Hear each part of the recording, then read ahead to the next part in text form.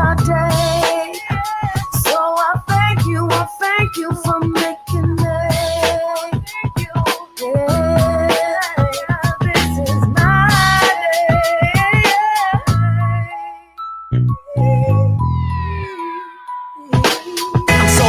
for having the strength to get through it. You're gonna see some hard times, you just gotta do it and get stronger for the next obstacle in your way.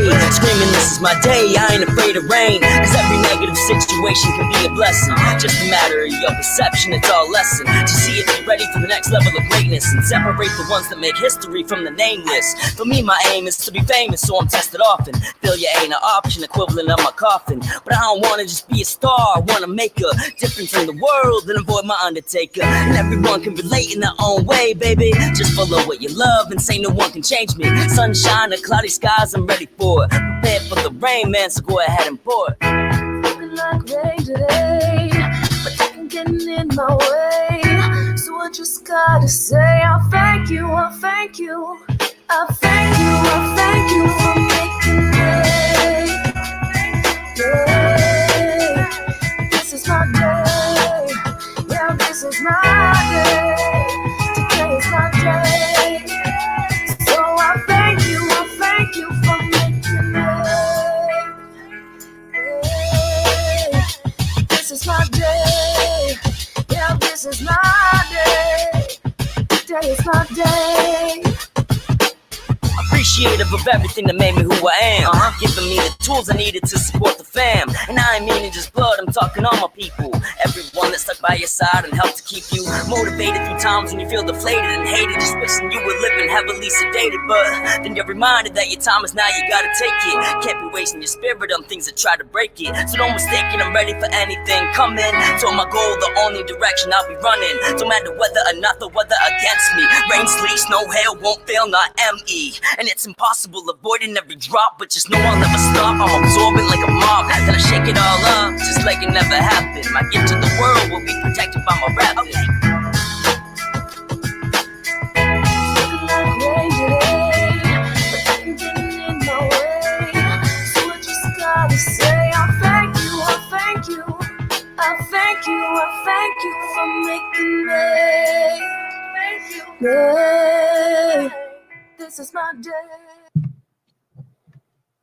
All right, everyone. Welcome to Unveiling This Realm with Karen B. and Brian Staveley. And we finally have a show title. It's a miracle. It only took like fucking 3 months. No big deal. No kidding.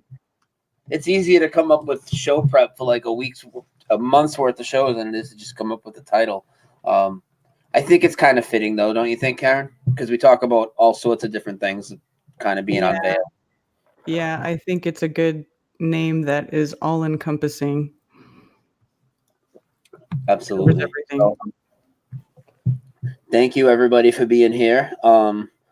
We haven't done a show on this channel in a while, but I hope to see, pretty much mostly the same people we always see and maybe some more. And if you are people that haven't seen the shows me and Karen done, then you really need to get over to my channel because we've done a ton of them, but we are going to alternate. So we had a lot of stuff to get into tonight. We got a lot of flat earth stuff. We got a lot of NASA fear porn and other porn.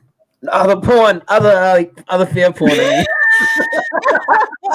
That kind of show, Brian.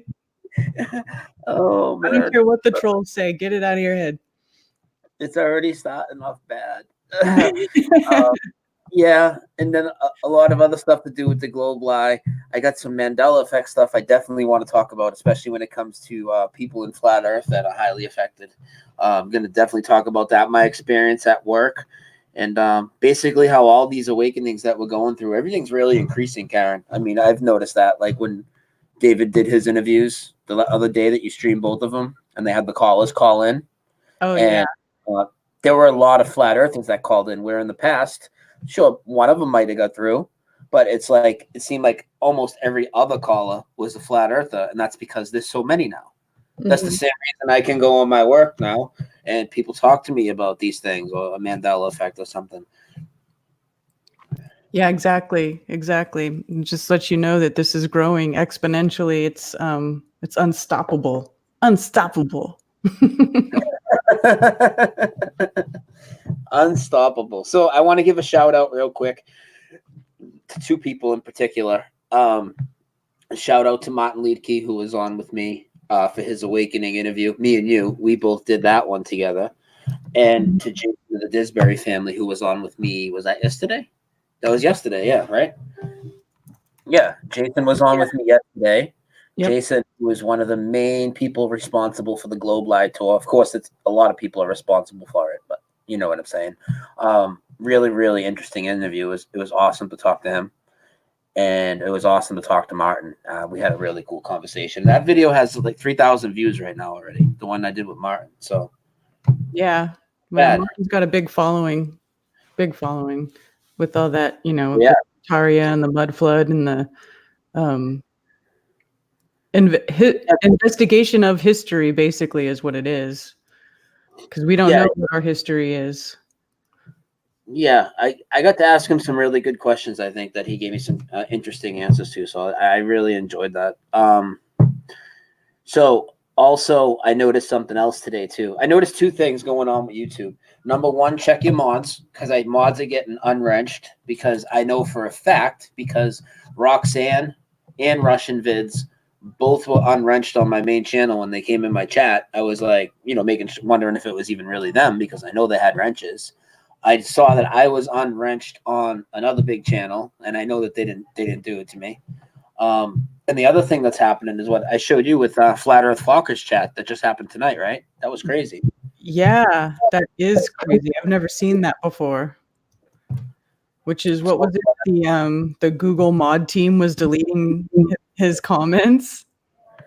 Yeah, well, it's actually my buddy Derek, like literally my friend that lives down the street here in the lost neighborhood of Centerville.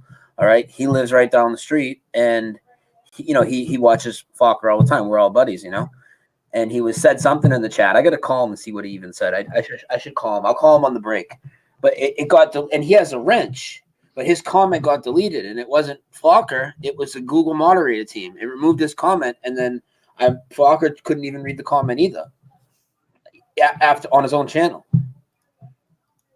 That's crazy. Yeah, so I haven't seen that. I did a show last night on Dlive. Okay, so you guys got to make sure you follow me, Karen, Jaren, Globebusters, Paul on the Plane. I mean, everybody's got channels over there now. The easiest way to find anybody really is just go to me or Karen's channel on there, and if you go underneath they need to fix the scroll option, but if you go underneath with a video player, put the cursor on the screen, hit the down arrow, and scroll down, you can see who we're following, and you'll see tons of people on there. Just click follow. And it's a good backup option. It's definitely not perfect. YouTube is definitely better. But I went live without any type of planning last night, real late, and I had over 100 people in there. On a channel. Live after I went to bed, huh? It was like after midnight. Yeah, I waited till you were done. It was like 12:30 when I went live. I started spouting off about a whole bunch of shit. Shocking. Yeah, real shocking. So what's up? Flat Earth set a new precedent in court. You want to talk about that a little bit? Yeah. A couple of days ago, Zen Garcia posted a video on his channel, and I'm sure a lot of you may have heard this already. I think Bob talked about it too on Globebusters, and I know he mirrored Zen's video. Zen, actually this has been going on for a few years. A few years ago, Zen put forth a challenge for somebody to prove that the Earth had curvature using real world experiments that could be repeated by anybody. Things that you could do in the real world and that anybody could do to show that there was curvature on the Earth. And he offered up a prize for it. I'm not sure if the prize was 15,000. I don't know if it was that much, but I don't actually remember. But this man tried to he accepted the challenge and he tried to prove that the Earth had curvature, but he didn't do it using any sort of direct measurement of the Earth, like what most of us do, where we go get lasers and we try to actually measure the curvature of the Earth, or, you know, some of the other things that we've done, like force the line, or, you know, shining the lights, the helioscopes or whatever that they're called, where you flash a mirror across a body of water, any of those things that are actual, you know, demonstrations where anybody could go into the real world and do it to try to show that there's curvature. This guy instead chose to write a computer program based on the maths, the agreed upon math, which is 8 inches per the mile squared, which that's obviously not a very perfect formula. But side note to that, the actual like more accurate formula for the Earth's curvature actually puts more curvature on the Earth over a distance, not less. So all those people who want to come and complain about 8 inches per mile squared not being accurate, go ahead and complain. And then we'll use the accurate formula, and then you'll be missing even more curvature. But that's another story. Anyway, so he started to try to argue that that was the wrong formula, the wrong curvature formula for the size of the Earth. But you can't really, you know, I mean, this is basic, you know, this is spherical trigonometry. Numbers don't lie in that regard, you know, when you're talking about the actual ground that you're standing on. So he tried to create this computer program to show that there was curvature on the Earth, which is obviously not demonstrable in the real world. You know, it's reification. It's a joke. So Zen Garcia said, well, no, you don't win the prize, you know? And so this guy tried to turn around and sue Zen Garcia and say that he was committing fraud and that he was lying in court and, you know, just pitching a fit. Took him to court, sued him, lost. Okay. He initially lost this case. He didn't like that he lost, turned around, tried to appeal it. And that was kind of going back and forth for a while for Zen. And just a few days ago, he finally got notice that the guy, that the case was dismissed without prejudice because, you know, he could not, you know, according to Zen's rule, which is a reasonable rule, that you had to have something that was demonstrable in the real world, demonstrable and repeatable, using the scientific method, prove that there was curvature on the Earth, and he could not do it. So finally it was dismissed without prejudice, and the Globe was unable to win in a court of law, which is awesome because that now sets a precedent.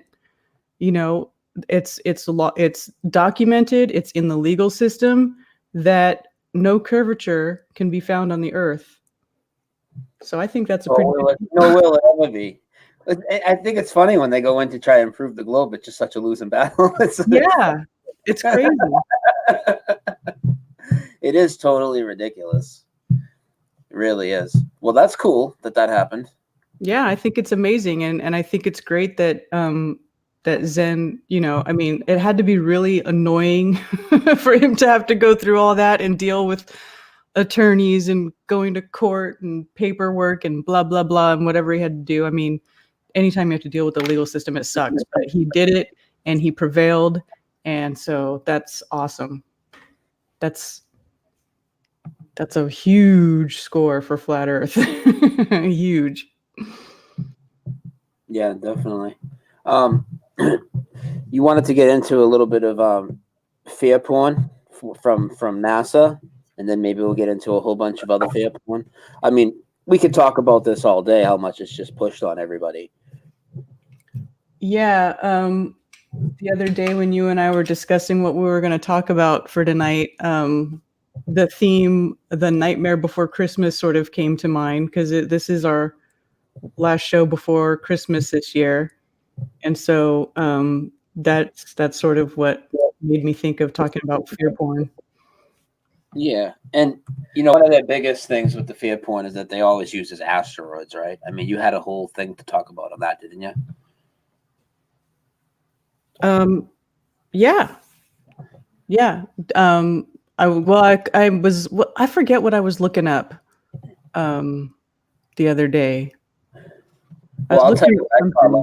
saw last night. I mean, I was watching, I was definitely not watching, but I was walking by the fucking TV that's in the living room, and this commercial was on, and it was for a car manufacturer. And I'll be damned, I can't fucking find the commercial right now. If you guys have any, normie friends out there that want to help you, because I'm sure they know the websites that have all the new commercials and all the Hollywood shit. So if they can find, maybe we can like trick them into researching something for you.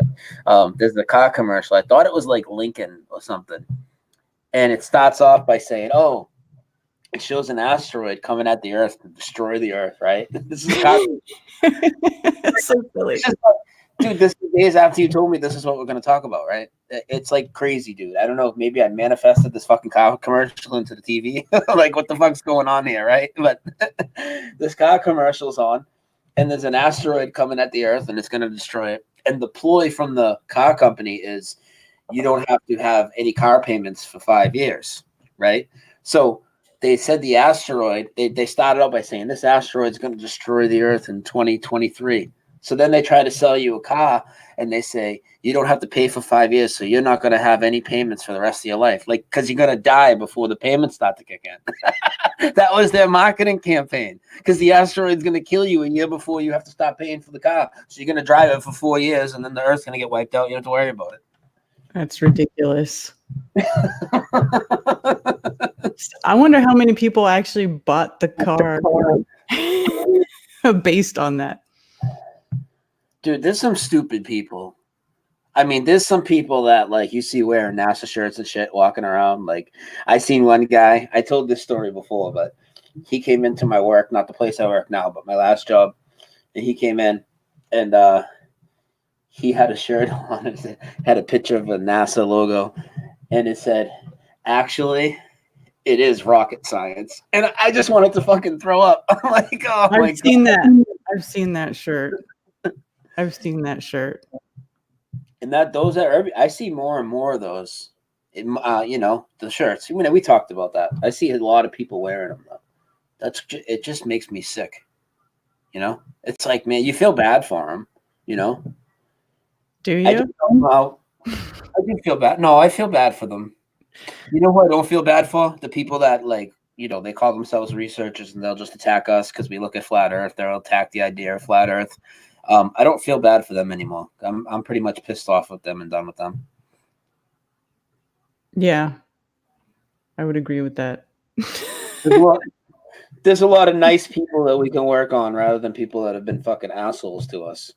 Oh yeah, rather than the people who've been coming around here for years, year after year after year, with nothing but ridicule and name calling and shit disturbing and no globe proof.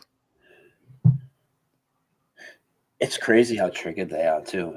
You know what's crazy? I think the craziest part is, which I don't get because I never was like that, where if you presented flat Earth to me or 9/11's an inside job, Mandela Effect, whatever it is, like I was never like, oh, that's just fucking crazy, you're stupid, fuck you. You know what I mean? Like I was like, oh, well, let me see. You know what I mean? Mm-hmm. I was inquisitive. Were you really triggered in the beginning of flat Earth? Were you fighting at people and blocking people like David Weiss is? No, I didn't fight it that hard. I was against it. I was definitely against it because I was a big space nerd. I was a space nerd. Really? I loved space. I loved watching those documentaries on the Discovery Channel and the Science Channel with the physicist and the cartoon ball animations where they talk about how, we're all made from stardust. A star exploded 80 billion trillion years ago, and then Earth formed, and that's where you came from. I loved watching all that stuff. I was Don't you think, just like I say, and I know this is true. I know it's not 100%, but I say that, almost every flat earther smokes weed, right? That's what I say. Yeah. And I would also say about that same percentage of flat earthers, all were huge, either Star Wars or Star Trek fans, science fiction. We all were there, right? Yeah. I mean, most of us. And you know what? I don't think that's just flat earthers. That's a high percentage of the whole population. That's just a reflection of that. That's how Yeah. vast the indoctrination is and how wide it is and how many people it's got. It's got, like 80% of the people believe in 100% hook, line, and sinker. Probably more than 80%. What am I saying? But, it's got a huge percentage just buying everything, Yeah. The people that hate science fiction, they think NASA's real. They think it's legit. Oh yeah. And Yeah. It's a fantasy for adults. That's what it is. That's your escape. And they push it all the time. And it's like, you don't even realize it. You don't even realize it until you come to the realization that it's a lie. And then you see it everywhere and you're like, God damn, they're just pushing that shit everywhere. They're just pushing that lie everywhere. It's everywhere. Daily in the news. I mean, even Bob. But we start the stream, or we have the stream set up, right? And Bob's in the chat. First thing Bob does is post a link to NASA administrator suspended after claims of imminent alien invasion. And even the picture of the dude is like this. He's like, aliens are gonna come get you. I mean, they're always pushing that crap. Well, they control. I mean, and when I say they, I'm talking about the media as well. I mean, the media for me has always been the biggest enemy. And there's all, the Vatican, the media, NASA. There's so many heads to the snake. But the media has such a powerful grab on everything that, man, they just totally brainwash everybody into believing into aliens. I mean, like we said, Star Wars, Star Trek, there you go. You know what I mean? They even had, listen to this. So they had, I know you probably saw it. And I put it in my Chris Hadfield video that I made, the Agents Against Humanity video. They had fucking Chris Hadfield on the ISS, and he was on one of those live phone calls. And you know who was on the other end? Who? Captain Kirk. Really? Yeah, like if that's not the biggest, like trying to get all the Star Trek geeks hook, line, and sinker. Like that's what they were doing. So he's up there in the space station. Captain Kirk's talking to him up there. And then Chris Hadfield goes into this whole spiel about how he learned his lines and that's how he doesn't forget his lines and all this. And it's like, dude, he just went he totally exposed himself. Like it was wicked bad. Incidentally, though, there is a clip of Captain Kirk saying that, some guy asked him, what's the difference between science and science fiction? And he says there is no difference. Listen, I don't do the whole celebrity things. I don't like celebrities and shit, but I like that dude. He's a funny motherfucker. William Shatner, you don't think he's funny? Yeah. Oh no, he's hilarious. He's hilarious. Dude, he's Captain Kirk. He's the fucking man, dude. I like William Shatner. I don't care. I'm sorry, next generation people, but Picard looks like a buffed penis, and Captain Kirk was the man. So I'm rolling with Kirk and Spock. Live long and prosper, motherfuckers. Number one was kind of hot though. Who? Number one. Number one? He was the guy who was under Captain Picard. He had the beard. Oh, nice hair. I didn't watch that Next Generation shit. I didn't like that. Oh. I was old. I was old school. That was on Enterprise. Yeah, Enterprise. Yeah, Enterprise. Yeah, I always thought that guy was handsome. No, I was just down with Kirk and Spock and Sulu and fucking Bones. You know what I mean? The OG crew. Yeah, for sure. Then it got all played out. But you didn't like Star Wars? No, I did like Star Wars. Oh, Sassy Undeniably is in chat. Hi, Sassy, and it's her birthday. So let me give a shout out to Sassy for her birthday. Happy birthday, girl. How about you just give everybody a shout out while Brian goes pee? Already? You got to go pee? Yeah, well, you don't have to give everybody a shout out, but let me go pee. That's all right. Okay, go. All right, answer a couple questions in the chat. That's right, Bob Riker. Is that who it was? He was hot. I don't care what anybody says. Okay, I'll give you all a shout out. Who's here tonight? Thanks for joining, you guys. So shout out to Ranty Flat Earth, who I think already left and went to bed. Nighty night, Ranty. I see Light World, Flat Accord Music. What's up? Effie Maori. Globebusters. Oh, Flat Accord Music. I should give you a wrench. Hold on.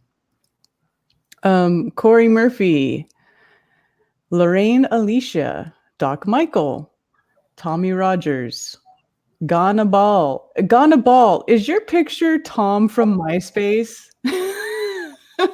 I was like, I know that picture. I'm like, what is that? I've seen that before. That was Tom from MySpace, I think.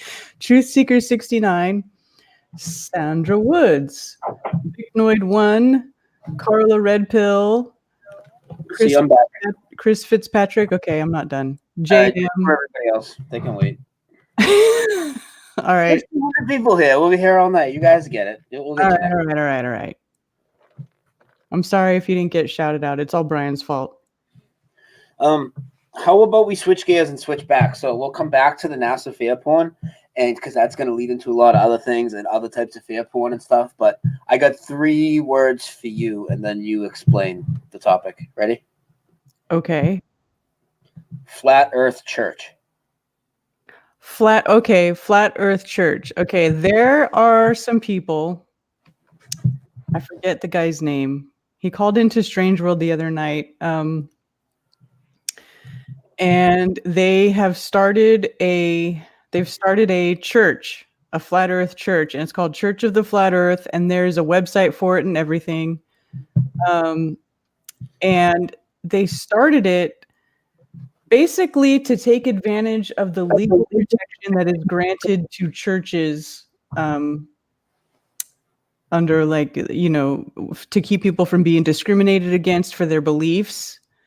And I know that a lot of flat earthers hear about that and they think that it, you know, they're like, oh, well, people already think that just because we're flat earthers, we're automatically religious, or they think we're in a cult and all this stuff. And yeah, that's true.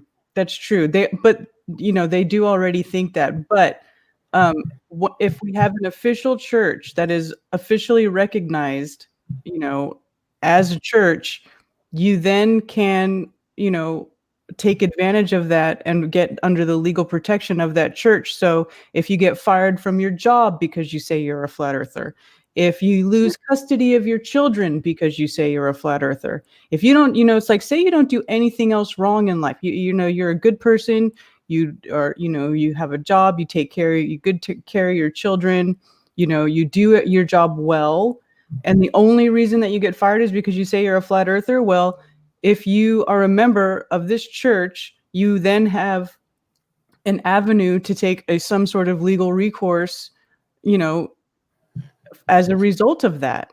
So for me, you know, I think this is a good thing because we do need some sort of protection, because everybody who's a flat earther knows that we get attacked.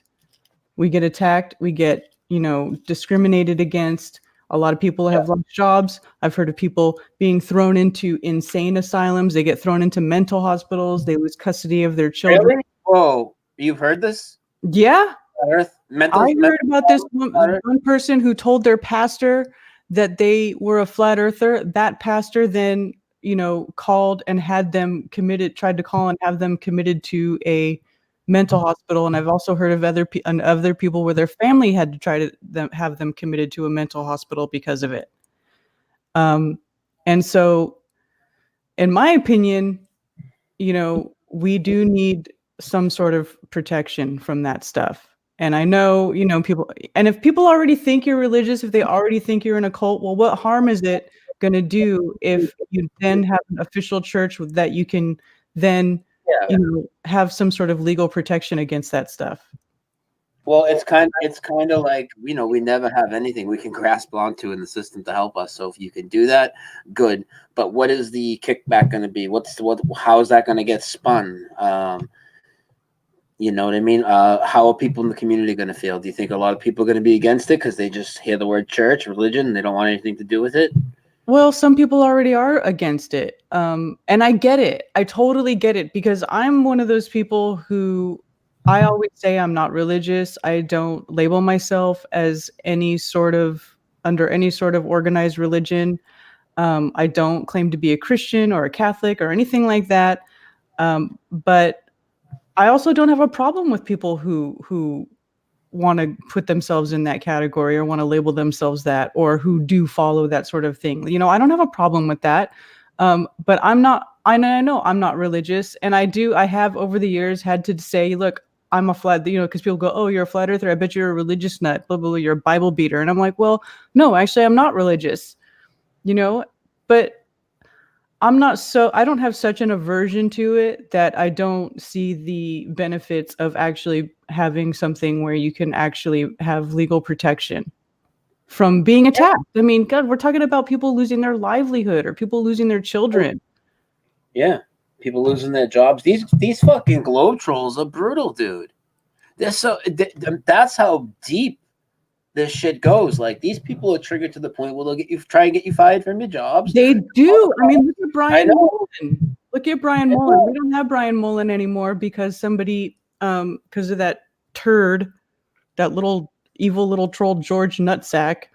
Yeah, him and his fucking whiteboard, bitch ass. Yeah, called and you know, called the board of ethics or something for engineers, and Brian left the community because he was newly married. Him and his wife were having a baby, and he felt like, well, wow, I'm not going to be able to provide for my family, so I have to leave this. And that's just not right. He shouldn't have had to make that choice. He really shouldn't have. Nobody. No, why would people act like that? Why would you hate what somebody believes so much that you would get involved in them personal shit like that? It's so crazy. I mean, yeah, and the trolls that show up at the conferences and shit. Like, what are you doing there? Like, could you imagine going to a conference of something you disagree with? No. I mean, like, why would you go there? You imagine living the life of one of these trolls. Like, they're just like so fucking.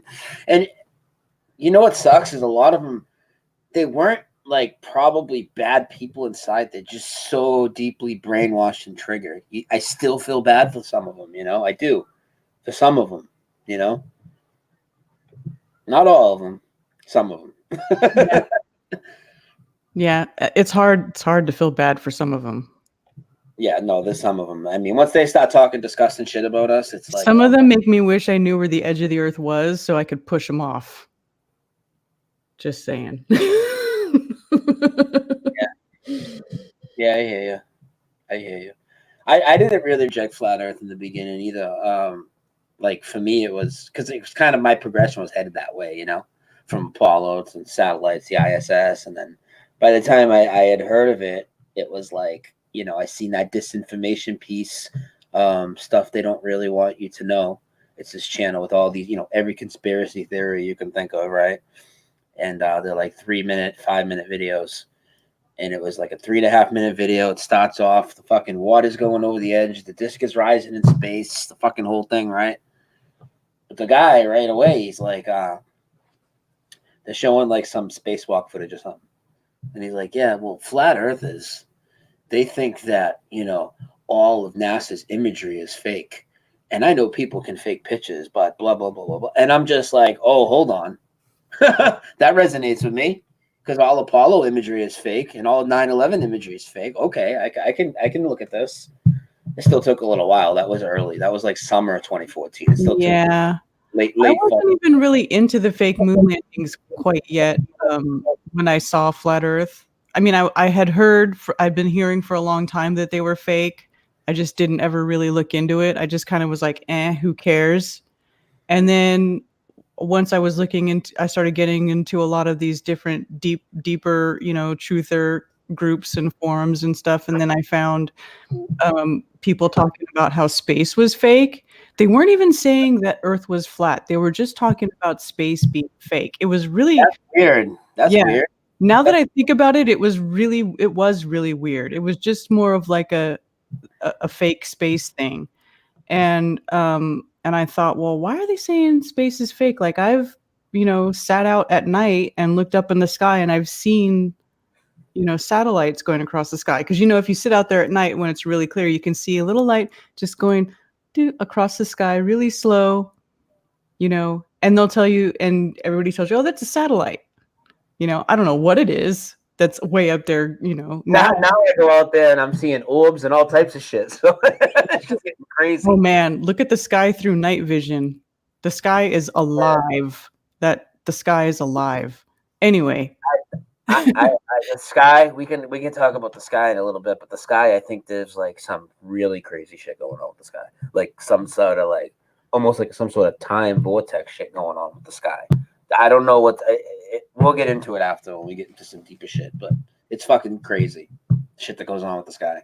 yeah, the sky does all kinds of trippy stuff. Give Casey a wrench, please, and thank you. Where is she?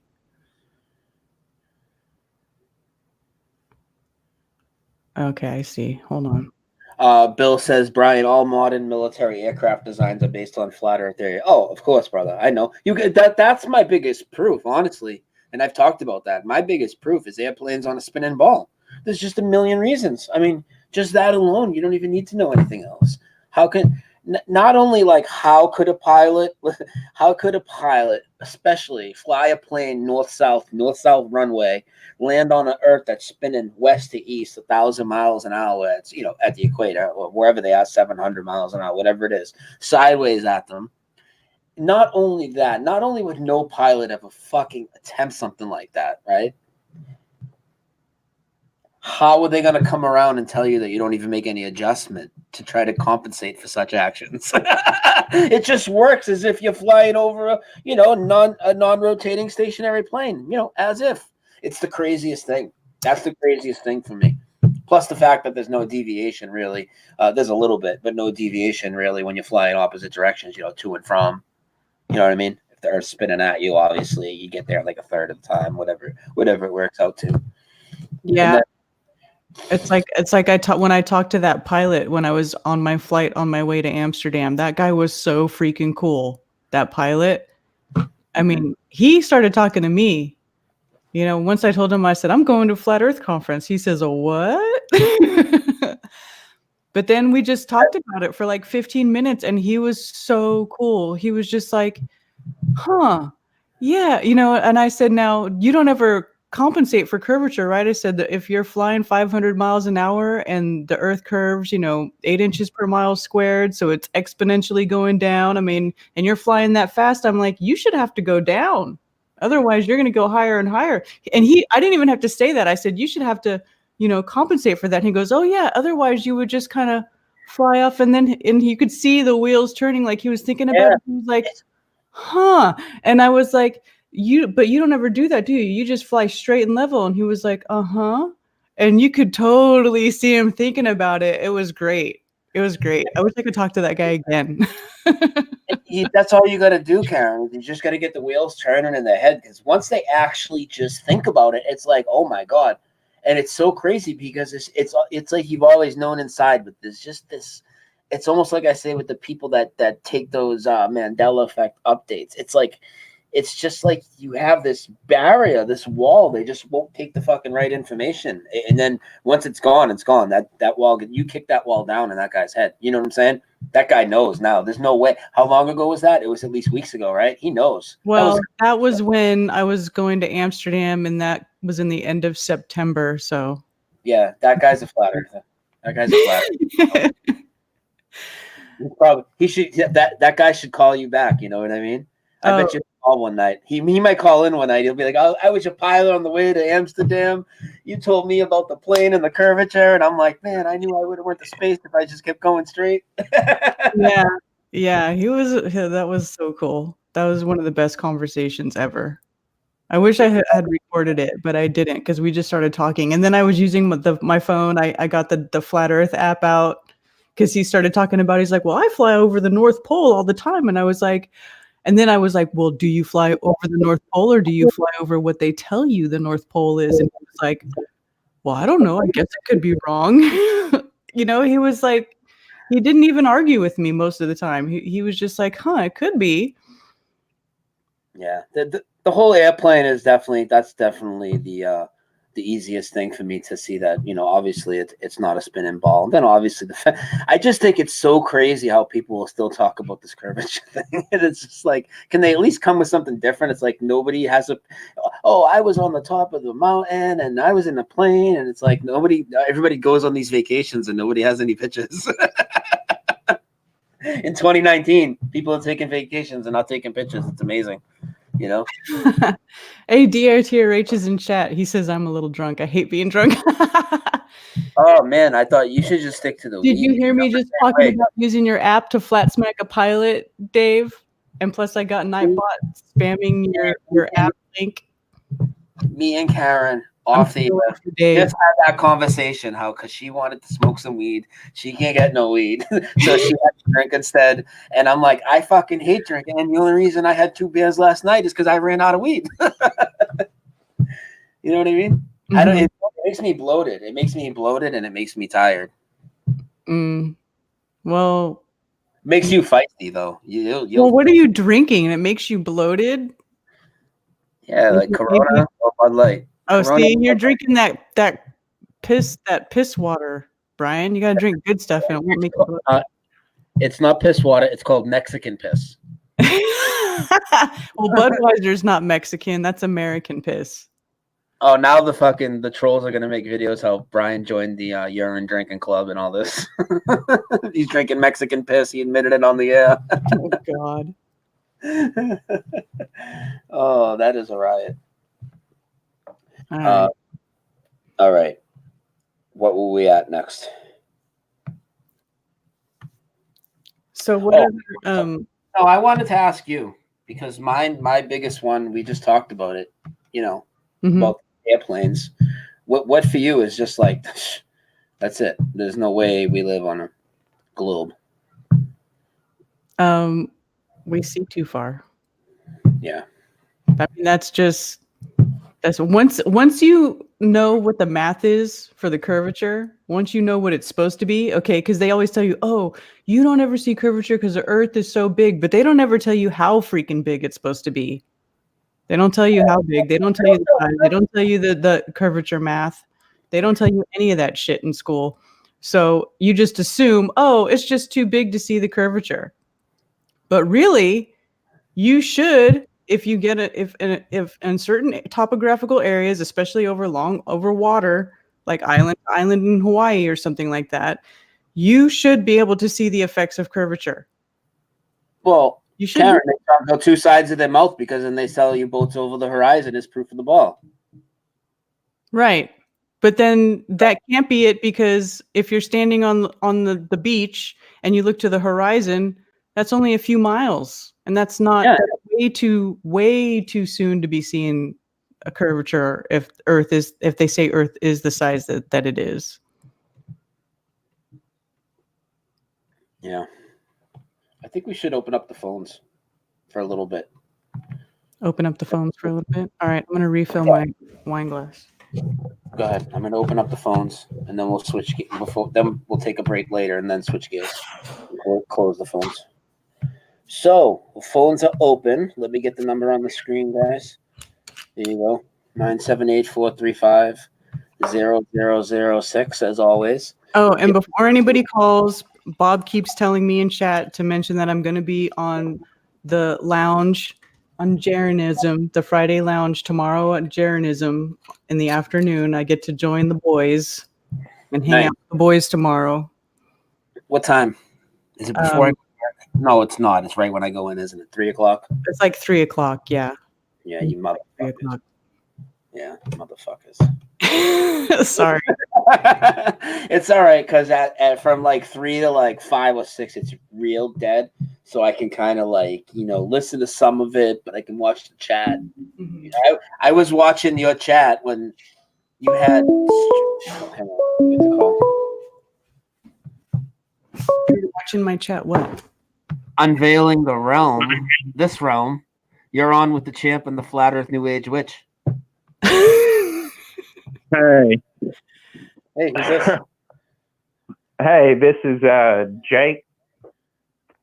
What's going on, Jake? Not much. I'm the guy with the I have flatearthchurch.com and flatearthchurch.org. And you called my show.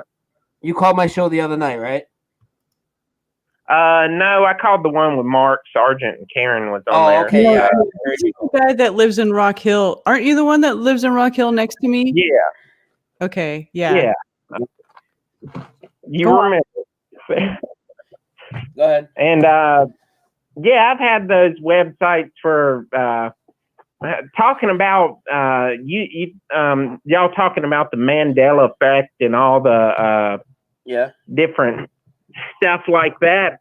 To me, I mean, it's weird. I feel like I'm in the Truman Show all the time, all the weird anomalies that go on and stuff, and like me turning on the radio with Mark Sargent, hearing that guy talking about him having a flat earth church or whatever his alternative to mine is.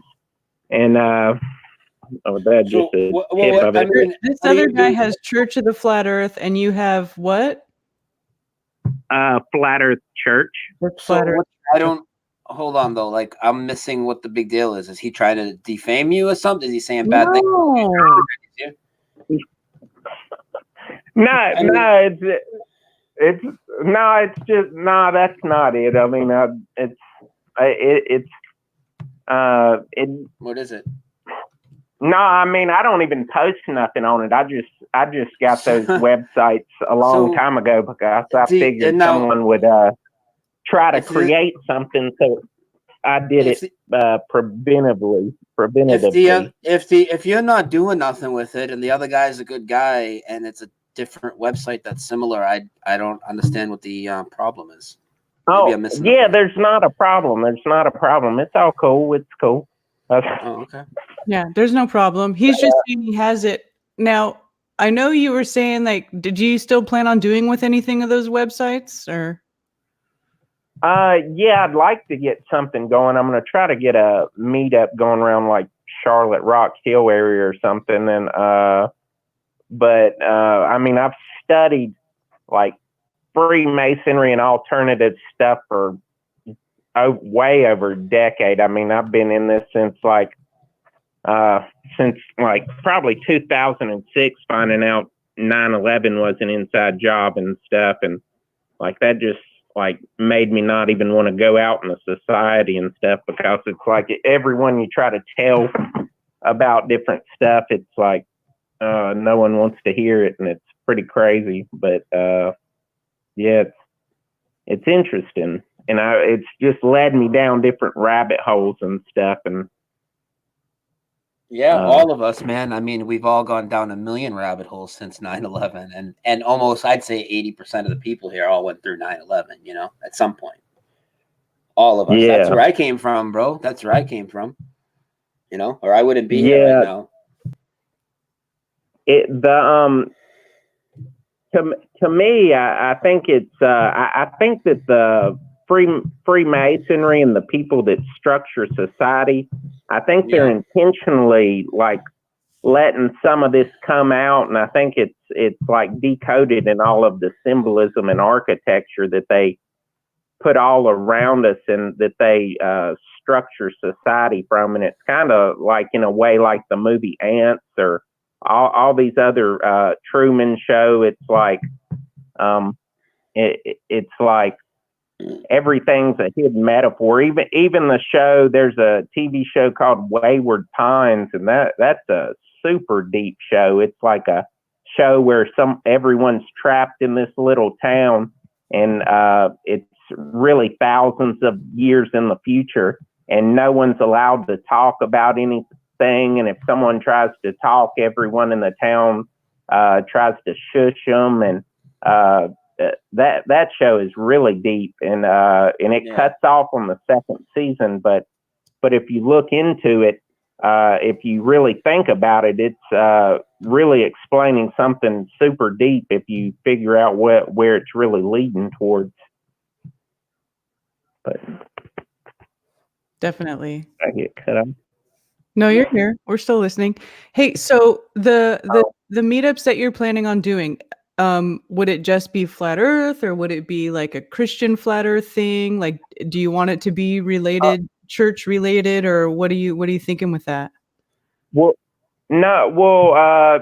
just kind of. I do believe that something created what we're in, and I think Christianity is misinterpreted. I think that the true meaning of Christianity is like the exact same thing that the Truman Show is about. It's about the person going against all of society and doing what they truly believe and standing up what they truly believe. I think that Jesus is more like a metaphor for intellectual enlightenment, like Jordan Maxwell talks about and stuff, and Freemasons hint at. And even like if you look at the apotheosis of Washington, which is the big dome in the Capitol building, it's like all of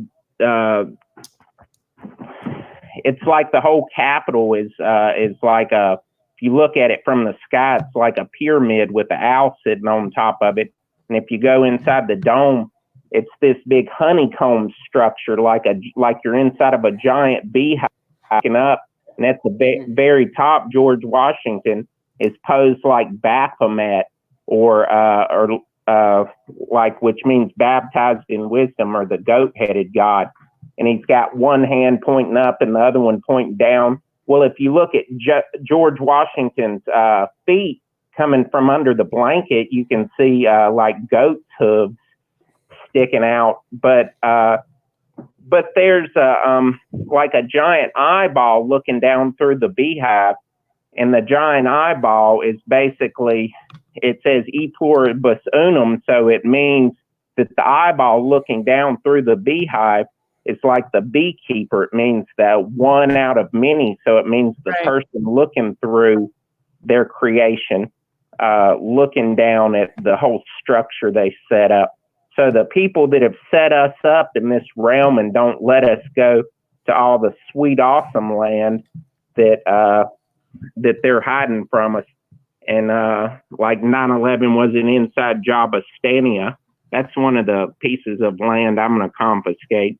But I'm just kidding. Awesome. All right, brother. I'm going to let somebody else ring in, okay? Sorry for Hey, I don't know if you do websites and stuff, but if you need help setting something up for your web address, let me know, because I could probably help you with that. Okay, I think I might ask you for help. Thanks, I appreciate it. All right, take care. All right. Thanks, brother. All right, next call, 978-435-0006. Give us a ring ding dong. I never was, I don't know about you, but I never, and I know there's definitely value in those types of things, but that was something I never got too interested in, looking into symbology and stuff that much. It's not really something, numerology and all that. That's well, symbology or symbols, I mean, that is actually... That has a lot, but the numerology drives me nuts. But yeah, there's a lot of numerology I'm not into as much either, but symbology is definitely worth looking into, in my opinion. Unveiling this realm, you're with the champ and the Bigfoot Flat Earth New Age Witch. Hey, I was just calling up to talk about the moon. Yeah, we love talking about the moon. We did like 3 shows on the moon in the last couple of weeks. What's up? What's up with the moon? Right. So, I've been thinking about it, and like with the whole thing of it being like a reflection or like a apparition or something like that. Yeah. Like, but wherever we're at in the country, the light that comes off of it, it only illuminates like the clouds that are nearby it. Yeah, of course. Yeah, it's a local light. It's local and it's small. Yeah, but so if I'm in California, though, it's illuminating lights in California that I see. But if somebody's in New York, it's illuminating those lights. But it's not illuminating like all of the clouds, though. Right. Yeah. So I was trying to figure that out, or like figure out how that would be possible to where it's only illuminating the lights around the observer, though. Or I mean, illuminating the clouds around the observer. Yeah. It's trippy to think about, isn't it? When you really start thinking about it. Okay. So kind of what I'm thinking about is that, like, with it being a reflection or something like that, it would be on like the edge of the sea or the ocean to where the sun's setting. And then you can see like the light of the sun coming towards the observer, like the line of light going across the ocean. Yeah. Does that make sense? So if there was like, say there was like some type of fog or mist, like at the feet of the observer right there, you would see the light of the reflection off the sun coming up through that fog right there. So if they had like a red glow on the surface of the water, that mist above the water right there would also have that red glow on it. But somebody like standing 20 feet down or 30 feet down from me, they wouldn't see that red like reflection or glow like I'm seeing caused by the reflection of the light from the sun off the water. They would see it come right to the center of their feet. Yeah, to the center of their feet. So I'm almost thinking the light coming off the moon is kind of doing the same thing. It's like a reflection, and that reflection is what's illuminating the clouds between the observer and the moon. Yeah. Yeah. So, I mean, that's just an idea I had or whatever, though. But yeah. It's kind of trippy. It's like when we were doing the sun tracking thing, we started to say, okay, where's your sun? Because your sun is not my sun. You could be standing right next to me. You could be 1 foot this way, and your sun is not my sun. You know, everybody sees their own sun. It's because, you know, however that light, you know, your perspective, and, you know, and it's that was a hard thing for me to wrap my head around. But now it's like, that's just how I think about it. It's, you know, everybody is seeing their own version of the sun. And I don't know, you know, a lot of people think that the sun is not even a physical object that's up in the sky. You know, that's why I would think, you know, like if it's not a physical object and it's maybe a product of our consciousness kind of, and everybody has their own little reality with their own sun and their own moon. I don't know. I know that's even a little deeper, and maybe that sounds a little crazy to some people, but that's kind of how I look at it. Right. Yeah. And just the way that you can focus in on it with like the P900 and focus on it a lot like closer than or better than like buildings that are farther away, though. That buildings are 20 miles away, but you can focus on the moon like it's 3 or 4 miles away or something. Oh, yeah. I don't think it's 20 miles away. I mean, that shit looks like it's down the street some nights. It's like, looks like it's right above my city, dude, because I'm looking like over towards the river. It looks like it's over my river, dude. You know what I mean? I know it's not like right over the river, but it's not that far, man.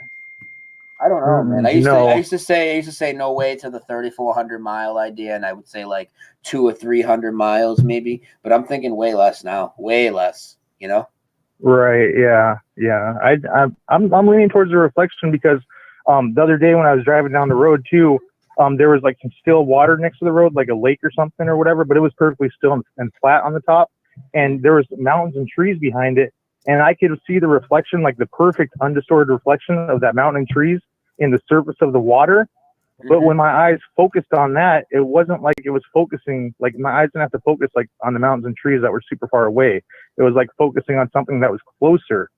So it's almost like that when my eyes focus on the moon, though, to where it's like focusing on something a lot closer.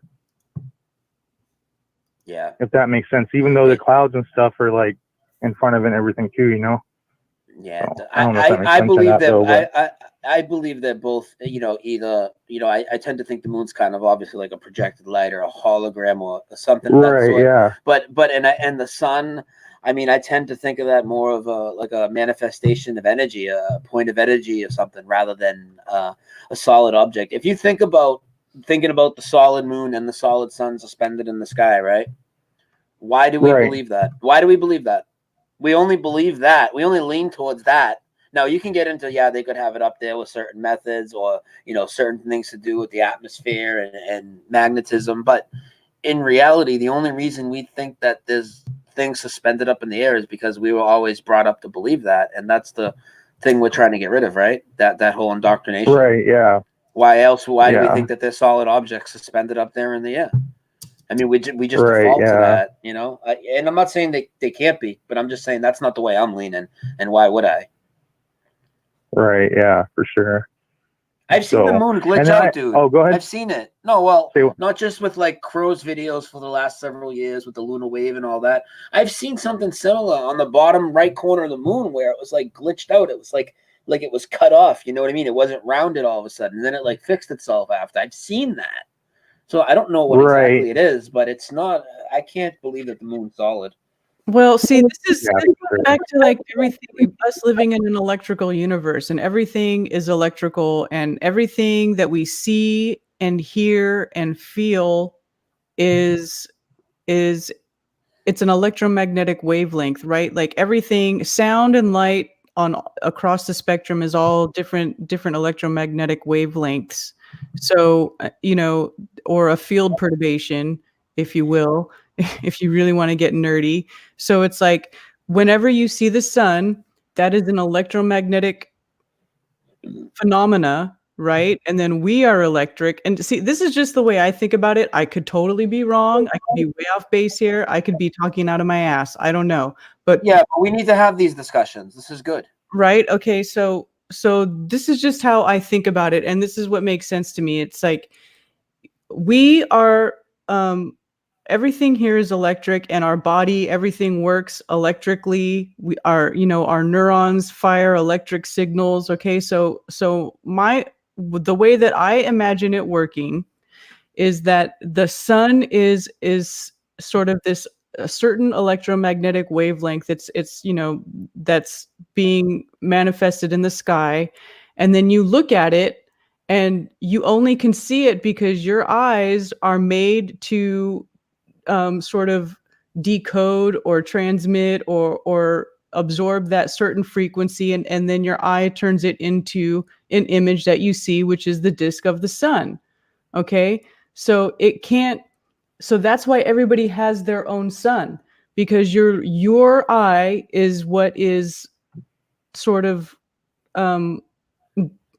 taking that signal and transferring it to something visual that you then can see.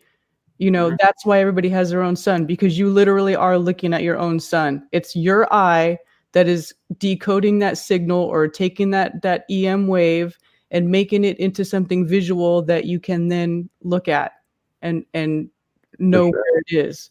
I mean, that's just how I don't know how to explain it any better than that. I hope that makes sense. But I think, that's what it is for pretty much everything in the sky, because whenever you see even globers, they'll show you pictures, right? They'll show you this little diagram. They're like, Karen, this is, the earth isn't flat. Look, isn't this how the path of the sun goes? And they'll show you a diagram, and in the center of they'll show you a little sphere, which is like the celestial sphere, and in the center of the sphere is this, right? It's a little flat circle, right. And then they'll have a little man, it's my little crystal, is my little man sitting in the center of the circle, and then the little man, his point of view, sees the sun rising this way and coming this way in a big arc across the sky, right? That's how they measure stuff. It's based on your perception. Wherever you're standing, your perspective, that's, what you're seeing in the sky. So, we all know the earth isn't curved because there's no measurable curvature. The earth is not a ball. It's not a ball. Sure. We can't measure any curvature. We can measure any motion. So that's not what it is. So then how are things working? How is it working then? Right, yeah. For sure. So I had one other thing too, though, about the Mandela effect, though, that kind of came up. Mm-hmm. Oh, wait, hold on. So, let Brian get his headphones on, because if you're going to talk about Mandela effect, Brian needs to be all in on this because he loves that shit. He does. Oh, okay. Brian, he's got a Mandela effect, and I told him to wait for you. I had to get my coffee, and we are going to talk a lot about that too in the show. But what's up? All right, cool. So I'm not sure if this is like the quote residue or whatever, but I was at like a gas station the other day, and they were playing like the Christmas carols over the speakers out by the pumps or whatever. Yeah. And it was that song, like that Christmas carol, like, do you see what I see, or like, do you hear what I hear? Yeah. But the way it started out, though, it goes said the lion to the lamb, and I was like, holy moly, this Christmas carol, it just said the lion to the lamb, and I'm like, there's residue right there for that whole Bible verse change thing or whatever. I went to Google the song, though, and when I Googled the lyrics for the song, it said the night wind to the lamb. And that it didn't make sense to me. Like, I've never heard that. Said the night wind to the lamb, and I heard said the lion to the lamb. That's crazy, and I didn't know it was in that song. And I have a lion and lamb Mandela effect video on my short list. My short videos. It's a fucking 45-minute video. It's because there's so much residue for that dude. Do you know what my short list is? If you just go to my channel, Brian Staveley channel. Oh yeah. I've watched those. Like, I've been watching a lot of your videos and stuff every day, or the older ones that you put up and stuff like that too. Like when you put those up, I was watching stuff too. I just started watching your show about a month or two ago, so I like it a lot though, for sure. Yeah, awesome. Yeah, that's one of the biggest ones, dude. And I'm not even a Bible guy. You know, that came up at work today too, which I'm going to get into after. But everybody knows it was the Lion and the Lamb. And if they would have just paid attention when we told people, hey, it's the, because what happened is, you know, if you know the story, how long have you been following Mandela Effect? Probably since like I'm guessing like last summer, like June of last year or so is kind of when I got into the flat Earth, and then Mandela Effect at the same time, you know. Yeah, me too. No, not last summer, but at the same time, same time as each other. But with the Lion and the Lamb, and with a lot of the Mandela effects with the Bible, they seem to change in the King James first. So when people were telling people that the lion changed to the wolf, and now it's the wolf shall dwell with the lamb, you know, in the King James, they would come back with the bullshit argument. Oh, that's just a translation issue. Blah blah blah blah fucking blah. Right? Hebrew, this, that, and the other thing. But then if they would have just paid attention, you would see it incrementally happen across all Bibles. And now all Bibles, except for a couple really, really obscure ones that aren't even like listed when you look up all the different Bibles, they all say lion and the lamb. I mean, they all say wolf now. Wolf and the wolf and the lamb. There is no lion. They all say wolf now. So if people would watch it, you would just see it incrementally change in front of you, you know? Yeah, for sure. So yeah, I heard that Christmas Carol, and I thought it was Residue or something like that, but then Googled the lyrics and not quite sure, you know, if it was actually part of the song or not. Yeah, I wonder if you heard it. You probably heard was you know, a different cover of it or something. Maybe did it sound like the same people? Like, do you know who was singing it? I don't even know who officially sings that. There's probably so many people that have done it, you know. Yeah, it was a female vocalist for sure, you know. So I'm not I'll sure. Have to check that out. Like I'll try and look into that after the show. So let me ask you. No. Hold on before you go. What's your biggest one? What's the biggest one to you? What's the craziest one to you? For the Mandela effects? Yeah. Oh, it was the Berenstain Bears. My anchor memory of that was I remember in the first grade, that was the first time I saw the EI, and I had no idea how to pronounce it or whatever, and so it's kind of stuck with me right there, you know. The Monopoly guy with the monocle too, the same thing. Like, I think it was like second grade on a spelling test, monocle. I had no idea what that word was. And they explained to me it's what the Monopoly guy wears. How about how they try and tell us that we mix up the Monopoly guy with the fucking Plantis peanut guy, dude? No, that's a specific memory right there, and with the Ace Ventura too, as well. You know, Fruit of the Loom with the cornucopia, the same thing. Spelling test in second grade, and then what's a cornucopia, and it was tied into Thanksgiving, the anchor memory, and then also the Fruit of the Loom type thing. You know, so I know that logo's changed as well. Yep. You know. Yep. So I really like to talk about the historical ones a lot, and I'll get into that later. I'll let you go because I'm going to let somebody else call in. But great call, buddy. All right, cool. Could I just introduce myself to everybody really quick?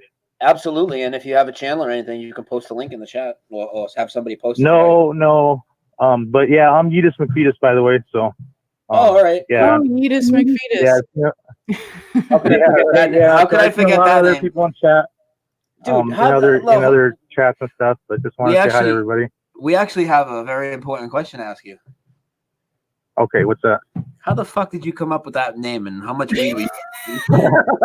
Oh no, I was smoking a lot of weed, that's for sure, right there. But no, I found a little dog out front of my house. So a little it was like a little wiener dog or wiener dog Chihuahua type thing or whatever. And he was just tiny and little or whatever. And he was on the brink of death though. He was sucked up and stuff, and he looked like a little fetus though. And I was like, I can't call him that though. And like somebody threw the dog away or something, kind of yeeted him, you know. So I kind of made it the name like Yeetus for him. And then from there, he looked like a little McFetus though. So just named my little dog Yeetus McFetus and kind of stole his name and used it as my handle. Wow. Yeah.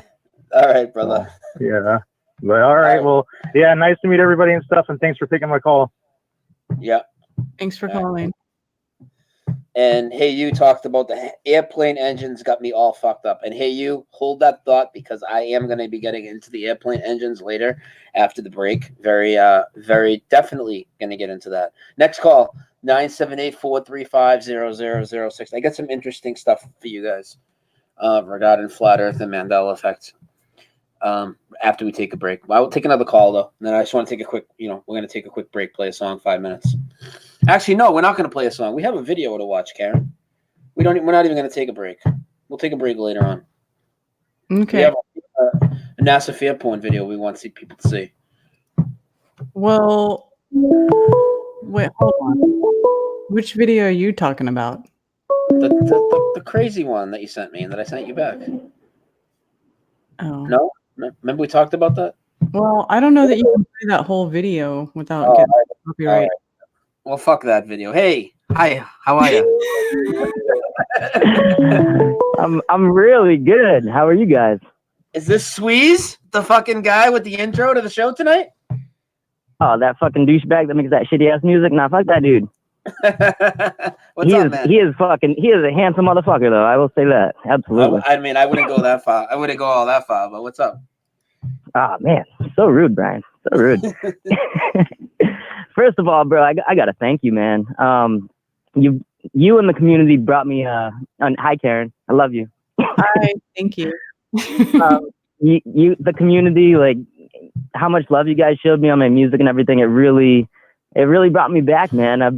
Music was a huge part of my life, and like giving that up.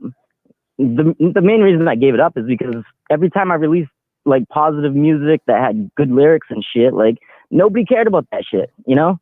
They all want to hear this bullshit hip hop, you know what I mean? So I will be releasing all of my shit on YouTube, like a song like every day or two. I just put one up like an hour ago. It's a dubstep remix. It's fucking hard, bro. It's dope. Nice. So you guys got to check that out for sure. But yeah, thanks, Brian. I really appreciate it, man. Just nothing but love from the entire community. So that's awesome. Thank you, bro. You're the man. I'm about halfway done through my my first it's a Flat Earth Mandela Effect song. I got one verse and a chorus done. I shit on Neil deGrasse. It's great. Yeah, we fucking love shitting on Neil deGrasse around here. We highly support this message. Yeah, I'm gonna make a whole song about him. Absolutely. Yeah, fuck man. And then he can have his like what nephew or something make a fucking bullshit ass song. Oh, That'd be great. his nephew's the fucking weakest rapper ever, dude. That was my god, he's horrible. And you know what's crazy, dude? Like you know he had all the best equipment, the best producers. You know what I mean? Of course he did. He's a high level shill. Like, dude, I got tired of going to like fucking these expensive studios and shit. I just learned all that shit myself. Like all the music you hear from me. Yo, who does the beats? You do the beats too, because the beats on that track are nasty too, bro. I just had a discussion actually with Pirate Oxide or whatever Oxide. He's you guys know him. Nobody can say his name, but we all know who he is. I can say his name. He says I say it right. He was just Facebook messaging me today, and he was telling me like that I should make beats and stuff, because that's the only thing I don't do is make beats. And I was telling him like, bro, I write all of my songs, I record all of my songs, I mix and master all of my songs myself.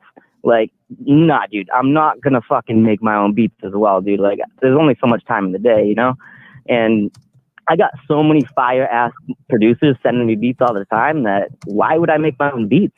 I'm not going to be as good as these people sending me beats, bro. Like, the beats I use are fire.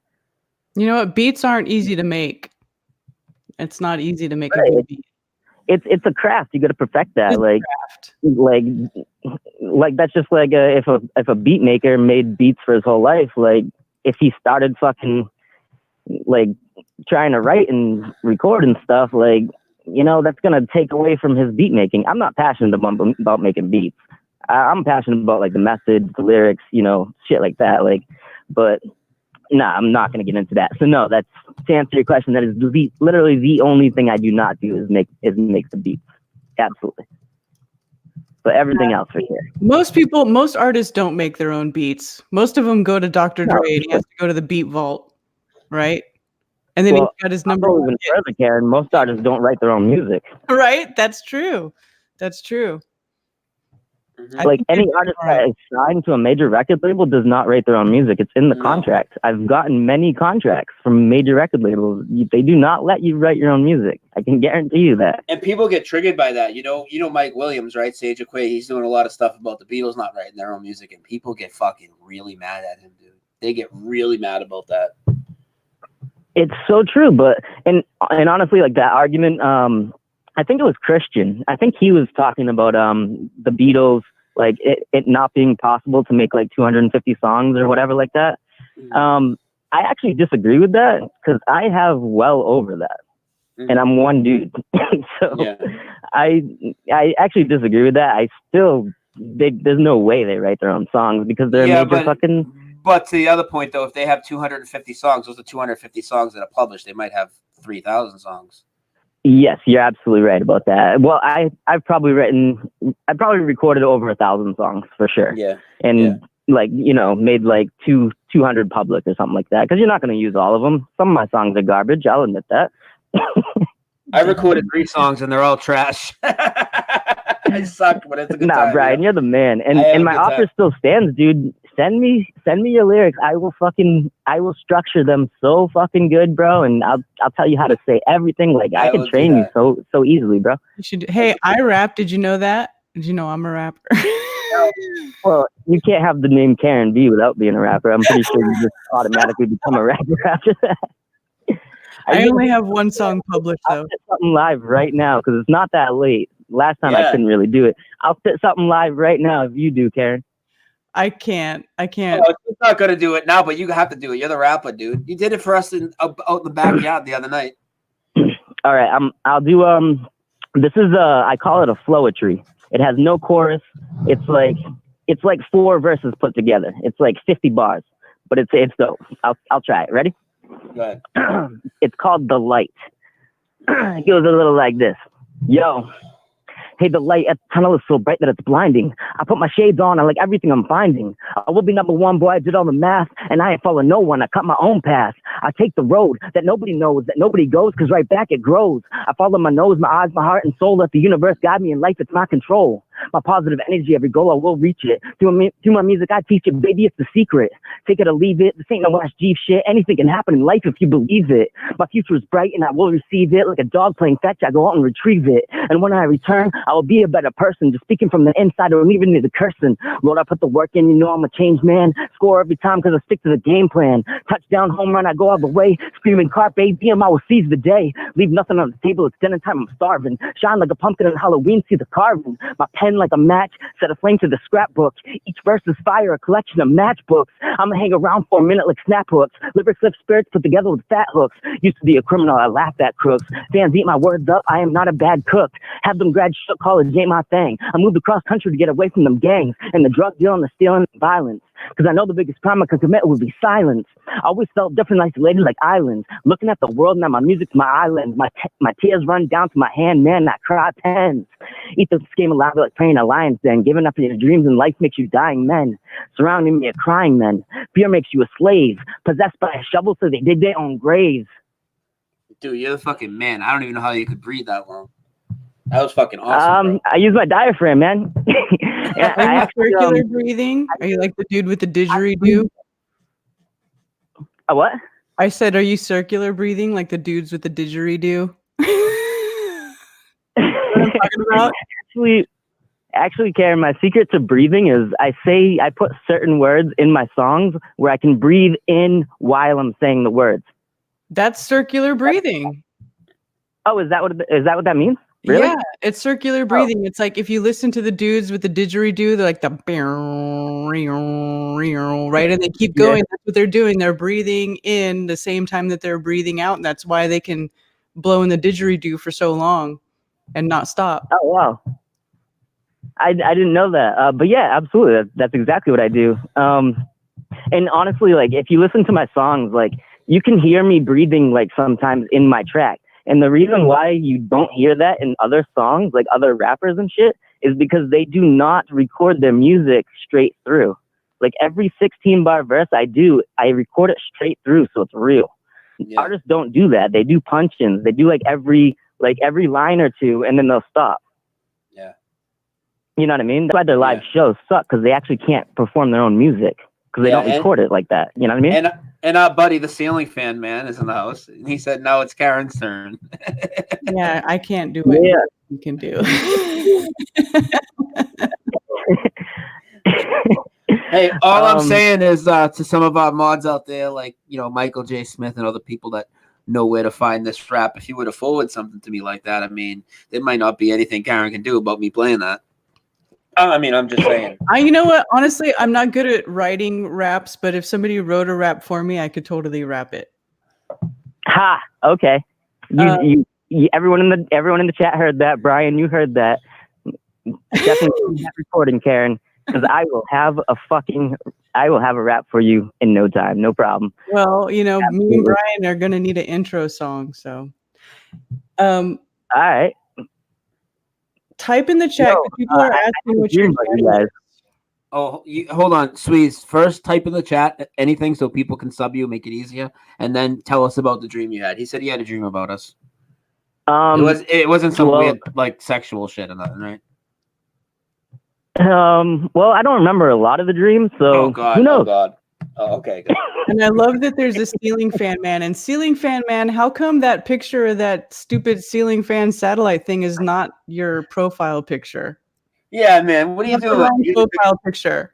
Yeah, I'm taking you off the screen until you fix your picture, dude. That was so funny the other night. The ceiling fans in space. You got to look up the Mariner, Mars 1 or whatever, and get the ceiling fan picture. That needs to be your picture. So, can somebody else? I'm not on I'm just on my phone. Like that's where I watch the show. So can somebody else just put my YouTube page in the chat or something? I can't do it. Casey's been doing it. Casey's been doing it. Thank you, Casey. I mean, if somebody doesn't know who I am by now, what are you doing with your life? Come on, get your shit together. Come on, get the fuck out of here with that shit. Come on. Yo, so I had a dream about you and Karen. I don't know what the dream was about. I only remember one scene, and I don't know whose house this is, but we come out of the house, we're in the front yard, and Karen is yelling, "I will cut a bitch. I will cut a bitch." And no way, Brian, shocker. Brian, you're just behind her, and you're like, "I seen it. I seen it." and that's it. That's all I remember of the dream. But I was like, "What the fuck, dude?" That's a very realistic dream. I told you my dreams are realistic. What does my yard look like? It was a single-story house. It was really, it was white with a red door, and it was just like a nice front yard. But that's all I remember. Like a nice, well-done front yard. I have no idea. I've never seen the house in my life. Okay, well, that's not my house. No idea.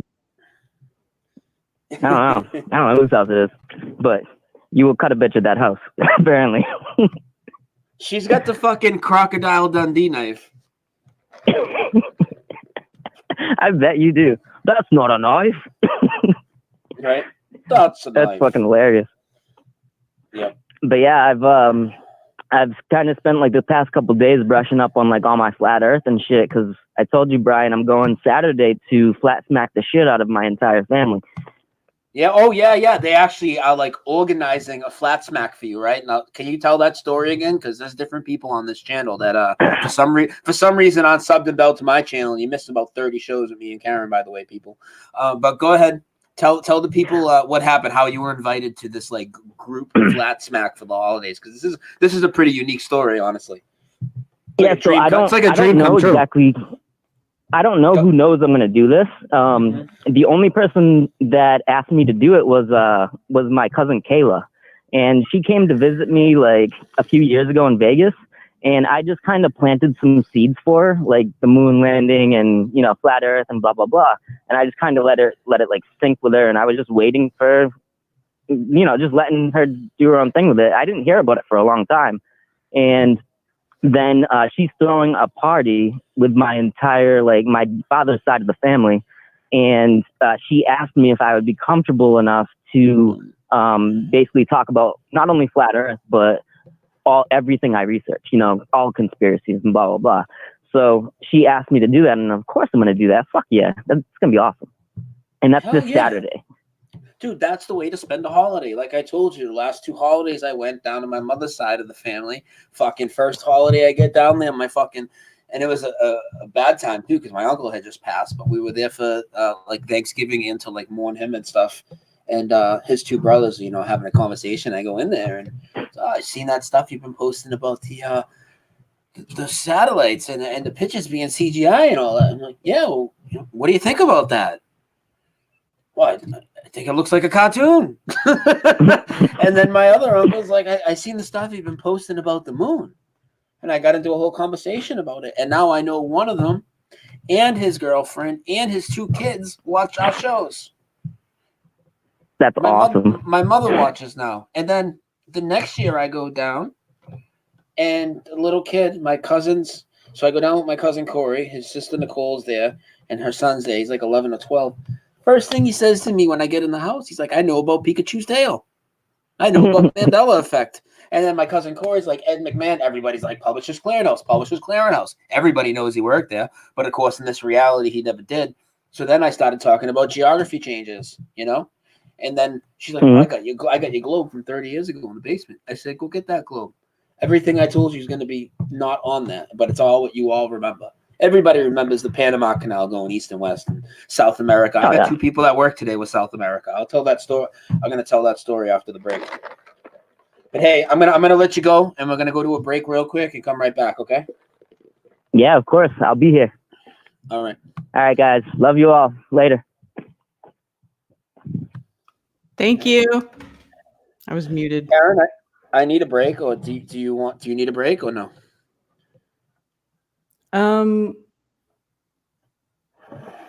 No. All right. Well, you give shout outs. I don't have to leave my room for anything. I'm just here at my desk. I'm cool. Okay. So why don't you do the shout outs now? We don't have to go to break, and nobody will leave on the break, and I'll just go on the porch real quick, and I'll be right back. Okay. Okay. All right. I shut the phone off, and then we'll take some more calls. Yeah, as long as you shut the phone off so it's not ringing while I'm here by myself and I can't do anything about it. No, Brian doesn't drive me to drink. Brian doesn't drive me to drink.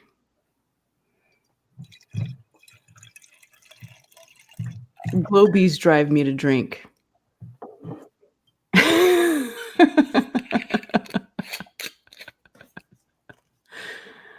That's who drives me to drink. Neil deGrasse Tyson drives me to drink. Brian Cox drives me to drink. Okay, I'll do some shout outs. How about that? Listen, thanks everybody for tuning in. We really appreciate it. I love having y'all here. It's our Thursday night show. We got 230 watching, so that's great. Thanks everybody for joining. Let's do shout outs. Hey you, shout out. Christian Knapp, hello sir. Mr. One Man Band, Blues Girl 65, Josh from Oregon, Simon Doherty, David Wolf, Message in a Bottle. Ooh, I like your name. Message in a Bottle. Casey Mad Pie Man, Sandra Woods, Ghana Ball, Biz Woofer, Secret Asian Man, Effie Mowry, T2L2, Light World, Sacramento Linny. Hey, Sacramento Linny. I used to live in Sacramento. I lived there for 10 years. D-Check, Doc Michael, The Meese Kang, Pyridoxine Oxide, Dr. Law 0206, Sandra Woods, True TNT, Steve Finneran, Scheme KOS, World is round like a pancake. Yes, I agree. Dumb Sheep Gone Wild, Sandra Woods, Juan Torres. I had the plastic Rambo knife as a kid. Didn't we all? They still make those things, except now they're not Rambo because children these days don't know who Rambo is. Carla Red Pill, Spirit Sealed, Karen does the filet ballet. What are you talking about? Queen of Swords 444, Truth Seeker 69, Tommy Tell the Truth, Light World, Louis T, Mad Pie Man, Karen biggest knife. Okay, let me go back down to the bottom. Shout out Tommy. Where's Tommy? Is Tommy here? Tommy, oh, that flat fellow. Globebusters. Shout out to Globebusters and shout out to Michael J. Smith. That's my homie right there. Yeah, Tommy, that flat fellow. Actually, yes. Thank you for reminding me, Dr. Law, because we need to get Tommy more subs. So let me go get his channel link.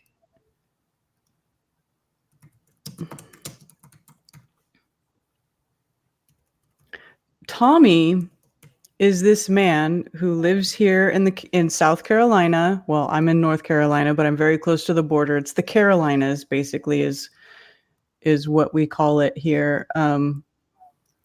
Tommy lives in South Carolina, and he is the one organizing the little mini Globeli tour that's going to go on in the Carolinas, which actually when Brian gets back, we'll talk about it. And I'll show you the tour dates that we have set up so far. And I'll tell you what days that I'm going to be there, because I am going to be joining Tommy on some of the days for his little mini Globeli tour. But we need to get him some subs.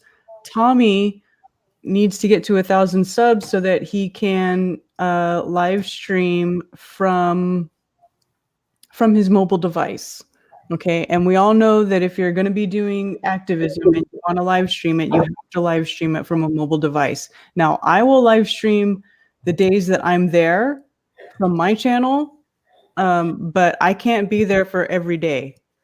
So it would be awesome if, we only have a couple weeks to do it. I don't know that we're going to make it, but I would love to get Tommy up to 1,000 subs so that he can live stream from his mobile device, from his channel, to live stream the activism, because we all know that with the censorship going on, the stuff that YouTube is doing, the only way that we're really going to perpetuate this movement, the only way we're really going to start reaching people is that face-to-face contact. Okay, we really need to start to get out there and we need to talk to people face-to-face. And street activism is the way we're going to do it. And so Tommy has got this tour lined up that we're going to be doing for a couple of weeks here. Hey, Brian. Yeah. I'm going to send you a graphic. If you could share it on screen. Did I send it to you already? No. Okay, here. I'm going to send you a graphic. And this graphic has the dates for the mini Globeli tour that's going to be going on. Where are you sending it to? I'm sending it to Messenger. I'll send it to you in Messenger. Okay. I'm just opening my Facebook right now. Okay. All right. So I've sent it. So this is the tour. When anybody that missed it, by the way, I interviewed Jason of the Disbury family yesterday, Martin Liedke earlier in the week, David Murphy fucking last week. I've been doing a ton of killer interviews on my channel, so make sure you check it out. And Jason, this is the one that Jason was talking about yesterday, right, Karen? Yeah, this is the special announcement that Jason did on his interview with you yesterday. The U.S. Globeli tour. Now, it's not the whole U.S., but it is here. It's going to be in the Carolinas. It's like the Southeast tour. Well, can you move your... Oh, you can't move it up. It's hard to see it all. But anyway, there you go. Hold on. Is the comment thing in the way? I can get rid of that. Yeah. Hide the comment thing so that we can see all the dates. There you go. There you go. Those are the dates. Okay. I live near Charlotte, so I also live, and where I live, I'm kind of in between Charlotte, Spartanburg, Greenville. So I'll be at Spartanburg, I'll be in Greenville, and I'll be in Charlotte. I may or may not be able to make it to Columbia and Anderson. It depends what's going on with me those days, but I'm definitely going to try to be there for Charlotte, Greenville, and Spartanburg. And I'll try to stream from my channel when that goes on those days.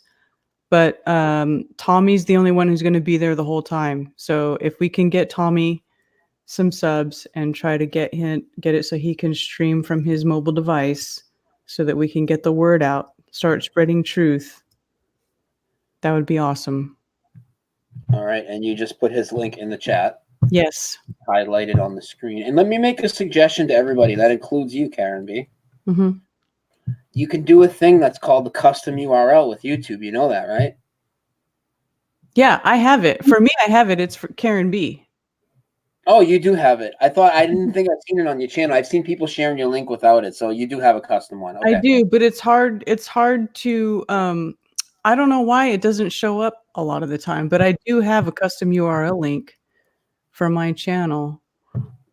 Okay. Yeah. So anybody that doesn't know that, you can have a custom URL link. So instead of, see, like right now how I'm highlighting that Flat Fellows channel like that, yeah, that makes you alert to look in the chat and go click on his link, right? But if somebody just watching the video, you're not going to remember these numbers. Like mine, though, is my name. So it's like /channel/Brian S. Staveley. And anybody can do that. I think you might have to have a little bit of subs. Maybe he can't do that yet, but everybody should know that. That's something not everybody knows. Yeah, I actually have a custom URL. It is Karen B. Well, channel. Let me see if I can get it to show up here. But for some reason, it just doesn't work very well. Really? Yeah.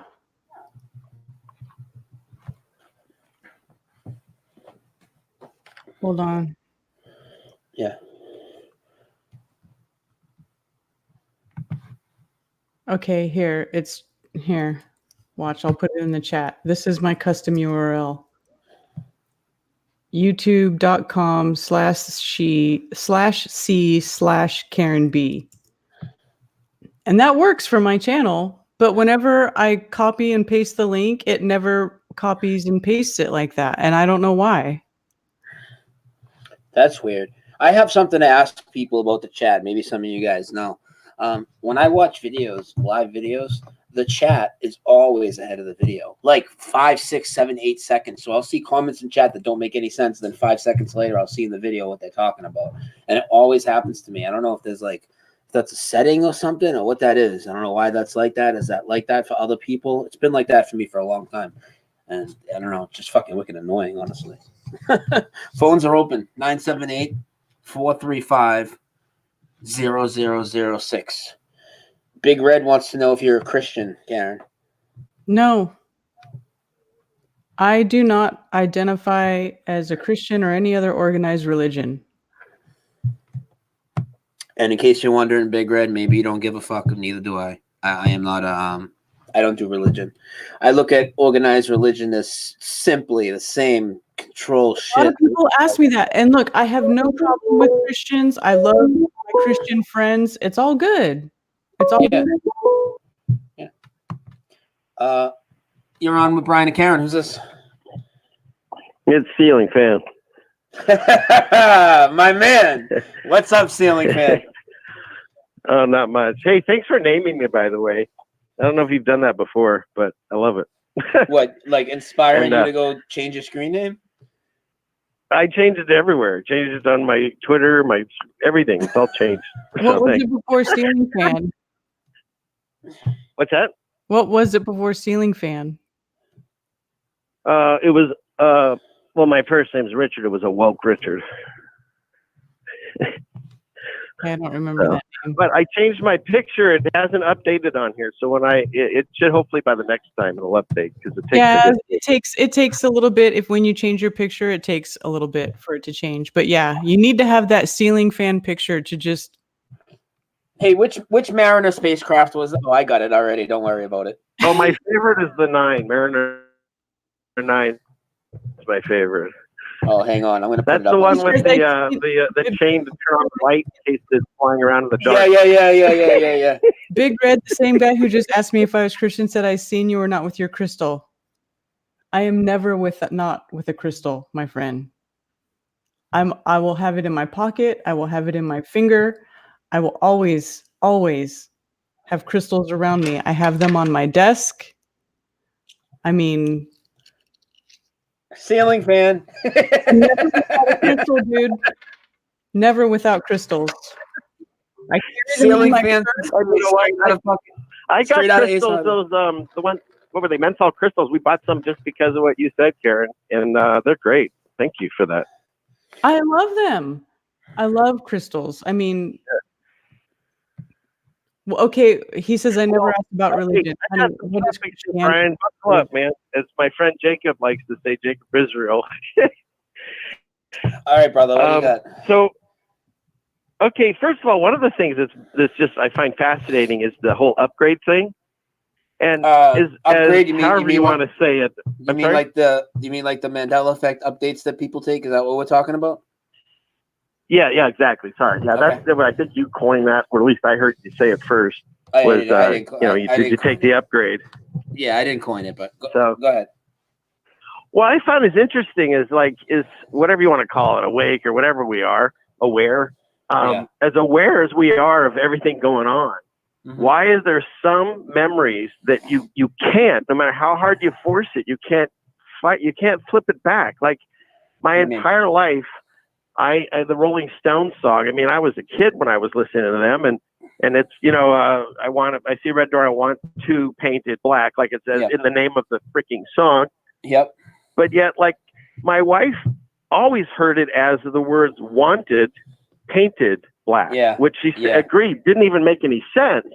Yeah. But even what she knows, and I tell her, she can't hear it that way. And it's the same thing with that song by Phil Collins, that "Oh Lord, Hold On." Yeah. I've always heard "Oh Lord," and she's always heard "Hold On," and I can't hear it the other way. So I find it fascinating that there's certain things that they so hardwired into us, we can't break it. Yeah. It is. Well, I guess I don't really know what you're trying to. I don't really know what you're trying. I don't really know what you're trying to ask, though. Oh well, I was just saying I'm trying to figure out how the system works, that we can sometimes break through these and sometimes we can't, even as awake as we are. But like one of the things I'm listening, I think it was Moneybags, and at the time it was 76. Now he's 73. Yeah. But I think he's the one that always ends his thing with "create the reality that you want." Yeah. And I'm wondering, here's my question, I guess, is have anybody, you or anyone in the chat or whatever, worked on that system? Because I've seen it happen just recently a couple times. My wife was mentioning someone to call. I'm sorry? Yeah. No, well, some of us have talked about maybe trying a group manifestation type of thing. Is that what you mean? Or I mean, what are you talking about? Yeah, sort of, because I was watching my wife a couple of days ago, and she mentioned that she wanted to get a hold of some person, and they called that second. Oh, this is Karen. Karen loves this one. She talks about this example all the time. And then it hasn't rained here. Of course, it's full of clouds, but it hasn't rained here, even though it should. I live in Washington, and my wife, about yesterday, I think it was, she says, we haven't had a good rain in a while. We need like a biblical rain. Mm-hmm. And it's poured today, like crazy biblical rain. Mm-hmm. And so I know that we can do these things. Yeah. I'm just trying to see if there's a way that we can figure out the system. Yeah, you mean like to manifest it more, like they're doing, the other side. Well, I think that's what we've been held down the whole time, to believe that we can't do these things. And I think as this veil keeps thinning more, our ability to do these things and learn more about it's going to increase. That's kind of like what interests me the most about this. It's not the logo changes, and it's the fact that this reality just keeps shifting, and I know that we're a big cause of it. It's the fact that reality is not what we are told, and the sooner that everybody realizes that, the sooner they can try to figure out how it does work, and the sooner that we can try to use that for our advantage, because they have already had this information for a long time, and they've been using it against us. This is why they put all that all that bullshit, all that. You learn to walk, you can't run immediately. You got to go slow. Say that again. And so we're just starting. Where it's like when you learn to walk when you're a baby. I mean, you can't start running immediately. You got to work into it. And they've been running marathons, and we just figured this out. Whatever this is. Yeah, but that's the thing. We need to understand, one, reality is not what we were told. This world is not what we were told. That's the first thing everybody needs to realize. It doesn't matter, you know, what we're living on, where we are in the universe, you know, initially, ultimately, all that stuff does matter, in my opinion. That's my opinion. But the first, most important realization that everybody needs to come to is that what we were told is not reality. That's not where we are. That's not how things work here. It's just not. Yeah, the thing, you know, I'm going to get into it. Go ahead, Carla. No, you go ahead, Brian. Go ahead. No, it's just a lot of people, you know, they're afraid to look at the Mandela Effect. There's probably a lot of flat earthers in here right now that think it's nonsense. Well, that's what you thought about flat earth as well. And when you go into the conversation that, you know, reality can't change, so it has to be a psyop.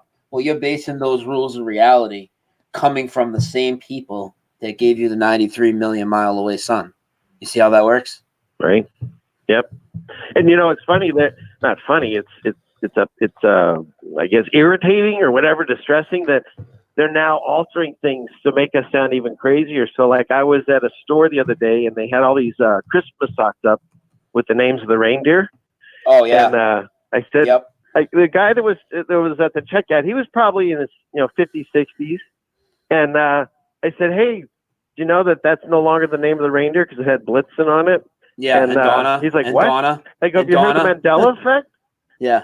Yeah, I said, now it's no longer, do you remember Donner and Blitzen? And he's like, yeah. I go, no, it's Dunder, like Dunder and Mifflin, and Blixen. Yeah. And fucking he's like, ridiculous. What? And I told him, yeah. And in fact, I looked it up, and this is where it's distressing. Whatever, Wikipedia, all the different sites, they're saying their names are Donner and Blitzen, but sometimes they're called Dunder and Blixen. Oh yeah, they're like changing it in there. Yeah. That's what they're doing, and they just like the other day, Vox released that Black Tom video. Why are you waiting until 2019 to release a Black Tom video? I saw a disinformation article on Black Tom like 2 weeks ago now, and I swear the way it was read, it looked like they were just trying to pick apart my video, and like I know that they're watching it. You know what I mean? There's no doubt about it. Right. Well. Any plane crashes into anything, we immediately hear 9/11, 9/11, the worst disaster. Why hasn't everyone said Black Tom when 9/11 was happening? Man, this is the worst one since Black Tom. I mean, it's ridiculous. Guy, not only that, it's down the street, and the Statue of Liberty was fucking damaged in it, which is supposed to be the symbol of freedom for America, and it's never mentioned in 9/11. All the research I did in 9/11, plus so many other people here, all the people that have looked at all the 9/11 forums and websites, seen all the fucking documentaries, as much disinfo in all of them, they all push the same thing. They all say 9/11 was the second foreign attack on U.S. soil. Pearl Harbor was the first. Well, what about 1916 when 2 German spies snuck in through New Jersey, blew off 100? Now they're saying the Vox video says 2 million pounds of TNT. Okay, like 5 people died. A baby was thrown into a river from the explosion. In today's money, 500 million in damage. The Statue of Liberty was damaged so bad that nobody's ever been to the torch. But obviously, we spoke to many people that have been to the torch. We played clips of movies that featured people in the torch, and Karen told us her anchor memory, which she all of a sudden remembered after like months of this, about the playing the part for the person in the torch. Yeah, that was the kind of a trip. I remember that I was like, tell people, hold on, Karen, can you just tell people that story real quick? Okay, when I was a teenager, I went to Universal Studios with my family, and in Universal Studios, which is like the Hollywood, theme park, there was a certain attraction where you went there and they basically show you how they do Hollywood movie visual effects. And when you go in there, they use a Hitchcock film to show the effects. And the Hitchcock film, I forget the name of the film now. I don't remember the name of the film, but basically they have the torch. They have the hand holding the torch inside the room. Okay. And what they do is they get 2 volunteers. One person is hanging from the torch, and then the second person sits in a chair that is like hydraulically mounted, and it throws back, and they film them like they're falling from the torch, right? So I was the person who put on the jacket and pretended like I was hanging from the torch on a green screen. So, and the movie was made well after 1916, which is when they claimed that which is when they claimed that the torch was closed permanently to the public. Okay, and it's in a Hitchcock film, and they have it in the Universal Studio. I don't know if it's still there or if they did away with it or whatever, but in the Universal Studios in the 90s, when I went, you could go and you could pretend like you were hanging from the torch, like you were on the torch and some guy with a gun pushed you off and you're hanging from the torch and you fell off. And I did that. That's crazy, right? And now in this reality, that makes no sense because nobody's ever been to the torch. So why would there be a scene filmed with civilians up in the torch? And we spoke to many people that have been to the torch. Truth Seeker's mother's been to the torch. All sorts of people have called in that have been to the fucking torch. Yeah. Well, I was in New York when I was 18 visiting a friend. I didn't go to the torch, but I'll tell you what I did do. We didn't have a lot of money, so I didn't pay to get on a ferry to go to the Statue of Liberty. We walked to it and took pictures near it at the base, which is impossible now because it's out in the middle of the ocean or the harbor. And it's so far away from the New York skyline compared to where it was. If you look at all the 9/11 imagery now, the Statue of Liberty, it's fucking way over New Jersey, dude. Yeah, I know. It's insane. Message in a bottle says, I went into the torch. Yep. And here's the thing. For people that are confused, so all these people, and they're trying to, that's great that they've been there and they're telling us this. So see how many there are? They're everywhere. But all these people also know that if they had any pictures, they don't have them anymore. They don't exist. There's no pictures of them in the torch or standing in the torch taking a picture. It's like this reality, the way things get wiped out, there's definitely a bit of intelligence to it, you know? There's also a bit of mockery too when it comes. They are definitely constantly trying to mind fuck us. That's the truth. They're constantly. That's the thing that I hate even more. That not just the fact that they're screwing with us, but then they're laughing at us on top of it. That's just the worst. Yeah. Yeah. In my opinion, what's happening is the effects are coming from the good side of the spiritual battle. But what happens is these backstories are what's the bad side. That's the tug of war to make us doubt what we're seeing changing, make us doubt that there's a whole spiritual side at all. And they also come with mockery in these backstories. Like all those new Ed McMahon American Family Publishing commercials that came out of nowhere now, spanning fucking like 13 years. And he's out there talking about the only company with my face on the envelope. Like, what the fuck, dude? You know what I mean? Yeah, like hundreds of those commercials suddenly appear. Yeah.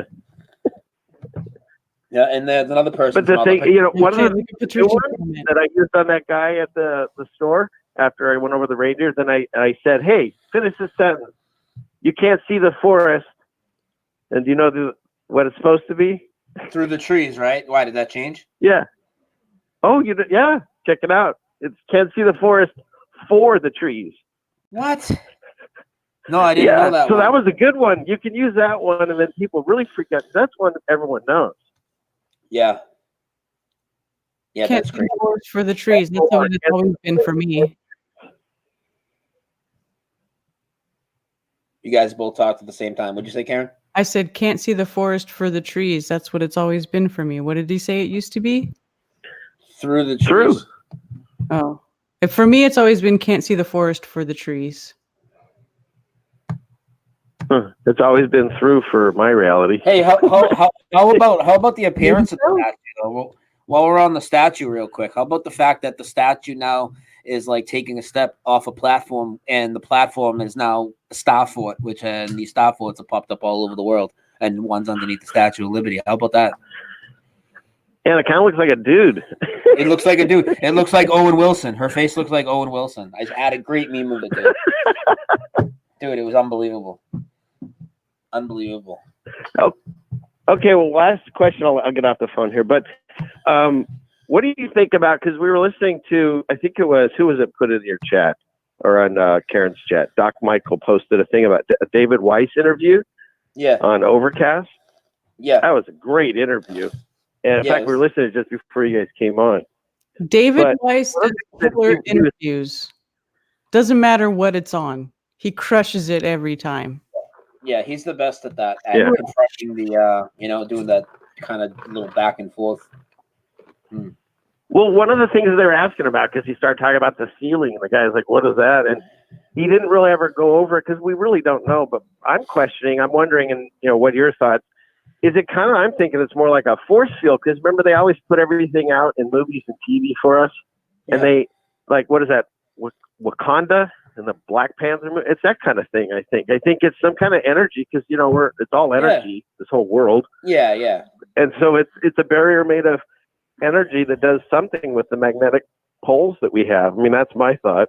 Yeah, So, I mean, it's all speculation, but I like speculation, because speculation was stated as such. That's how we progress conversations. You know what I mean? So I like it. Absolutely. Yeah, I tend to kind of agree with you. I mean, I don't think it's like fucking made of glass. You know what I mean? Like, well, I don't know. I would tend to think it's just like an energy field. Yeah, because everything they show us, Star Trek, Star Wars, all the movies and TV, they have force fields, and they have energy fields around their ships and stuff. So can it just be that? Because they tell us everything they've told us they have. So it sounds to me like this would be it. That's my thought. It's probably even more complex than that, though. If we're talking, what's the barrier go to? So we don't think outer space exists. So what does the barrier go to? It goes to like the other side, another realm or something. I mean, the construction of whatever the barrier is probably something fucking way over our head, dude. Honestly. Well, Karen, I mean, I go by religious, or not religious, Christ-based, I guess I say, but because I totally believe it's the firmament, there's water up there, and it's holding it all back. Beyond that, supposedly where God's sitting. So I don't know. No one knows, but that's where I go with, because it seems to fit it's the Occam's razor for me. Yeah. But, all right, brother. I'm gonna let you go. All right. Okay. It was great talking to you guys. Have a great Christmas if I don't talk to you before then. Thank you. Yep. Happy Holy Days. Yes, right. Okay, bye. All right, bye. So I'm gonna close the phones. I'm gonna switch into what I wanted to talk about a little bit here, Karen. Let me get my notes. So I wanted to talk about some stuff to do with flat earthers and the Mandela effect, because I think a lot of people are afraid to come out and talk about it. And I think they do see the changes. And I think they don't really realize how many very notable names in flat earth have already come out and either talked about it or talked about it to me personally. And these are all people that you guys, all follow, that you all respect a lot and know are smart people. And I'm just going to name some of those people right now that have said they know the Mandela effect is real. And I'm going to get into some of the specific big ones from some of the people. So obviously you have me, obviously Karen, and Bob, who's in the chat. And I would like to talk about Bob's biggest one. And Bob has called in and talked about this on my show. And if you haven't heard about this one, it's very gigantic. And in fact, gigantic. No, it is. And somebody was asking about it in the chat earlier. And I was like, all right, we're going to get to that. Don't worry. Because I'm going to do a whole thing on that. Let me just bring up my images, Karen, real quick.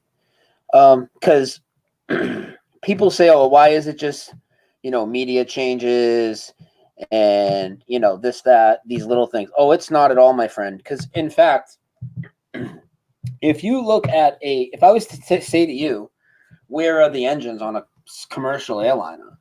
What would you say? Well, you would say under the wings, most likely. I mean, that's what people would say. That's what I would say. Now, I want to show you guys something real quick. My pitches. Okay, I'm in the screen share, right? Yes. Okay, now this right here, guys, is a video game. This is what you call residue for people that don't understand the Mandela effect yet. So when a Mandela effect changes something in this reality, the official thing changes, the official product, whatever it is.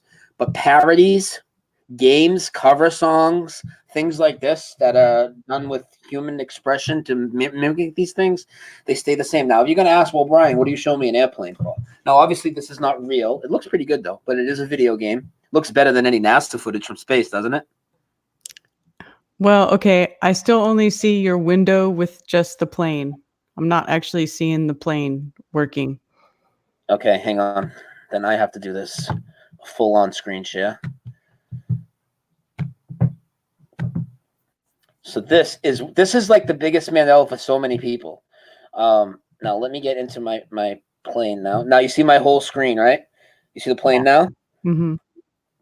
So this is from a video game called Just Cause 4 or Just Cause 2. Yeah, Just Cause 2, and it's for the PlayStation 4.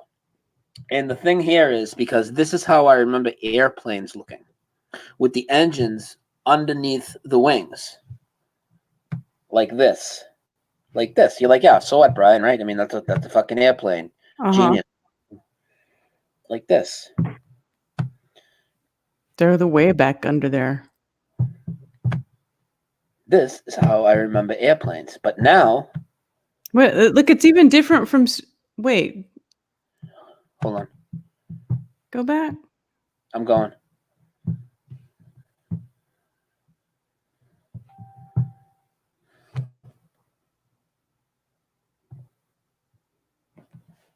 Huh. See, it's even different from shot to shot in the video game, because look right there. Yeah. I feel like that's different, but I don't know. But now... That looks weird to me. Now the way a jet looks, if you go to an airport, this is how the airplanes look. Once this opens up. The engines are way out in front of the wings. And this isn't a redesign thing. Look at this shit. That's really how they look, people, but that's how they've looked for years. That's how they've always been. In fact, there's only one Boeing 737 model that's used where the engines look like I just showed you in the video game. All commercial, that's a military one, obviously. But this is how commercial airliners have always looked now in this reality with the engines. And I know you think Mandela Effect people are crazy, and there's a lot of flat earth people here. Even Bob from Globebusters has called in and talked about this because this is fucking crazy. Me and Flat Earth Fokker have talked about this a lot.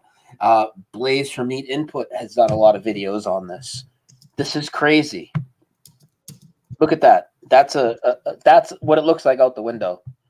Look at the engine. It's fucking way out in front of the wing. And they move farther and farther and farther. And TruthSeeker69, who's in the chat, she's done videos on this. They're just basically like held on by a little bracket now. And this isn't a redesign. You can and in fact, I know some of you people don't get it, but if you have pictures out on a runway in front of one of these airplanes from back in the day, pull your photograph out. Your mind's gonna be blown because the engine's gonna be moved on your photograph. And I know there's a lot of people in the chat right now that this is one of their biggest ones. So there's a lot of flat earthers that see the Mandela Effect. Let's name some more. So we also have ODD, who did a Dolly had braces video way back in the day, 3 or 4 years ago. ODD did a Dolly had braces video. Also, he's done a couple songs where he's talked about the Mandela Effect. He mentions it in Cartoon Ball. He's talked about the song Mind Glitch is basically all about the Mandela Effect. And in his very popular video, Flat Earth in 5 Minutes, he spells Niagara the way it used to be, not Niagara. Also, we found out yesterday, Jason of the Disbury family, when I interviewed him, he sees the Mandela Effect. Roxanne sees thousands of changes, she told me. Robin has done 2 or 3 shows on it now. And Martin Liedtke, who obviously studies maps as much as probably anybody we know and is highly intelligent, he is highly affected by the geography changes, which we discussed in the interview I did with him 2 or 3 days ago. And if you didn't see that, check that interview out. Also, Mark Sargent, highly Mandela affected, told me in person, and also I've called him out on a couple. And in fact, here's a clip of one right now I'm going to play. He did a show with Karen B. And this is before me and Karen were really good friends. So hang on, let me play this clip for you. And this when I went on the Roxanne and Robin podcast? No, this is way back, a show that you and Mark did, I think probably about 6 or 7 months ago. Oh, me and Mark. Yeah, you and Mark did it. It was an episode of Strange World. And let me show people this. Everybody is affected. Either they don't realize it yet or they're just denying it. Because I could get anybody with tons of Mandela Effect. You put me in a room with them for 5 minutes.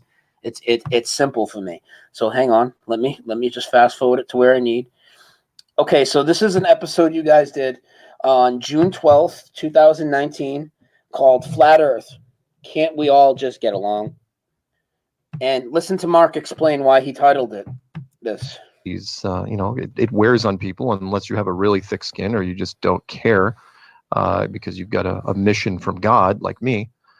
Then, you know, it gets to you. And so I wanted to ask your opinion. So I'm going to title this episode, Flat Earth, Can't We All Just Get Along? Which, of course, is a throwback to Rodney King back in the day. But would you...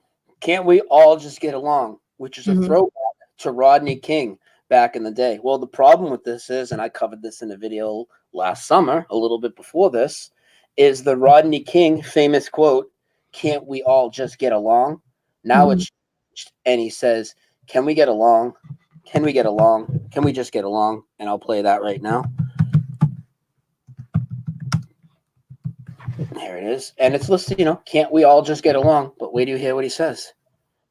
Oh, I don't have a screen share on. Let me put the screen share on for you guys, because this is a big one. People remember this speech. This speech has been, I showed a lot of residue of this. Different shows. Live in Color has a really long one. They just keep saying it over and over. There's the guy that plays Reginald Denny, and there's the guy that plays Rodney King. Can't we all just get along? Can't we all just get along? Can't we all just get along? Check it out. He doesn't say it anymore, though. I just want to say, you know, can we all get along? Can we get along? Can we just want to say, you know, can we all get along? Can we get along? Iconic speeches everywhere are changing, everywhere. And I'm going to come out of the screen share for a second. And I have to more. Obviously, we know Richie from Boston is highly affected after the show I did with him by all of them. JFK, Black Tom. If you guys haven't heard, by the way, my rants on JFK lately, you know, it's not just the 4 people and now the 6 people in the friggin' car. Now I can show you 14 different angles of the assassination, most of it from color hand cams that everybody had apparently running around in 1960. Okay, that's crazy. That's crazy. Yeah, and I showed it. It's in my JFK videos. I've showed it, you know. Yeah, so also, I would like to also address some, let me see. Let me just get my image ready. I do want to Brian's on fire, y'all. Yeah, give me a second. No, I got an image I want to bring up. Hang on. Because there are also people in the community, good people, that are very triggered by the Mandela effect or that deny the Mandela effect, but I've proven time and time again that these people are affected. And everybody remembers this guy's name the wrong way. But this person right here, a friend in the community, he thinks the Mandela effect is a psyop, though. And we're just going to prove right here that he is also affected. And that is Nathan Thompson. Nathan Thompson in Bob's chat. Nathan Thompson in Bob's Yep. Well, Nathan in Bob's chat talking about Joel Osteen. Nathan, you know, you said this before on Patricia's show, and Patricia has said this as well. And if the video was still up, Patricia, I could play it. But Joel Osteen never existed in this reality. And to say, oh, it's just a spelling, well, why does everybody put this L in this guy's name for no reason? His name was Osteen, but it's Osteen now. Now I want to show another person that denies the Mandela effect. I have nothing wrong with that. We disagree on that, and we do see, like he always says, we see eye to eye on so many other things, and that is Russian vids. So let's talk about Russian vids for a minute. And RV, I hope you're watching. So give me a second, and I will bring up Russian vids channel, which is a Mandela effect. Watch this. So let me go into a screen share again. Screen share. Boom. Boom. Now, Russian vids, as you know, guys, doesn't really ever go on camera. I think some people have seen his face. I've seen a picture of him. I don't know if I've ever seen him in a video, but that's fine. So a lot of people choose not to do that. But when people think Russian vids, they literally think of this picture, right? Wouldn't you say that, Karen? Karen, are you there? Oh, I think she stepped away. You guys can still hear me though, right? Okay, I didn't realize her camera was off. Okay, so Russian vids right here on his channel. Now, when I think of Russian vids, you know, like most people, you think of this picture because he uses this icon everywhere he goes. He's done a lot of research, deciphering, predictive programming, and all that. He's really good at that. And They Live obviously is a movie he likes a lot because he uses the logo. He's got the background here. Well, in They Live, there's a Mandela effect. And you know what the Mandela effect is in They Live? I think The of Mandela effect. you know. Oh, I'm getting an echo. I'm sorry. I I snuck away to go pee, and then I pocket modded Michael J. Smith. I'm so sorry. I look at my phone, and it's like, you timed Michael J. Smith out for, and I was like, oh my God, I'm so sorry. Oh, Because boy. I Well, turned on the phone so I could still hear what you were saying when I walked away. I'm sorry. I apologize. okay. It's okay. So I'm showing Russian Vid's channel. People think of Russian Vids. They see this picture all the time. And, it just so happens that They Live has a Mandela effect in it. And you know what the Mandela effect is, people? The Mandela effect just happens to be the quote that Russian Vids has on his channel. So this quote doesn't exist that he has. He has it backwards. So where it says, I'm here to kick ass and chew bubblegum, and I'm all out of bubblegum. Well, now in They Live, he says, I'm here to chew bubblegum and kick ass, and I'm all out of bubblegum. So I really don't think Russian Vids just put the wrong quote up there for something that he uses as his background and his icon. No, that quote has changed, and I'll show you the change right now. Again, everybody's affected. Some people just don't know it. Some people deny it. Nobody remembers Black Tom. Everybody knows Ed McMahon worked for Publishers Clearinghouse. Everybody knows C-3PO was all gold. Everybody knows the Queen said mirror, mirror, not fucking slave in the magic mirror. I mean, give me a break. Give me a break. Now, where is this video? What was I going to play?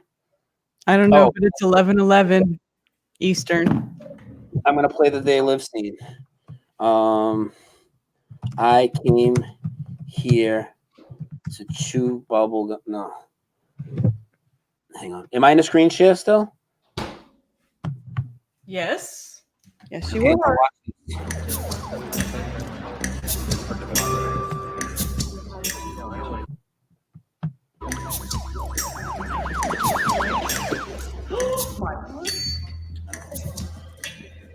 I'm sorry, Michael J. Smith.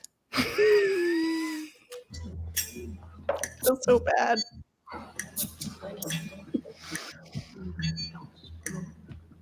I have come here to chew bubblegum and kick ass.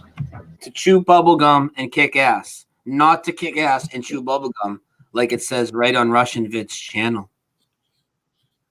This changed after he had the banner. And I'm all out of bubblegum. To chew bubblegum. I'm all out of bubblegum too. That's on my Skype contact. Chew bubblegum and kick ass. And I'm all out of bubblegum. So again, everybody's affected. Everybody. People can deny it, but it affects you. And if our reality is changing, past, present, future, things in our possession, that's pretty important, and I don't put anything before anything. Flat Earth is important. This is important. Letting go of all the fear porn, and all the fake fear events. That's very important. That's what's used to control us, that and the division and everything. But listen, look how many flat earthers are affected. All these people you follow. Some of you follow my channel. You all follow Karen B. You follow Bob from Globebusters. We're all affected. Most of them, we'll talk about it too.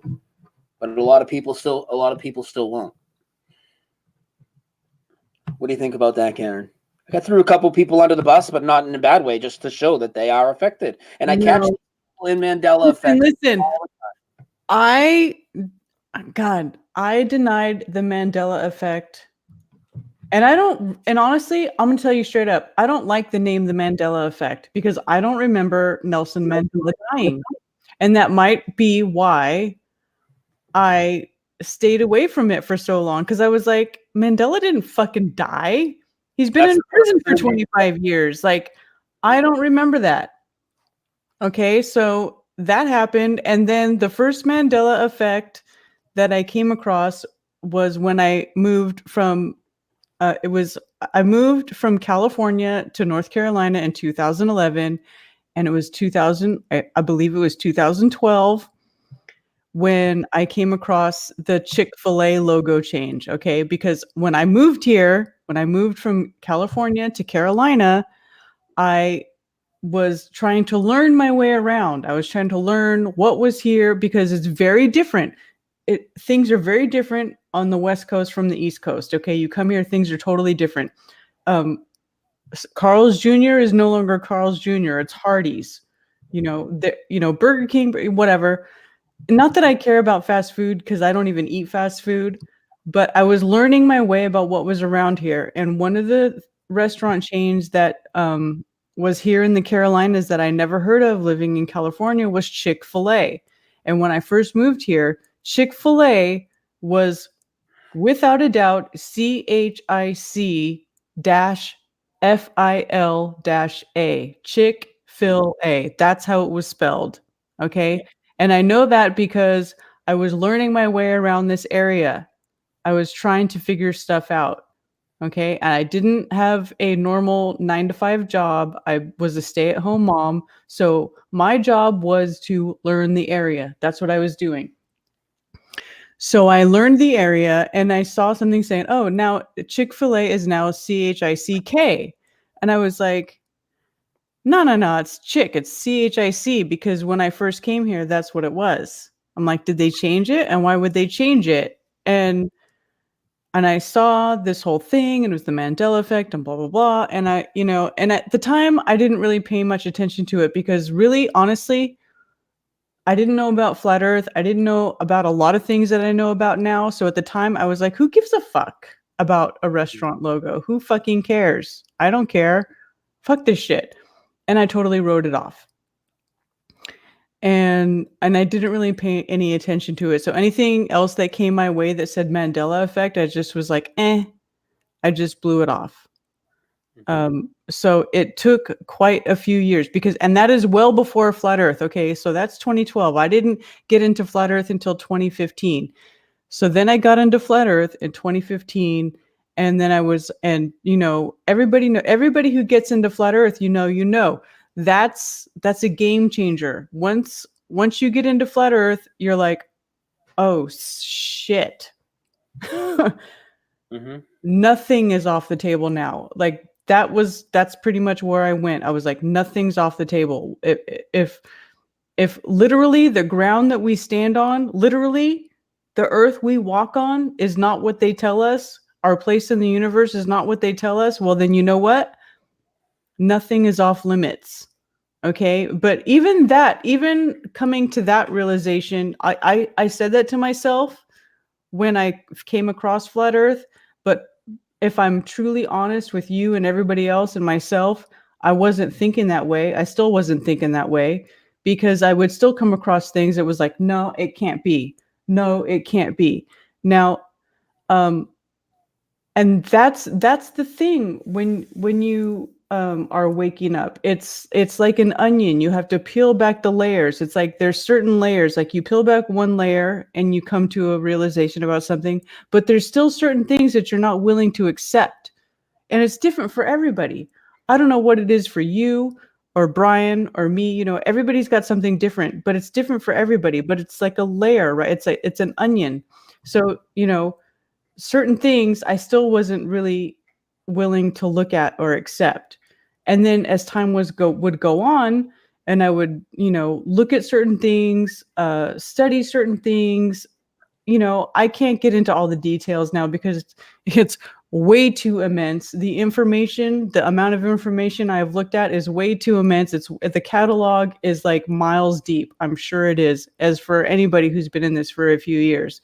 But you peel back something you'll look at sort of, it's like unlock something in your mind where you're like suddenly, oh, well, I wasn't willing to look at all this other stuff for such a long time, but now this certain thing that I've looked at has kind of made me second guess my judgment on not looking at this other thing. And that's the only way I can describe it because it's different for everybody. Everybody's mind works differently. Everybody is, everybody's switch is flipped by a different thing. Okay. So I can't say what it is for everybody. All I can say is, there were things that I wasn't willing to look at before that once I looked at other things that were, and if you've been truth seeking or researching or looking into information for a long time, you'll say, everybody will say something different. Something different is going to trigger it for anybody else, right? So whatever it is that makes you peel back that next layer, that's what it is, right? It's different for everybody.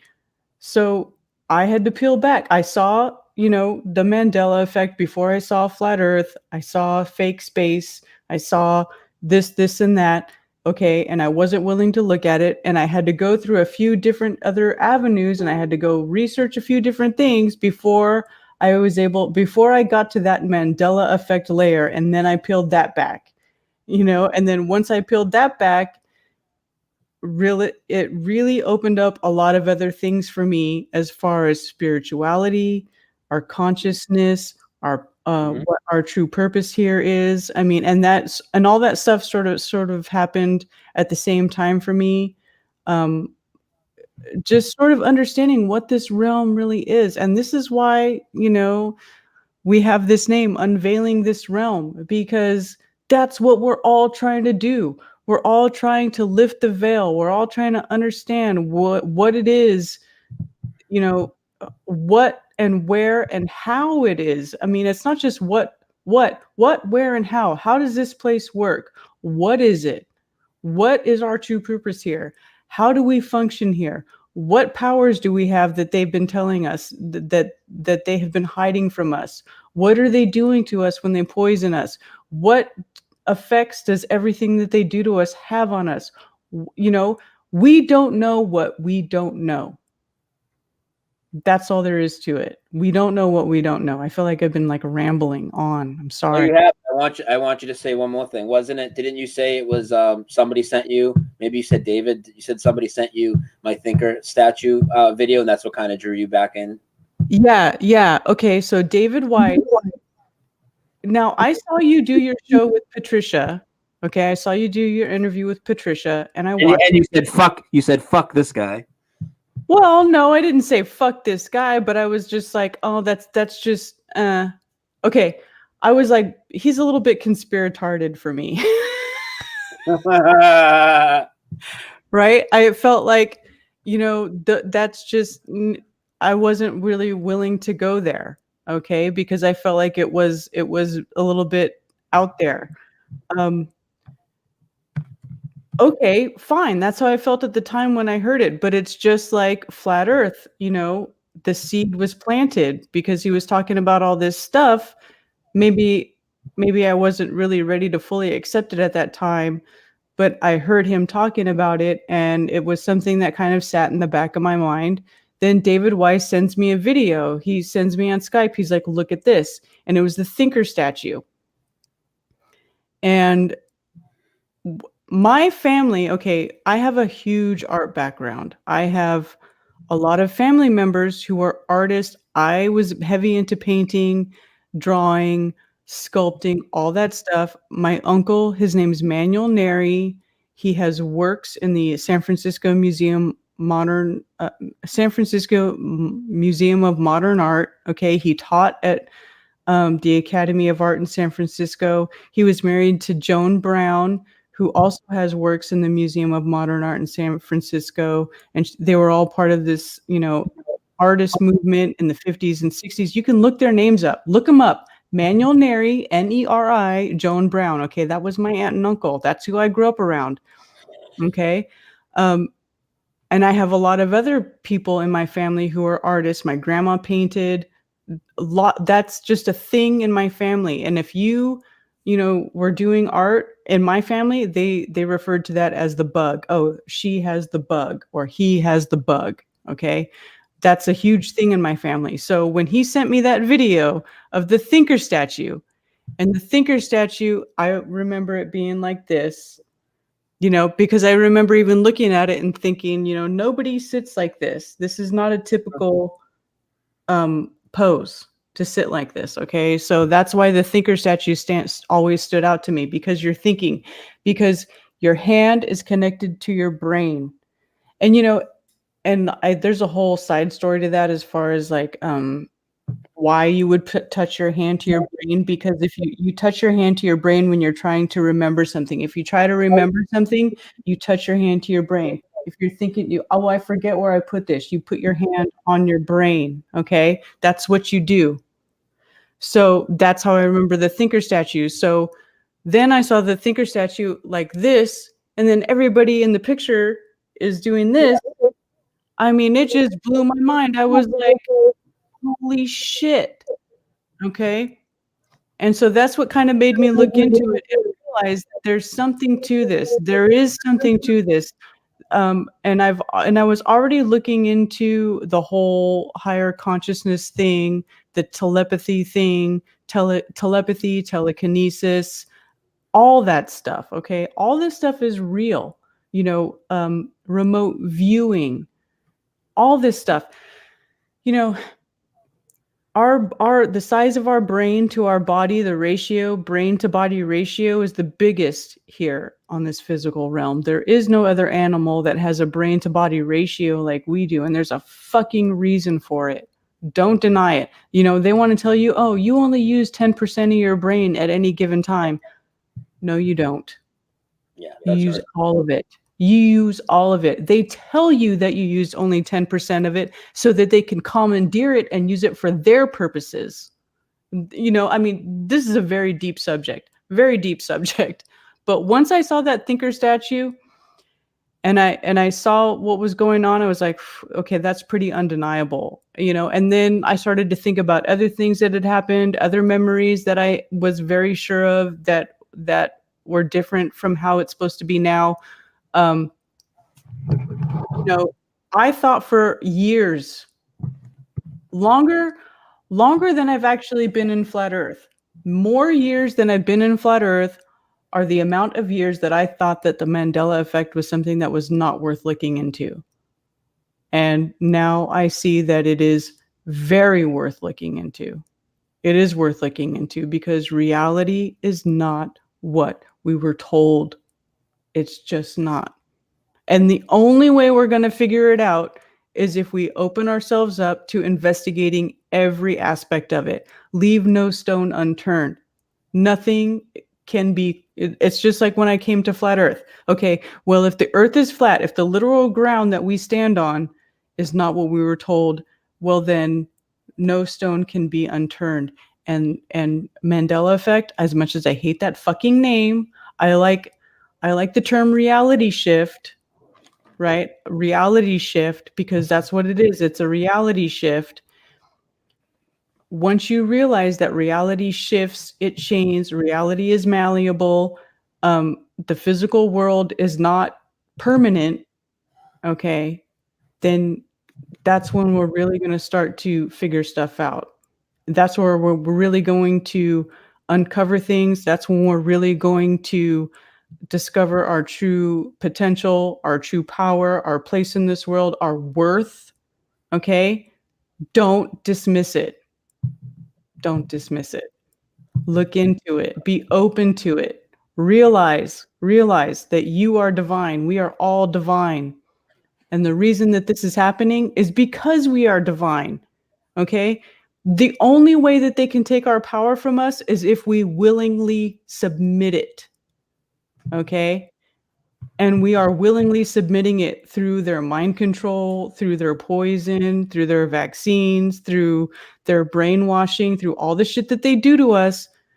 That's how we're willingly submitting our power. If we didn't,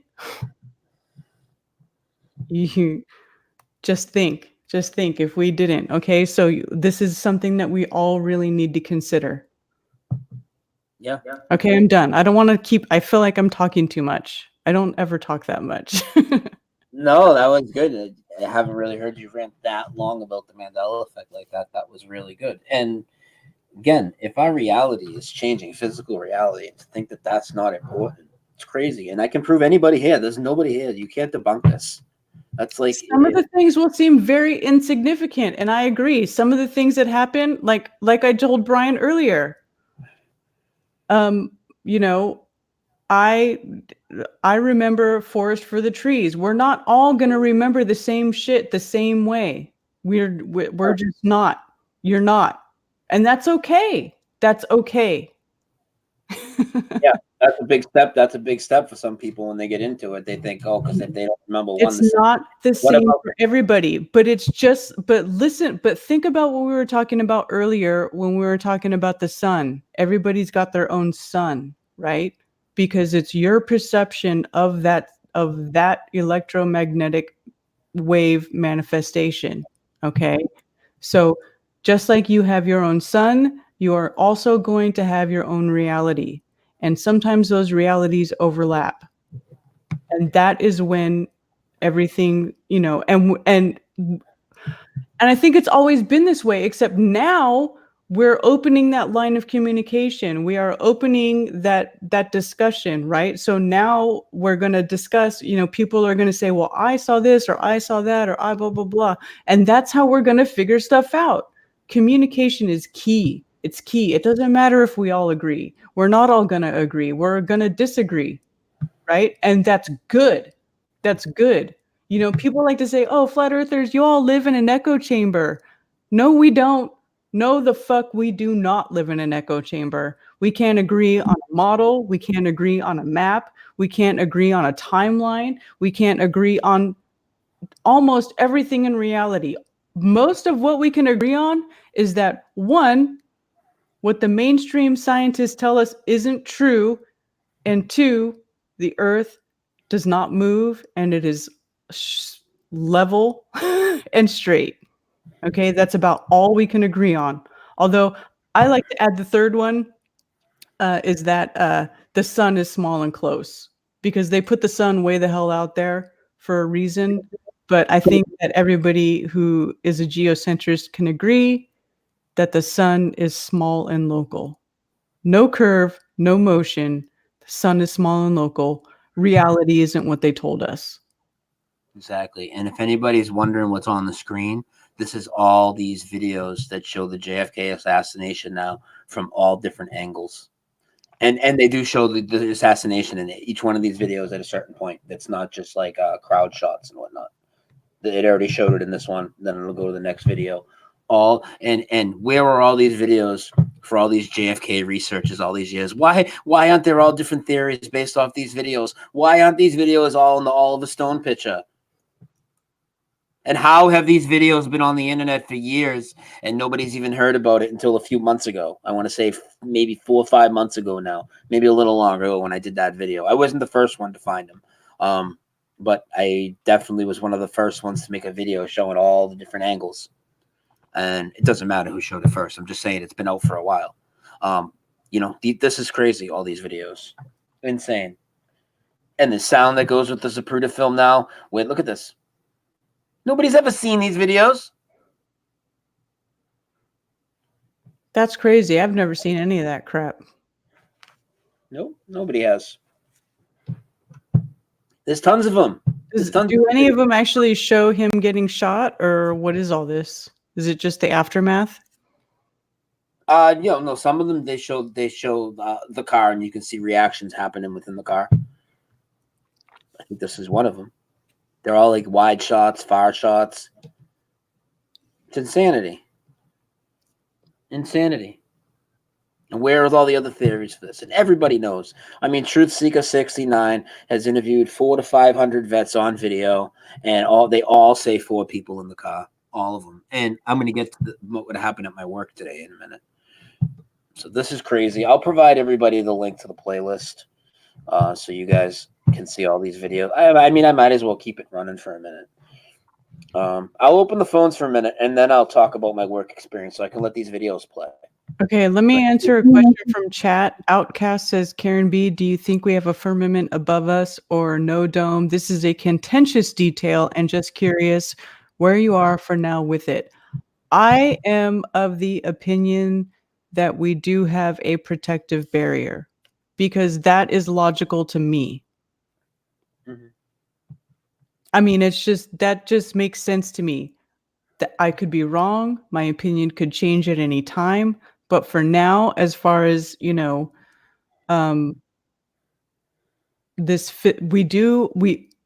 even though I do see the whole spiritual side of this, and I say reality is not what they told us, and things don't necessarily work as they told us, I do believe that there is a physical barrier protecting us from whatever it is up there, because I don't know what's up there. I don't know. Especially if it's water, you're going to need something, right? Okay, so that's just my opinion, and I could be wrong. But I do think that there is a barrier. I think that we do have a protective layer. That's just my opinion. Yeah. By the way, people, with JFK, speaking of residue, and I told you things remain, but the official things change. So all sorts of parodies with the JFK assassination have been done.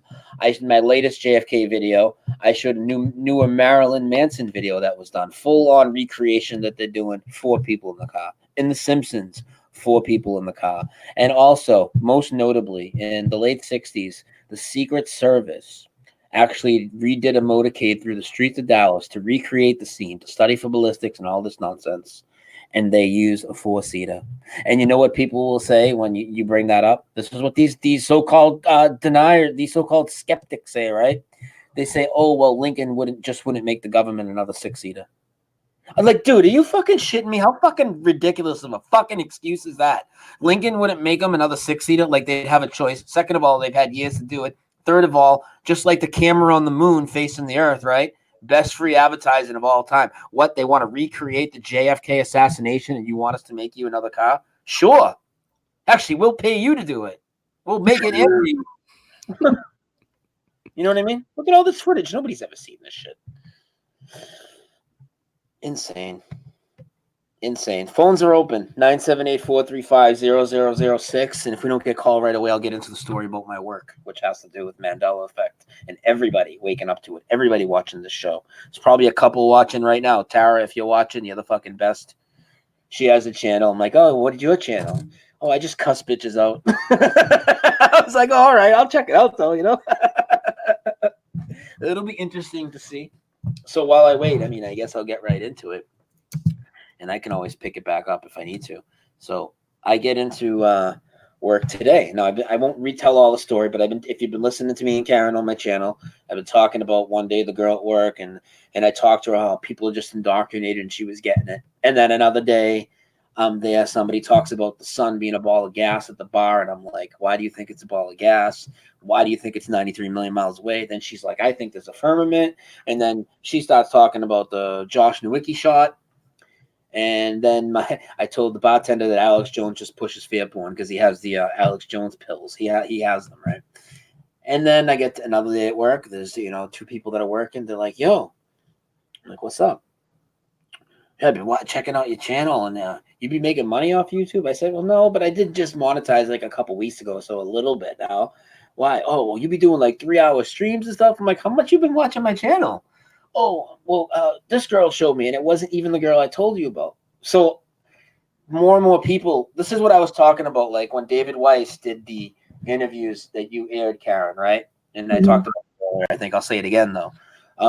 If that was a couple years ago, there might have been one flat earther that was legitimate that called into the radio show and got through. But there were like almost every other caller was a flat earther because there's so many of us now, right? And there's so many people seeing the Mandela Effect now. So I got to work today. She comes out with exactly what you talked about with Nelson Mandela. I think it's a terrible name for this fucking thing. It's awful because that's something that so many people are split on. And, with Mandela... Well, we should try to get away from that. We should start using the reality shift term instead of the Mandela Effect. Yeah. I almost said dose reality. You're on with Brian and Karen. Who's this? Hey, this is Jake. Is it okay if I call back? I have something important I was going to talk about. Yeah, call back. Okay. Or I talked earlier. That's what I'm saying. Okay. Yeah, that's fine. Right. That's fine. Go ahead. I was going to say, I think there's probably, I think since like the advent of wireless,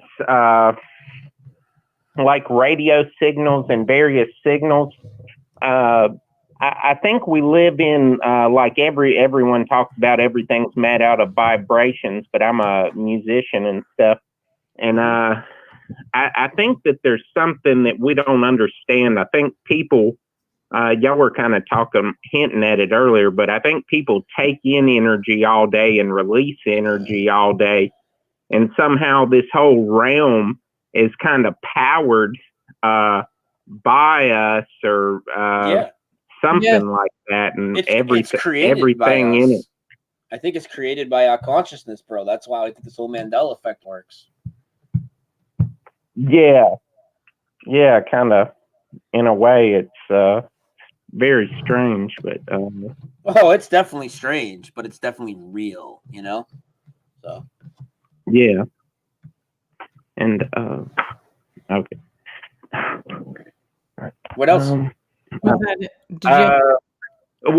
y'all were talking about symbolism and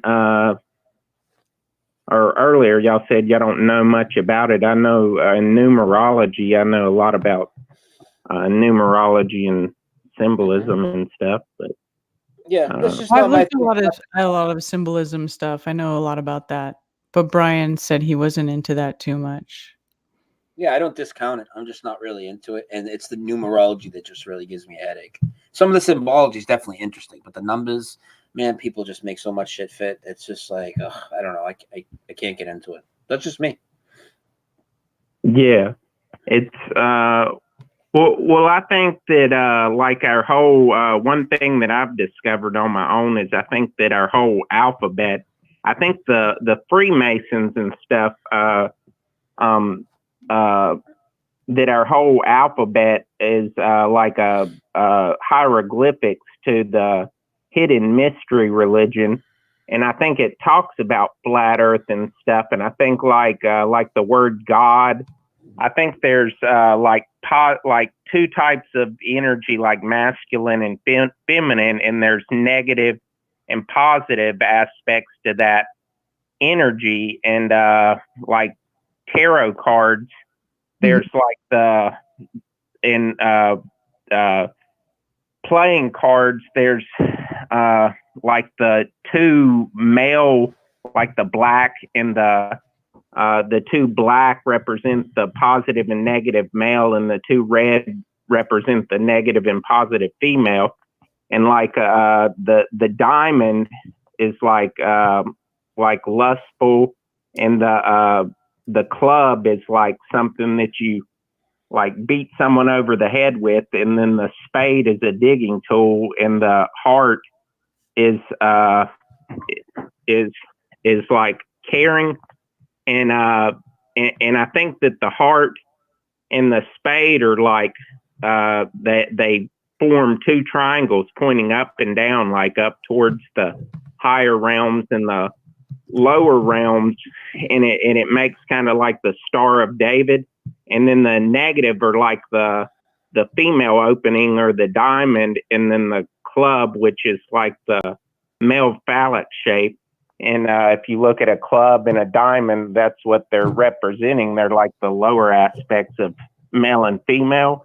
And the alphabet is a series of like sexual symbolism pointing up and down and left and right. And like the G, the letter G, or the seventh letter of the alphabet, is like shows the firmament. It's like a firmament with the flat plane in the middle, and then the O is like a feminine open thing, and then the D is like a male phallic pointing up. So it's like the male and female energy within this spiritual realm. And G is the seventh letter, and there's 7 musical notes in a scale, and there's and they're all derived from the 7.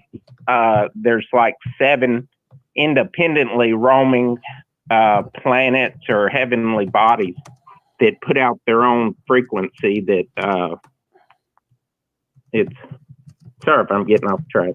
But, no, actually, I agree with what you're saying, though. I do agree. There is something to all that. Yeah. Well, cool. I'll let y'all talk. I'd probably seem rambling too much. All right, brother. Thank you for the call. But I'm sorry. I just get a little lost. Just being honest. I actually was listening to what he said. I got it. I got what he was saying. It made sense. If you listen, if anybody was paying attention, it does make sense what he's saying. All right. So back to my story at work, and the phones are open. So I get to work, and she's like, "Hey, I got to talk to you." Now, this is the cook that I didn't even tell this story yet. The other day, she's like, "Oh, I'd be watching your channel. I seen it," and I was like, "Oh, shoot." She's like, "Oh, this girl told me." And then she was like, "Actually, I was watching YouTube, and I came up and recommended to her." Sorry, guys. Only the first call can get through, one at a time. Unveiling this realm with Brian and Karen. Who's this? Hey, Brian and Karen. This is Algorithm from your chat, also known as Mike. What's up, Mike? I wanted to ask you guys a couple questions about the Mandela Effect. Sure. Do you know which spur in the Milky Way galaxy you're supposed to be on? Yes. Well, I know what the answer is. I know that we used to be on the Sagittarius arm, and now we're on the Orion spur. And I also know somebody that's very highly affected that should know this information is Neil deGrasse Tyson. And I showed a video of Neil deGrasse Tyson, in fact, saying that we were on the Sagittarius arm on a TV show. Oh, and he hasn't looked it up since then. Oh, it changed. You do know that Neil deGrasse also had a little short soundbite that I played last week about the Mandela Effect, where he said we're all delusional. And then he was featured in the Mandela Effect movie. So you have that. Well, and part of why I wanted to call, there was a writer, Don Miguel Ruiz, and he put out a book in '99 that said his ancestors from Mexico believed the sun's frequency was going to change in around 2012 when we were going to see a different type of Earth. Yeah. And I wonder, my personal wonderings are if the chemtrails that have been added additionally every day are maybe preventing some people from being able to get that information from that sun. Oh, yeah, that's what dude, I've been talking about this the whole time. I never thought the chemtrails would kill us.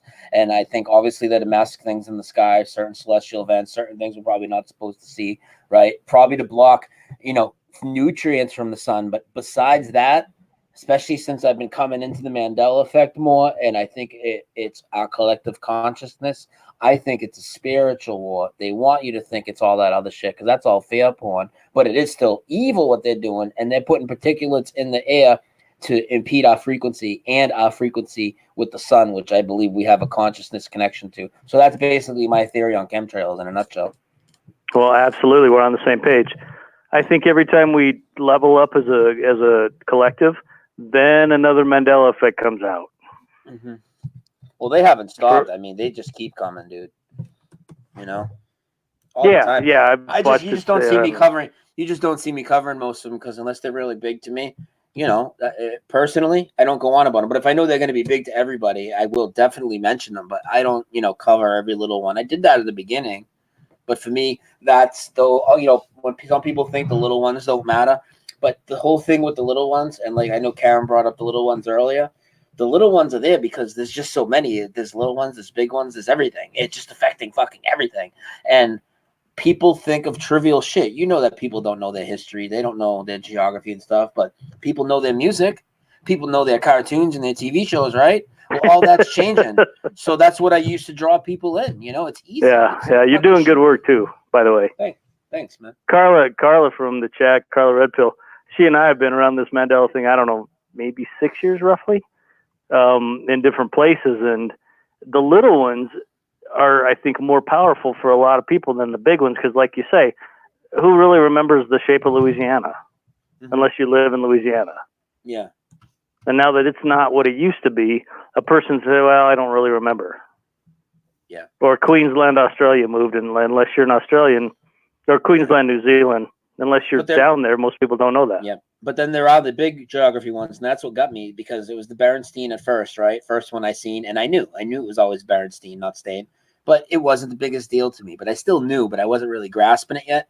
And then fucking South America moved about 1,500 miles to the east, and it's not underneath North America anymore. And the Panama Canal is north and south now, and the Panama Canal was always east and west in my reality. And now that's never been the case. And you can pull out your maps and globes and everything from 30 years ago, and it's going to be like 1,500 miles over to the right. Hey, no big deal, Brian. You're just crazy, Brian. Just a psyop. Right on. Well, keep sharing, because I know you guys are reaching people. Thank you for taking my call, and have a great show. Yeah, man, you too. Yeah, I don't know about the 6 years. I know Carla hasn't been looking at it for 6 years. She told me, but maybe 6 years. I don't know. That's a long time. But hey, good stuff, man. Good call. So next call, 978-435-0006. So I was getting to work today, and she's like, she had mentioned the channel before, but I think she knew that I was questioning NASA and stuff, right? So today I get in, she's like, hey, I got to ask you something. She started talking about Nelson Mandela's death and how she remembered him not dying, you know? So right away, that would make somebody want to debunk it. So I thought that's where the conversation was going. Oh, it didn't go like that at all, though. I'll get into it. Unveiling this realm with Brian and the Flat Earth New Age Bigfoot Witch.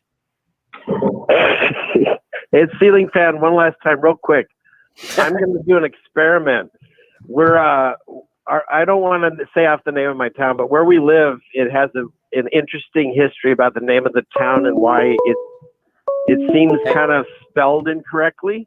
So we're going to actively start concentrating. I've been writing it wrong. I've been respelling it the way I want it to become.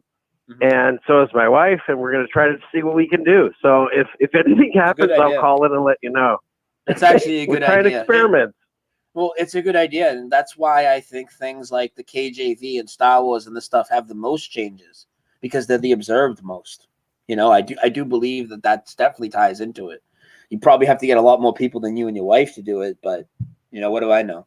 Yes, the observer changes the object, which is what we learned from the what is that experiment? Double slit? The double slit experiment, yes. It changes. When we observe things, it changes. And that can happen on a mass scale, especially on a mass scale. When you have a lot of people looking at it, it's going to change, and it's also going to change rapidly, and it's going to flip-flop. It's going to go back and forth depending on what people expect it to be or want it to be or are willing it to be. Wow. That's awesome.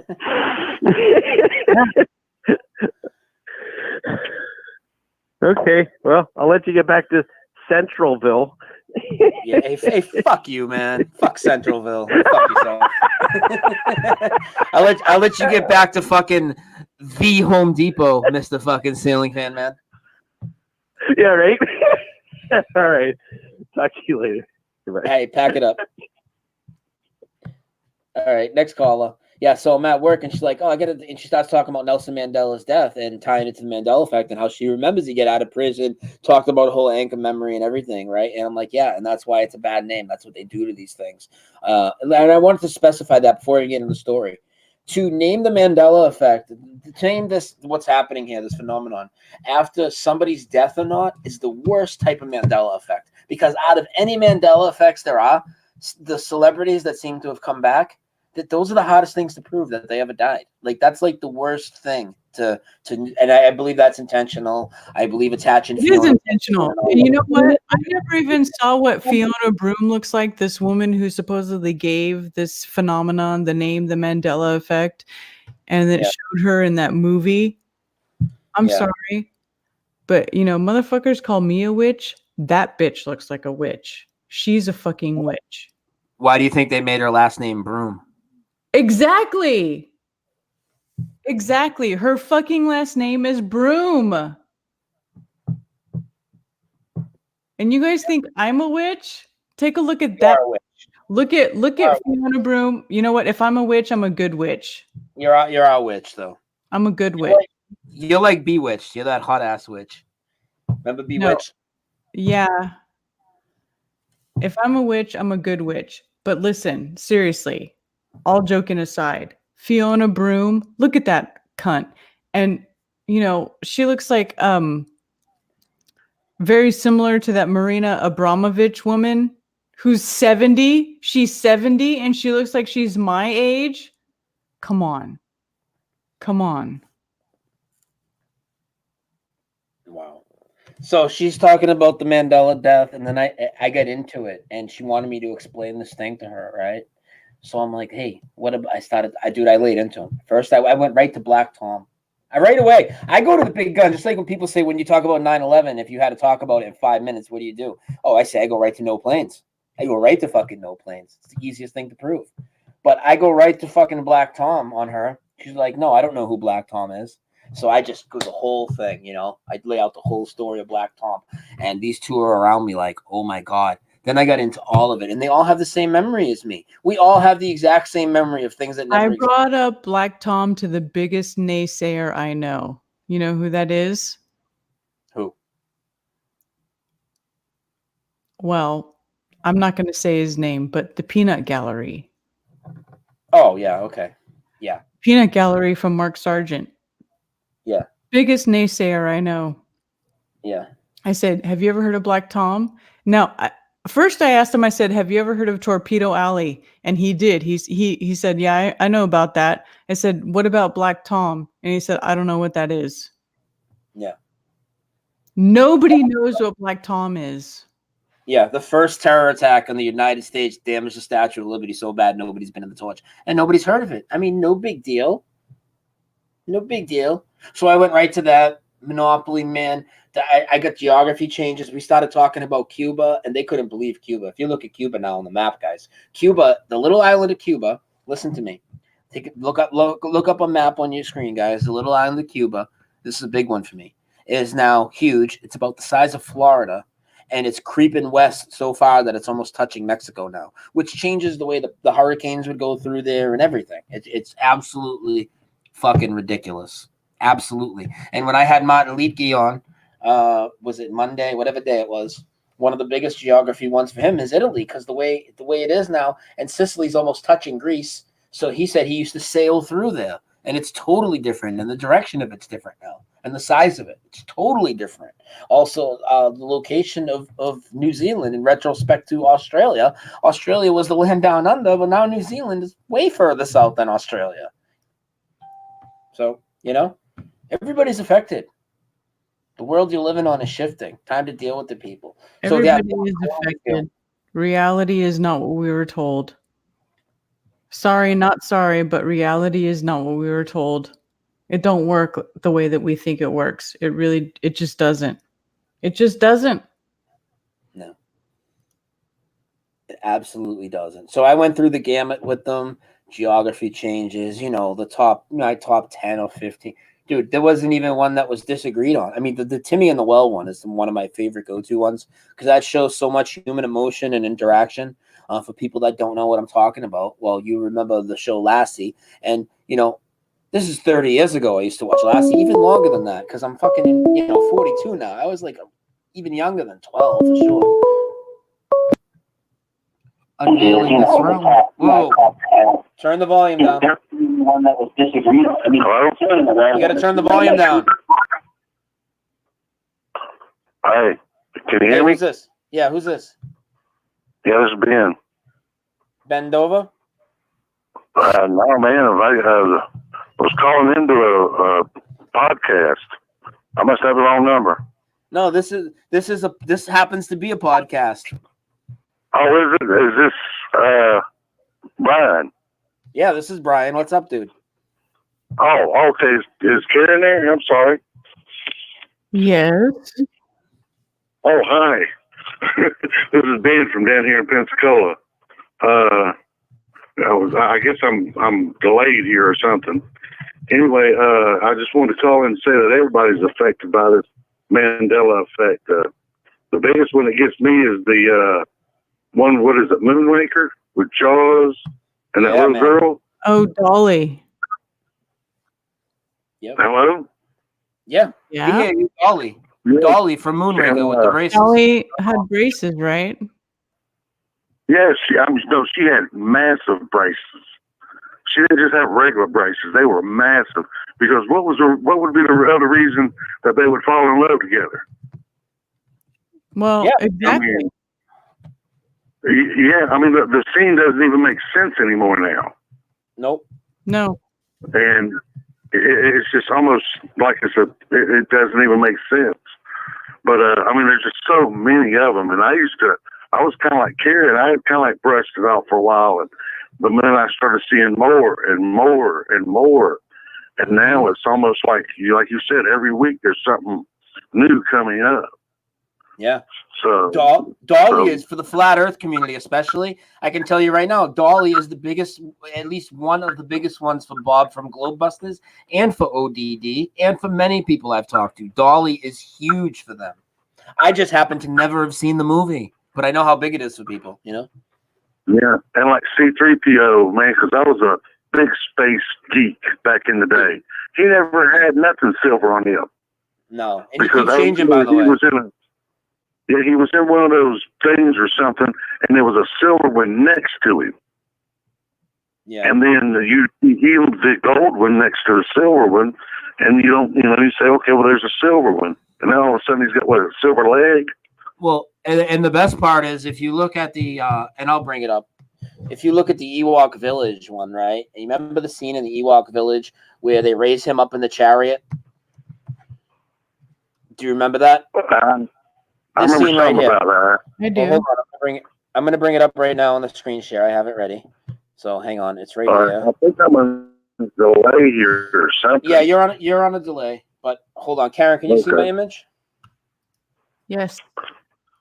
Okay, so anybody that's watching, you'll see it in a few seconds, buddy. This is the scene from the Ewok Village. Now, the people that will say, and the actual guy that plays Anthony Daniels, the guy that plays C-3PO, he's shilling for the Mandela Effect. And he's come out with a statement because he's been confronted about this. Because just like people do to Elon Musk and these people on Twitter, Mandela people do it to these actors and shit. Like, yo, what's up with this? Blah, blah, blah, right? So people got on him like, yo, what's up with the silver leg dude, you know? And he came out, there's a video by USA Today, actually, I played it. And he's done articles too. He's come out and said, oh, well, one day I was on the set. Nobody noticed the silver leg. In fact, one day my stills photographer on the set said to me, hey, why do you have a silver leg? And I said, oh, I've always had that. Like, he really had that conversation with the stills photographer for Lucasfilms that has the best cameras in the world at the time in 1977 and now, I'm sure, right? But they didn't notice. But then also, he said it was reflecting off the sand. Well, in the opening scene of Star Wars, they're on a ship. When Vader boards the ship before they get jettisoned down to Tatooine, they're on a ship. And where you're talking about that other droids near him and all that, he has a silver leg on the ship.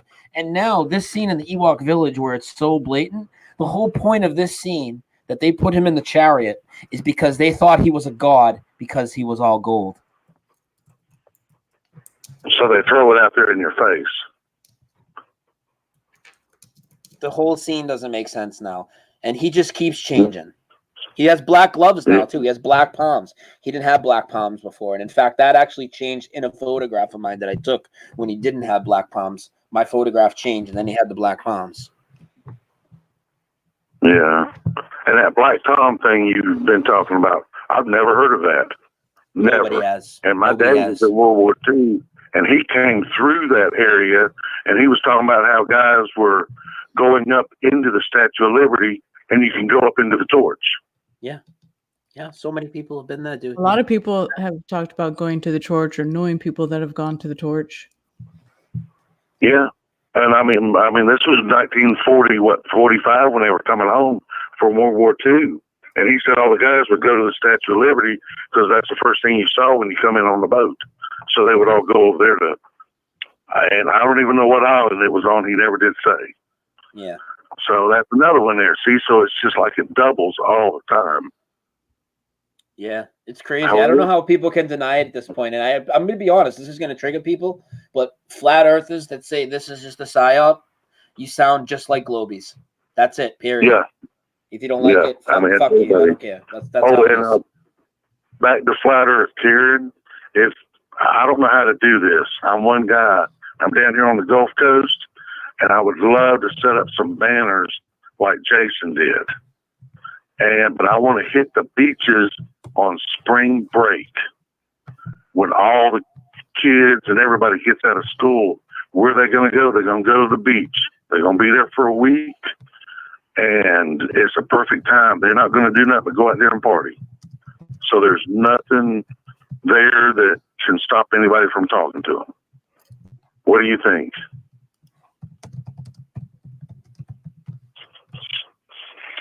Karen? Hello? Hello? Hello? Did you hear any of that? Or am I messing up? Were you talking to me directly? Yeah. Yeah, he was. I'm sorry. Yeah. Well, I mean, you know Mark, and you set him up, and I don't know how to do this. I'm like I said, there's just a few of us down here on the Gulf Coast that actually know what's going on. We have a small meetup, but I'm trying to figure out a way to put it out there that we need people to come in to maybe help on the beaches during spring break when the kids get out of college. Okay. Yeah. All you have to do is email Mark and send him the information, and he'll make a promo for it. It's msargent at Comcast. Wait, hold on. Before let me double check that email. I think it's Mark Sargent 23 at Comcast. No, it's M Sargent. I thought it was Mark Sargent, but it's not Mark Sargent. It's M. Hold on.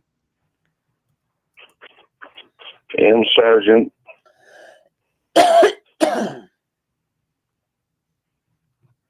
Hold on. Okay, take your time. But I thought that would be the perfect time to bring as many people in as we can. I don't know.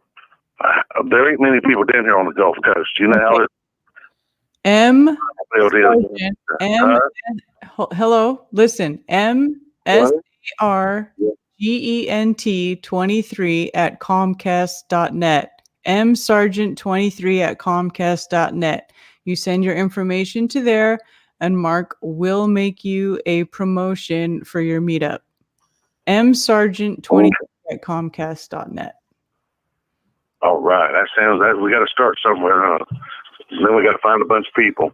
You willing to come down here? He's good about doing that. He's really good about doing that, and a lot of people watch it. So go ahead and send him the info, and I'll mirror it. I'll mirror it. Okay. All right, that'll work. I appreciate it. And y'all doing great work, and I'm glad I got to talk with you. All right, awesome. Thank you for calling. All right, man. Thank you. Y'all have a great evening. All right, you too. I'm gonna close the phones for a second, guys. You know, it's awesome. We've had up to 260 people here. I've had big numbers on my channel lately, similar, maybe a little smaller, and I definitely never hit 300 like Karen has sometimes. But there are names here that I don't see all the time, and I know you guys are enjoying the show. And we've been doing this for months. And granted, 90% of it's been on my channel, but you need to come over. And I don't know why you aren't there. So you should all be subbed and belled. Don't be scared of my channel because I talk about the Mandela Effect, because I can rant about flat Earth, 9/11, all that shit, and you are affected. Deal with it. I need a break. Can we take? Okay, let's take a break. But before you go, we'll just say everything that you're seeing here now, you're going to see pretty much the same stuff talked about on Brian's channel. When we do our shows together, we talk about everything. It's not just flat Earth. It's not just Mandela Effect. It's whatever is relevant at the time. It's whatever people want to talk about, because that's what we need to do when we need to strike when the iron's hot, right? So whatever's going on, whatever we need to talk about, whatever people want to talk about, that's why we have the phones open, so that we can, talk about whatever it is that you guys want to talk about. Bring it forward. That's what this is. That's what this is about. That's why we named our show Unveiling This Realm, because we don't want to pigeonhole it to one topic. We don't want it to just be about flat Earth or just be about Mandela Effect. We want it to be about that and this and everything in between. Everything, because it's all connected. Everything's connected. And I think that everybody knows that at this point, or anybody who's been looking into this for any amount of time, everything's connected. There's a connection between all that stuff. So, people in the chat are still asking my channel name as I'm posting my link in the chat. My channel name is Brian Staveley. Okay. Brian. Hey, but Brian, don't talk shit from my account. Damn it! Don't shit talk people from my stuff. I didn't shit talk anybody. I fucking posted my link. Oh well, earlier you might have been doing that a little bit.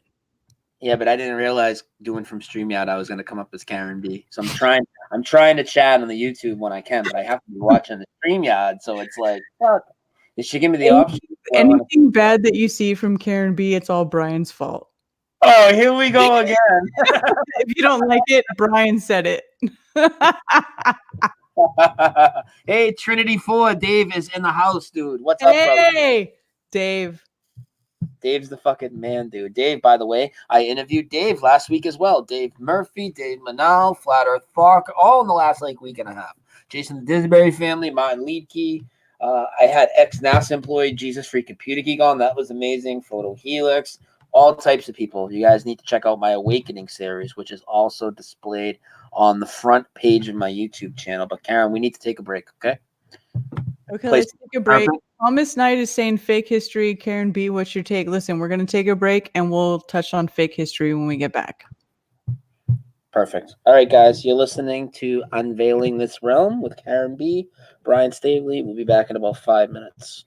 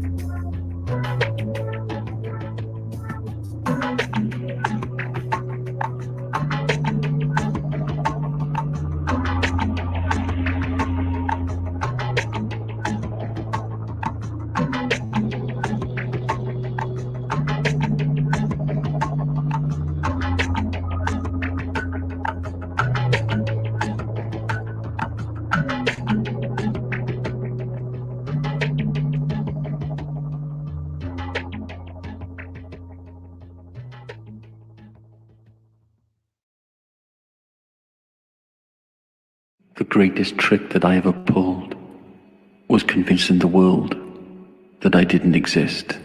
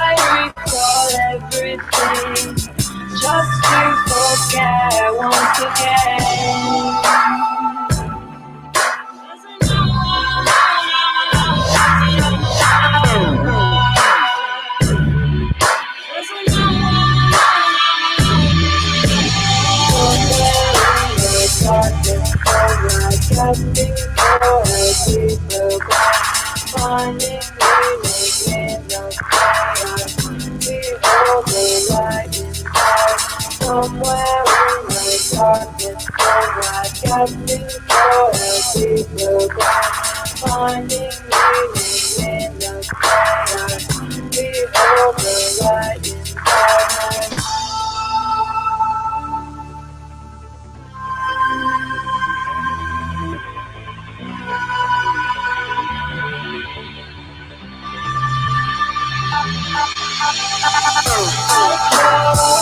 My eyes, just as I have a million times. I'll forget all my sleep. So vivid is this dream. I close my eyes, just as I have a million times. I'll forget all my sleep. So vivid is this dream. There's a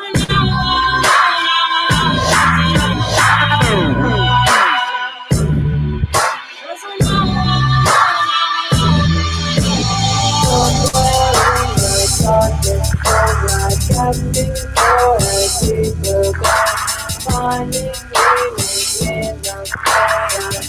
Behold the light inside. Somewhere in the darkness, I got to go a deeper dive, finding meaning in the chaos. Behold the light inside.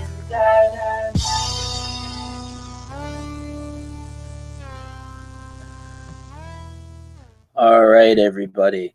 Welcome back to Unveiling This Realm with Karen B. and Brian Staveley. I hope you guys all subbed to my channel during the break. I hope that's why people left and they're all coming back now. Well, somebody asked about fake history. I mean, do you want to get into that before I open the phones? Or Yeah, fake history. I am of the opinion that all mainstream history is fake. It's all fake. We don't know what really happened, and that's part of the reset. That's part of the reset. They wipe out the evidence of what really happened, and then they introduce a new story, and then they tell us what they want us to believe. That is what makes history so, beyond a certain point, beyond a few hundred years, that is what makes history beyond a few hundred years so hard to prove. That's why people think that, there was a big mud flood in the 1800s, whether it be the early 1800s or the mid 1800s. The Civil War happened in the 1860s and beyond. Some people think the mud flood happened in 1812. I don't know. And I don't know how any of us can know. If you know, please tell us. Because all I know about history is that it was bullshit. I mean, we can go through ancient texts, we can go through the mud flood, through the religious text and all that stuff. And I think that might even be the best place to look, because I feel like they might leave some truth in the religious text, and then they might dismiss it as, oh, well, they're just religious. It's just a belief. It might be easier to dismiss, and that might be part of like the truth in plain sight. So, I don't know. But I fully believe that any history that's been fed to us is 100% bullshit. And I never liked history in school. I was never into it. I never paid much attention to it. I just felt like it was just all, I don't know why I ever felt that way. Well, now I know why, but back then I didn't know why. Back then I was just like, so many people were like so interested in history and blah, blah, blah. And I was just like, I find this stuff so uninteresting. Like, I just feel like it's all bullshit. And back then I didn't know why, but now I know why. yeah, Because maybe maybe that intuition. Bullshit. Yeah, you had that intuition kicking in, and you just knew. That's like when I interviewed Jason of the Disbury family yesterday, and I knew the answer before I asked him, but not how he was in school. But once I asked him how he was in school, and he told me how he hated class and everything, and I said, it was because you just became so disinterested, right? Because you knew, like, you weren't learning. Like, you just knew inside. You didn't put it together and say, hey, I'm not learning. But that's why you're just being taught to regret. How many stories have you heard about people who were in traditional schooling and they got fucking kicked out? They got fucking kicked out, and then it turns out that they were brilliant. They start turning out brilliant work in spite of being kicked out of mainstream schools. Yeah. That's why. That's why. I got expelled. I was a sophomore, 3 different years in 3 different high schools, and I was kicked out of 2 of them. I was a fucking asshole, though. Shocking. Fuck you.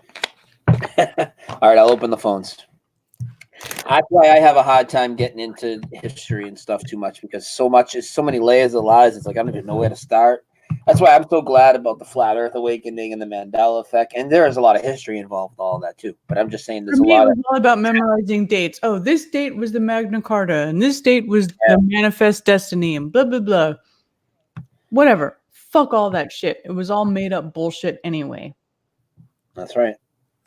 Call in 978-435-0006. And I haven't mentioned yet tonight that us and all the 200 plus people in the chat here are all the fucking best. Yeah, we are the best. Y'all are the best. The best. Everybody here is the best. Exactly. All right. Who wants to call in? 978-435-0006. I really like the new background, Karen. Thank you. Oh, I'm glad you mentioned that, because I want to send a big thank you to the man who created the original artwork. His name is Watson Atkinson. He is a beautiful, talented, intelligent artist. He was at the Raleigh conference. He was at the last conference in Dallas. He's very smart. He's about to start his own podcast called Primal Truth. Hasn't started it yet, but it's in the works. His name is Watson Atkinson. Channel and check it out. Beautiful artwork. He's a great guy. That's my homie. Unveiling this realm. Brian and Karen, who's this? Yo, I'll make this quick. It's Please. I know who it is. What's up? Yeah, of course you do. I got the voice of an angel. I had to ask Karen one question, just real quick. Karen, yeah, would you consider yourself like a woman of your word? Absolutely. Would you? Okay, cool. If you don't have your word, you don't have anything. Your new song is in Brian's email. You don't have anything. What? Your new song is in Brian's email. Already? It has a chorus and everything. Okay, cool. It's titled "Cut a Bitch."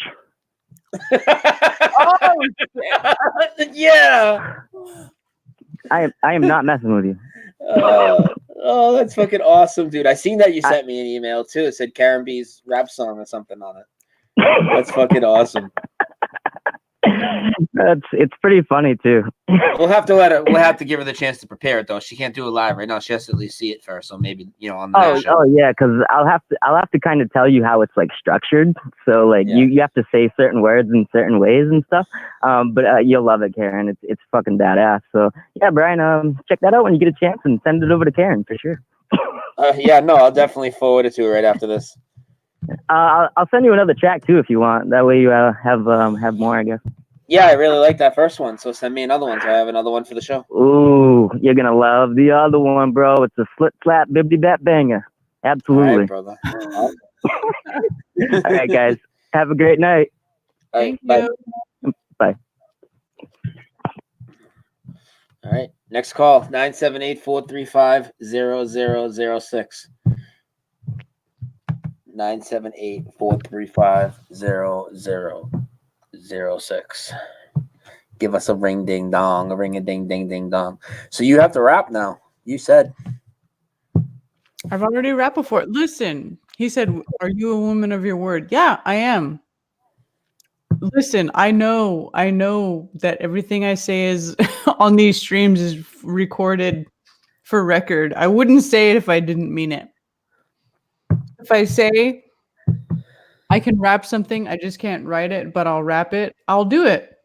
If I say I'll cut you, I will cut you.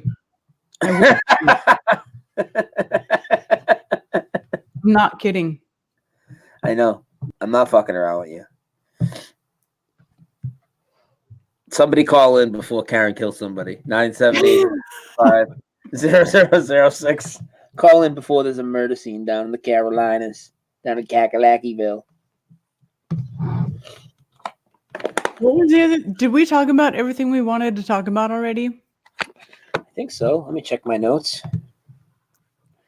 I mean, I went a little short on my work story, but I don't need to tell the whole thing. You guys get the point. Everybody's looking at it now. It makes me, I'll talk about how it's cool now because as flat earthers, as people that look into these other topics, we find ourselves censoring ourselves all the time. Nobody can deny it. Maybe some more than less, and some of you guys say you don't give a fuck, but there's always situations where you're finding like you're censoring yourself. And one of the places you spend the most time around people is at work, which already sucks because you're working in this bullshit system. But when you can go in and people are talking about, hey, I've been watching your channel, and then not making fun of you, and they're asking information, and you're talking to them, and they're getting it, and they're like, this is great. It's fucking pretty good, man. I like that shit. I'm in a pretty good mood right now because of that. Michael just posted links in the chat to Flat Earth Camp. If you are in and around the Florida area and you want to join Flat Earth Camp, it is part of Loveburn, which is the East Coast version of what is it? The Burning Man. Okay, so you will have to pay admission to get into this camp. It's part of the Loveburn is part of the version of Burning Man.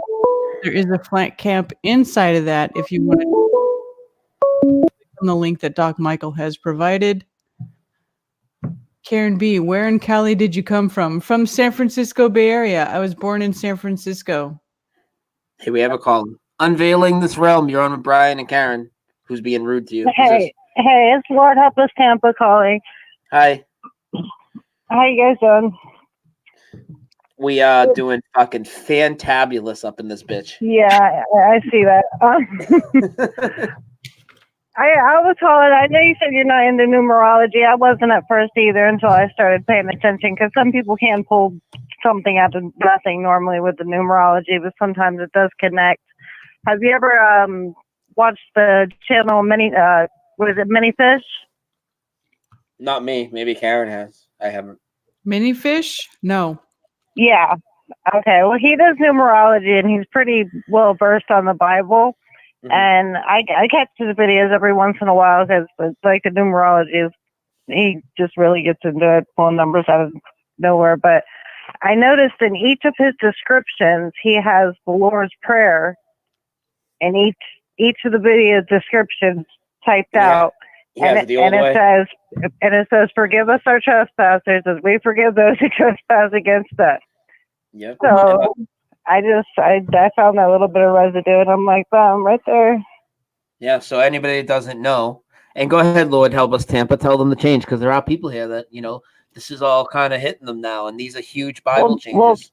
Well, now it doesn't make sense because it says, forgive us our debtors as we forgive those who I don't even remember, but because Jesus explains forgive us our debts as we forgive your trespassers. That's your trespasses. At the end of the prayer, he explains why. And now that it says debtors, that makes no sense as to why he's explaining that. Yeah, it's crazy. Yeah, so that's what we say about residue, people. I mean, if this guy's got it in his show description. And that's never existed. And each of his videos, and he's been on for years. He's very well versed in the Bible, but everybody knows it was trespasses. Mm-hmm. Have you left him any comments about it? I just left him one comment in his last video. I just asked. I didn't say that it's wrong or anything. I asked which Bible that he got that Lord's Prayer out of, because I can't find it in my KJV or any other version. So I'm waiting to hear back. Nice approach. Nice approach. I like that. Yeah. That's good. So yeah, I just wanted to call and let you guys know that. All right. Thank you. That's awesome. Every time I see something, I catch my eye. I gotta call and let you know. Yeah, it's crazy how much the Bible's changed. You know, I wish I knew it so I could be even more on top of Bible changes and talk about them a lot. But I know for some people that's so huge, and my God, there's so many changes. It really is huge, because I found out from the Acts 5:30 of Jesus being hung by a slew from a tree. Yeah, that hit me hard. But I've got the Bible app on my phone, and it gives you the daily verse, and sometimes the verse isn't enough for me. I prefer going into the chapter and reading sometimes back, and however far back or however far forward I need to go just to get the context of what the actual verses say. And I was doing that one morning, and I came across it again with Jesus being slew from a tree, and I think it was in Galatians. Yeah. And my heart just dropped into my heart just dropped into my stomach, because I only knew about the Acts 5:30. But when I found it for myself, and I knew that it wasn't there because I was just born again in 2016, so I went hardcore into studying the Bible. So that when I saw that change in I just, oh my goodness. I went right after Black Tom. I brought that up to people at work, and I was like, Acts 5:30, Jesus now slew in a tree in about 70% of the Bibles. They're like, not on a cross. I'm like, no, not on a cross, in a fucking tree. And yeah. Oh, hang on. Let me hang up on this other person. One caller at a time, guys. Sorry. Well, let me go on a rant if you don't mind hanging on. I want to talk about one more Bible change, okay? And I want your take on it. Rant away. So the one that I want everybody to hear real quick, everybody that's here in the flat earth community, is a big one, okay? Now, everybody here has been in the conversations, been around Christian-based globe versus flat discussions. And you've all actually seen the 200 or so passages that always get brought up about, you know, the earth is fixed and immovable and all this shit, right?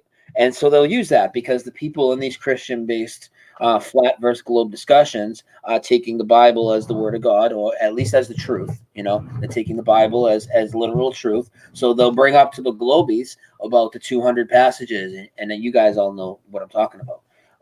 And then another thing that'll come up in the discussion is they will, and also let it be known that flat earthers, and I know people will agree with this, more often than not, they all talk about the King James Bible. Not all of them, but the percentage is very high compared to any other Bible. So they're in this discussion talking about the Bible, and then the flat earther says this. They say to the globe believer, they say, well, planets aren't even in the Bible. And Guess what? And now in Kings 23:5 in the KJV, planets are in the Bible where it used to say constellations. And this is what they used to say cosmos. Okay, and this is what these Mandela Effect skeptics will do. And this is people that are in the flat earth community now that I'm talking to. I'm targeting you motherfuckers that have had these conversations. You're going to tell somebody now. So if I say to you, planets is in there, you're going to say, no, it's not. If I do get you to look, you're going to say, oh, it's just a metaphor for the other that used to be there, right? Okay, so now let's pretend I'm a globe believer. And you say, hey, you say to me, planets isn't even in the Bible. I come back with the fucking KJV, my 1611 KJV. Been in my house and my family fucking 400 years, dude. I slap it down on the table. I say planets is right there. You're going to turn to me and say it's a metaphor? You just look like a fucking asshole. So was every flat earther lying when they said that planets weren't in the Bible? No, I don't think none of you guys were lying. The Mandela Effect is real. Either the Mandela Effect is real or you were lying. Take your pick. How's that? Right. You can't live in denial the rest of your life. Mm-hmm.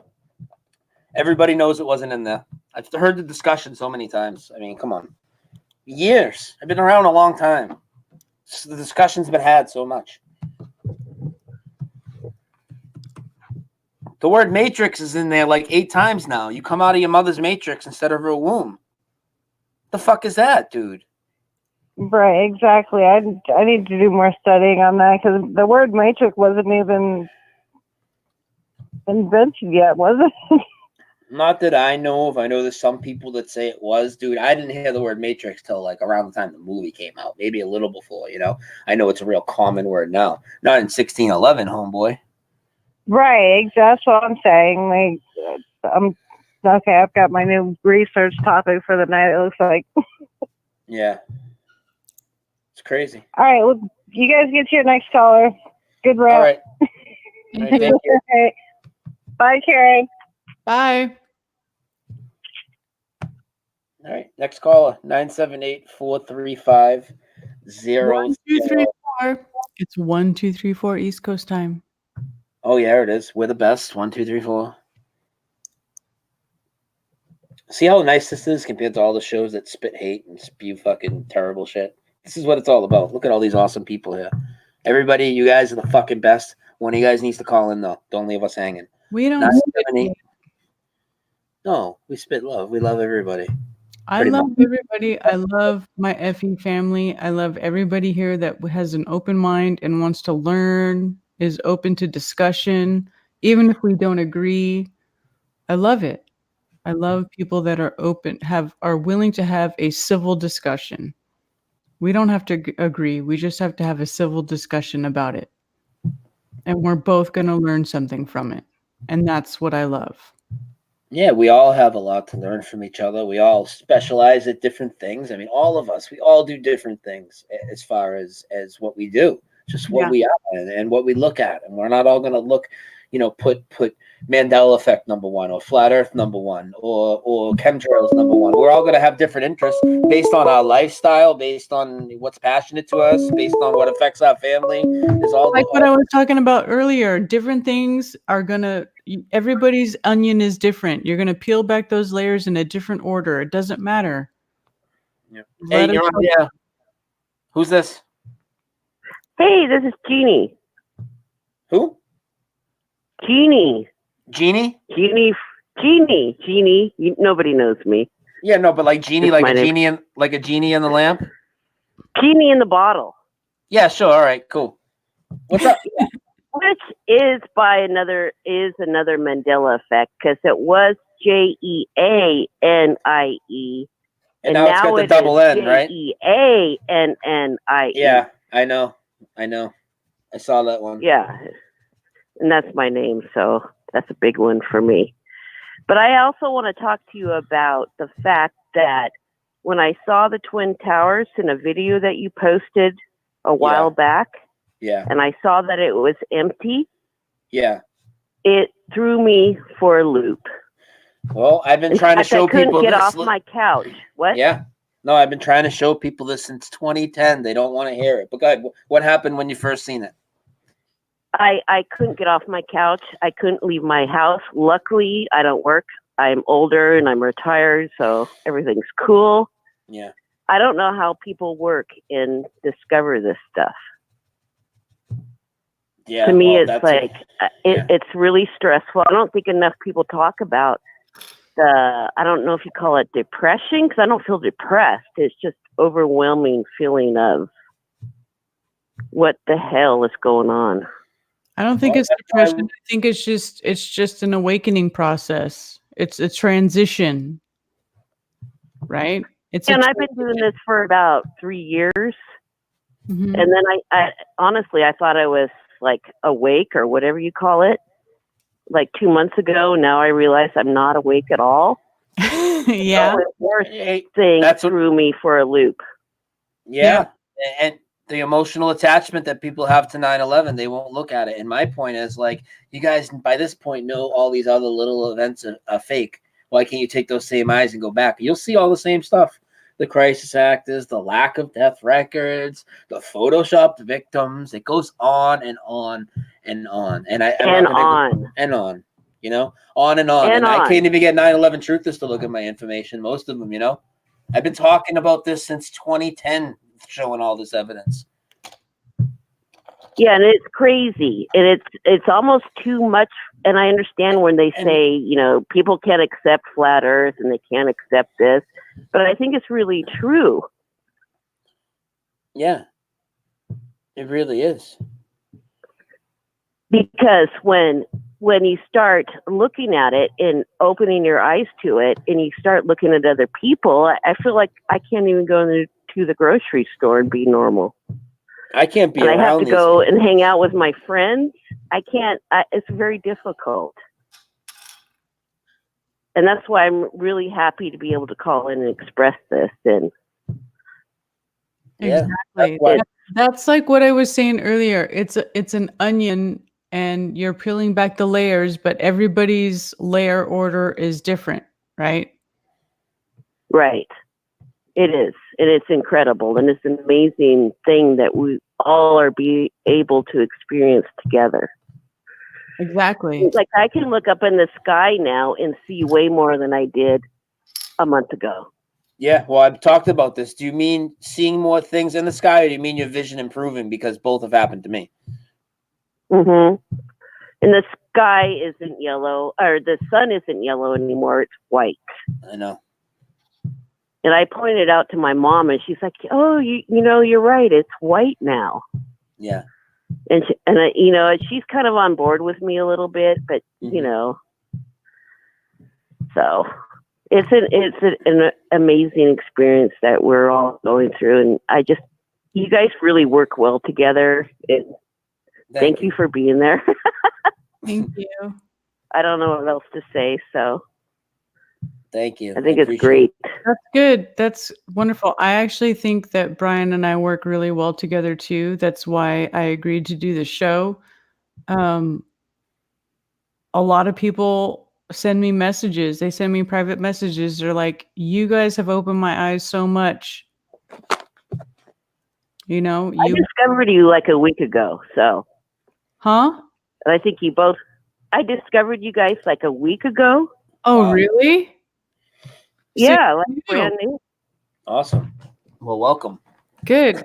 Yeah, welcome. This Yeah, and I've been on my own discovery by myself, and I finally kind of connected to YouTube and figuring this whole thing out, so, or whatever. And then Dlive, I think I listened to Owen William, what's his name? Owen Benjamin. He's kind of helped a lot with this process. Yeah, I met Owen Benjamin. Owen Benjamin came to the last Flat Earth conference, and he hung out with us all night. He's a great guy. Yeah.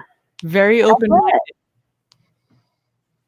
Yeah, and I'm a mother of, golly, like 7 boys, and they've kind of brought in the Mandela Effect to me, and I bring it back to them. They're like, "What are you talking about? You took this way too far." I'm like, you guys showed this to me. You're a mother of 7 boys? Yes.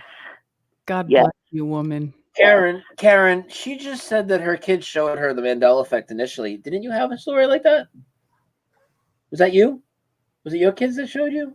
No, but my son did say that he knew about the Pokemon's tail, Pikachu's tail. But good God, this woman has had 7 boys. I've got 2 boys. So she's had 7 of them? 4 of them are in the military too. So that's very stressful for me. So yeah, I mean, Carla talked about right now. Yeah. So did they go into the military before you were aware of a lot of the things you're aware of now? Yes. And so you're really regretting this just happened to me like 3 years ago. They've been in it Coast Guard, Marines, Army, and well, Army. I'll let you know that one of my friends, Carla Redpill, she went through the same thing, and she, so don't think you're alone, and don't think it's your fault. You know what I mean? You didn't know, so you couldn't smarten them up. You couldn't smarten them up to it. There's nothing you could do. Right. You know? There is nothing. Well, I didn't want them to go in the military than they did for my own hippie reasons, but it's totally different now. Yeah. Now that I figured this all out, kind of, sort of. But yeah. So honestly, I say that picture of the Twin Towers just like threw me for a loop. I have to tell you. And then it's much deeper than the picture when you actually do the research and see all the issues with the occupancy. And even in the 90s, the occupancy was already down to 20%. I mean, come on. And the way the whole magic trick worked, and the fact that there's 2,500 myth and death records that nobody wants to look at. And here's why Tower 7. Nobody. I did 7, this for a week. I was like, oh my God. Yeah, no. I have a video about Tower 7, the gateway of the gatekeeper. And the thing with Tower 7 is people talk about that BBC clip that was leaked out. I mean, they slipped up. That wasn't a slip up. And in fact, Tower 7 was reported early on several stations. I showed 4 or 5 of them in my video. And the whole point of Tower 7 is Tower 7 was supposed to be no victims anyway. So if you keep focusing and hopping on this 2 planes can't take down 3 buildings, you're reinforcing the planes. Then you're focusing on a building that didn't have any deaths anyways, so you're never even gonna acquire the skills to look into the Social Security death index, to go through the memorials, see all the fake photoshopped victims. I investigated the guy from around here, the pilot of Flight 11, John Oganowski, and the fucking photo fakery with this guy and where his property came from. When you go to the tax records on his property, it's not even in his name, it was in his wife's, and she got it from Avco, and Avco makes missiles for Raytheon. Crazy. Yeah. It's like, what kind of world do we live in? Well, you have to understand the way these psychological operations work. Yeah, I really haven't left my house for about a week, so. Yeah. Yeah. Well, you have to understand, we're always pitted against each other. You guys would agree with that. Karen, you would agree with that, right? We're pitted against each other, made to think people are bad, our neighbor's bad. Don't say hi. That is their absolute number one most effective weapon. Okay, and they want us all against each other, constantly fighting each other. Yeah, we can't do that. We all have to be one. But to take it back to 9/11, knowing that they do that to us, right? Now you know that people are good people. You know that even people at NASA are good people. Most of them, they don't know. They don't know. They don't know. Okay, well, you got to apply that to FBI agents, CIA. All these other people are generally good people. So now let's lay it out. Let's say I need, we're going to use low numbers, but let's say I need 100 agents to pull off 9/11, whatever we're doing, explosives, sealing off perimeters, whatever it is, right? I come up to you and I say, hey, listen, you got to do this. It's for the good of the country, blase, blase, blah. We're going to compensate you this, that, the other thing, your family good, blah, blah, blah, blah, blah. But a few thousand people are going to die, maybe some cops and firefighters. How many out of the 100 do you think really go along with that? Knowing that people aren't evil. And that zero. Now, if you say that same argument, now these people are brainwashed and indoctrinated to be these agents and everything, right? So if you go to them and say, hey, listen, for the good of the country, blah, blah, blah, blah, compensate this, that, and the other thing, but we're going to guarantee you that not one single person gets hurt. How many people go along out of the 100? Oh, the percentage. Probably everybody. Maybe everybody, maybe not, but maybe everybody. And the ones that don't will feel the pill pressure to go along with it. And then, if you want to talk about whistleblowers, if you participate and people really died, people are going to come out and be whistleblowers. I don't care what anybody thinks and how controlled the media is. These people will get a word out if there's death on their conscience, and they don't want that. And they don't want real families to deal with. And why deal with any of that if you could just fabricate it all? Yeah, it's all made up. And they get a kick out of that. They get a joy out of faking this. And then it's the fear again. So it's they call all it about zombies, the fear. And why I keep going back to this topic is that's the one that people hang on to and they have fear about, because they think the government will just kill thousands of you in the middle of the city. But in reality, all the terror attacks are fake. So we're just like the other events that all come after it. And I don't want to go too much deeper in it on Karen's channel, but that's about all I got to say right now. Oh, yeah. Thank you. And I'm glad welcome. you guys are here, and you guys make me feel special, actually. So thank you for that. All right. Thank you so much. All right. Good night. Hey, good night. Holy holidays. Fuck the holidays. I'm working. All right. Next call. 978-435-0006. Give me a ring ding dong. Give us a ring a ding ding ding dong. Yeah, everybody talking a ding ding dong. Everybody's talking about the Haas avocado Mandela effect in the chat. I can see them. Everybody's talking about the what? The Haas avocados. You know what those are, right? Oh yeah, HAAS. Yeah, not anymore though. I know. Yeah, everybody's going nuts over it right now. That's a big one. But yeah, that's how those psychological operations work. That's how people are able to laugh in interviews. That's why they keep telling you. Mind fuck. They want to mind fuck you. Listen, now we can sit here and we can talk about all the poisons they put in our body. We can sit here and talk about all the shit they pollute in our environment. But listen, the biggest, best weapon they have against us is our mind and how our mind works. The mind fuck is the most effective weapon. It is the most effective weapon. And you will never understand it until you realize that you are a victim of it. And that's just the truth of it. You're never going to understand how powerful the mind fuck is until you realize that you are a victim of mind fucking. And the government mind fucks you all day, every day. I don't know if, well, I can't say it's the government. Whoever it is, the people who run the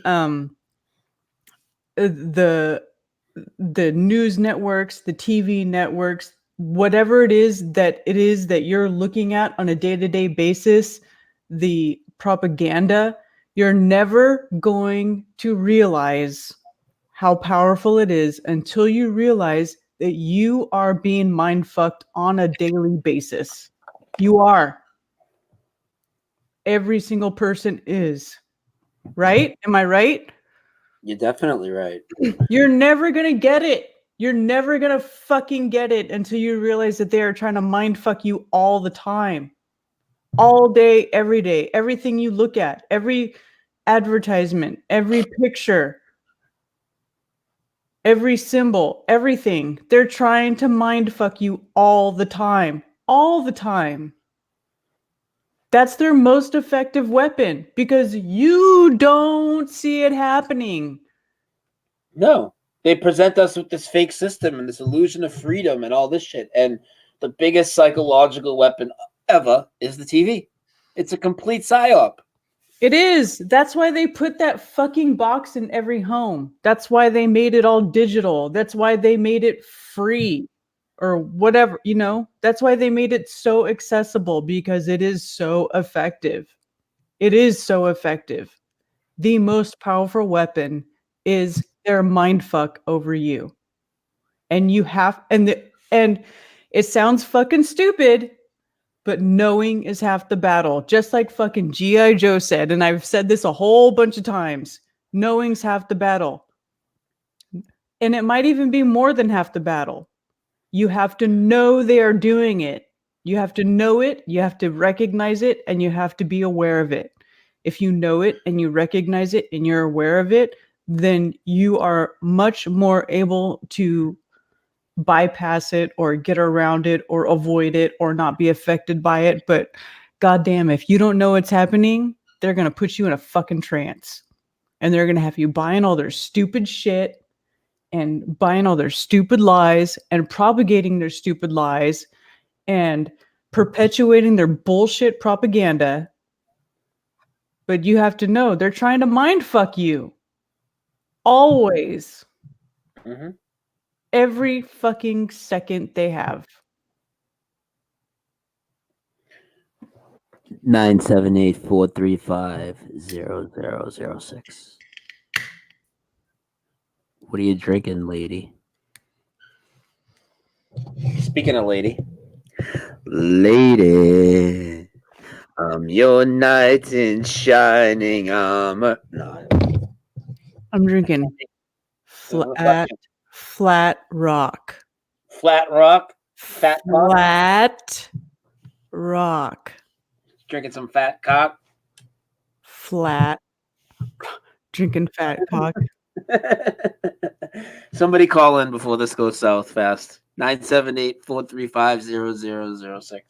Brian's a dirty son of a bitch. Fuck that guy. Nah, I'm the best. Stealing Fan Man says, Brian, do you think people in the age group of 40 to 60 see the Mandela effect easier than the Generation Xers? Well, I would say by default, sure, because they have a lot more memories of things, a lot more experience. Yeah, but there are a lot of young people that see it. In fact, there is a wave of young people making Mandela effect videos on YouTube, and that is a great thing to see. I know when we saw a couple youngsters make flat Earth videos, there was the one blonde girl that Patricia did the interview with. You know what I'm talking about? She was really young, flat Earth girl. You got she was at the conference too. I know Patricia was in the chat. Maybe she remembers who it is. Yeah, you see stuff like that. It's fucking Honestly, really. I don't remember. You're saying that, and I don't know who you're talking about. Once I hear the name or see it, I might recognize it, but right now I don't know who you're talking about. I'm sorry, I just don't. No, it's all right. I'm sure somebody will type it in. But yeah, and there's young kids making Mandela effect videos, and it's good. They don't take it too seriously. They think it's cool, and that's good. I mean, they're just kids, you know. You're not talking about like No Lies Dome Skies. I have no idea what her name is. Summer. Yeah, maybe her name's Summer. I don't know. Summer Lowen. I don't know. Anyway. Is anybody gonna call in? It's almost 1 a.m. Does anybody have anything to call in about, or do me and Brian get to turn this off and go about our business? Signing autographs and whatnot. Doing celebrity things. Yeah, right. Here we go. Unknown caller. So get ready for this. Oh, great. You ready to hear about your Bigfoot penis? Yeah.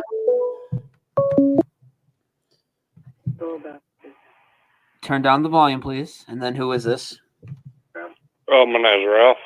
What's up, Ralph?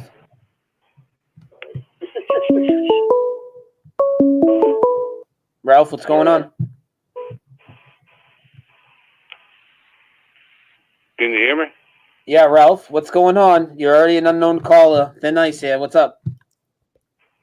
Well, I had a couple questions for Karen. Turn down the volume, please. And then who is this? All right, peace out. You can't even get rid of the echo, bro. I told you to turn it down. Can whoever else tried to call in, please call back. 978-435-0006.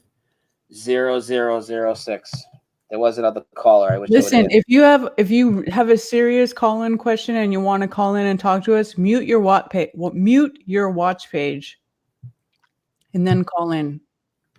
Otherwise, fuck you. Yeah, I'm not gonna put up with it. You know me. I'm not gonna have a train wreck of a show with sound problems. So I'm not gonna. There's too many trolls. There's too many trolls that call in here because we're over the mark. So if you want to be taken seriously, mute your watch page and call in and ask your question, and don't be dumb. And no more unknown calls. I won't even answer it next time. No more unknown calls. It's a waste of time. Who else tried to call in? Call back. Carla said she called. We'll let her call next, Carla. Jesus, I almost said the number. Hey, this is Brian. What's up? Who's this? It's Carla. What's up? Hi, Carla. Your number didn't come up like kids. Your number's not coming up like it does. It's a different number. Well, it should come up. It's weird. You know how I can never call in unless we're on Messenger. So, anyway, what were your skies like last night, you guys? Do either one of you have clear skies? Last night, I don't know, Carla, because I took a nap at some point, like in the middle of the night. I worked. What did I do? No, I did that show with Jason all day long, like 4 hours, and then I napped. Right. I didn't really see the skies. What about Karen? Hold on, Karen. Yeah. You want to answer her? My skies were clear last night, as far as I know. I went outside not very long because it's very cold where I live, and I'm a big weenie when it comes to the cold. But I did go outside with my dog to take my dog outside, and it was pretty clear. Did you happen to see Sirius last night? Did you have a good view of it? I wasn't even looking for Sirius, to be honest. Yeah, it's in the south this week at like 10 p.m. So it's like directly south with my compass on my phone. Mm-hmm. It was coming up above the tree line last night, and it was huge. it looked like 10 stars together or 3 planets. I mean, it was just so bright. And Brian, it was doing that disco ball thing. Yeah. It was as big as that star, you know, from like 2016, the one that, you know, they kept saying was Venus, and there's no way it was Venus because it was, you know, in the wrong part of the sky and everything. So anyway, it was kind of like, I mean, it was just so bright, and it was doing that disco ball thing, and it looked like it was moving around up there. So it blew my mind. I came in and got my camera, and I can barely walk. I haven't been out of bed or out of the recliner for like going on a week now, and it's like killing me to stand up. But I had to get out there and take a picture of it. But when I got up this morning, there were tons of people that had taken a picture of it, and they all thought it was UFO. So it was like on all these UFO pages and stuff. So I sent you some pictures of it, but I didn't know if you happened to see it because it was just one of those moments. It's like, whoa. And you know how we always talk about kind of feeling a connection to, you know, a particular star. It was kind of that thing. And then I started getting a little bit creeped out by it, and my back was hurting, but I came in. But I was just wondering if you guys had seen it. I sent both of you guys a messenger with the picture. No, I hadn't. I saw that with all the video and stuff, Carla. It was very cool. What did you take that video? I took the video, and then I cropped it, and you know, I shortened the video, so I cropped it, and then a friend of mine cropped it again and enlarged it for me, and then I said, you know, it was so bizarre because my star finder, my star map, told me that it was Sirius, and Sirius was supposed to be more southeast, and this was directly south, 100% south on my with my compass. So anyway, they have a UFO channel, and they don't necessarily believe that UFOs are from outer space. You know, they think that they could be entities or watchers, or you know, I mean, everybody's got a different theory. They don't beat up on anybody for their theories there. But they have, and I have one in my apps too. It's like an EMF field detector. So you can take a picture of an airplane and there's no EMF field. You can take pictures of helicopters, no EMF field, birds, you know, those sort of, anything like that. But when we snap pictures of orbs and stuff, like I get a lot of pictures of orbs. Yeah. And when we take pictures of orbs, they always have an electromagnetic field around them. And you can kind of see when they're either expelling energy or drawing in energy with this app. Wow. It's like V2K, I think it's called. Yeah, I need to get and that. then the other one is, the other one is Elysium or something like that. But anyway, I sent Karen a video of it because it has a field around it. And stars never have an never have an EMF field around them. So I could take pictures of stars all night and they don't have an EMF field. But this one that my app, you know, I mean, see, it was the only star that it could have possibly been. It was the biggest star in the sky, and that app is usually right on. It's the biggest star in the sky last night. It was so bright, but it had a huge EMF field, which is really weird. So I don't know if anybody out there has, you know, if you have a camera, if you're taking pictures, and if you use any of these apps, if you use that, I mean, you can definitely pick up an EMF field immediately. So inanimate objects, like man-made objects, do not show a field.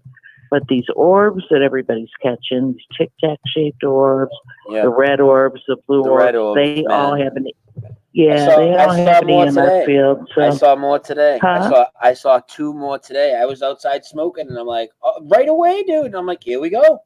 One's just fucking coming up over that spot again. And it's like, dude, it's like so low. And I watched it change direction again.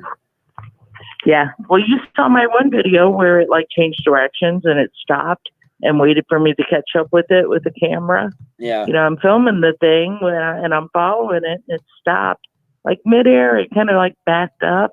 Yeah. And it was like, okay, well, come on. You know, it wanted me to follow it. And then I lost it in another cloud. But that's another one. You know, I've got dozens and dozens and dozens of pictures of those little white orbs now. And they all have an EMF field.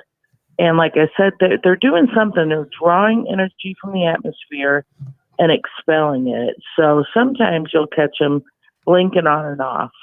And I think we're being I don't know if watched. it's when. I think we're being watched is what it is. We're being observed by Oh, these things. yeah. Yeah, and I don't know what they are. I don't know if they're watchers. I don't know. I mean, they're definitely not man-made, whatever they are. They're not man-made.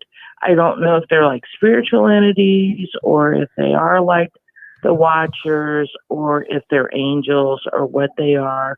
Sometimes I feel, I feel good when I see them. Sometimes, I feel joyous or I feel blessed. And other times when I see them, it's kind of an ominous, dark feeling. So this thing last night, though, it was like super, super cool. And I was feeling really good. And then all of a sudden, just a negative energy came over me. And of course, like I said, my back was hurting, but I felt like I needed to get my ass back in the house. I wasn't out there more than 5 minutes. And I was like locking my door and looking out, peeking out my window. But it was so bright and so big. And it was glowing bright, like an emerald green at first. Mm-hmm. And then it went through the red, yellow, or red, blue, and green, red, blue, and green, red, blue, and green. And it seemed like it was moving. And then as soon as it noticed that I was paying attention to it, it sat in one spot and didn't move. So it could have been a trick of the eye or whatever, but it was putting on quite a show. And it reminded me of that 2016 star that creeped everybody out. I remember. You know, we all, I mean, it wasn't just us. This is way before I met you. And I think we might have talked about it in Scarab's chat. I don't know if it was Scarab's chat or maybe Jay Chris. I don't know if Scarab was around back then. It could have been Photo's chat, but I did talk to somebody about it in the chat. And there were, hundreds of people in different chats that were saying, I don't know what that thing is, but it's creeping me out. And it was on the opposite side of the sky that Venus should have been in. And it was not at like 9 o'clock at night. Venus is a morning star. Yeah. If we see Venus at night, it's something rare. And it's usually when the planets are aligned. And it should be impossible, honestly, if we're spinning away, facing away from the sun, and Venus is in between the Earth and the sun. Their excuse of why we see it at night at this little.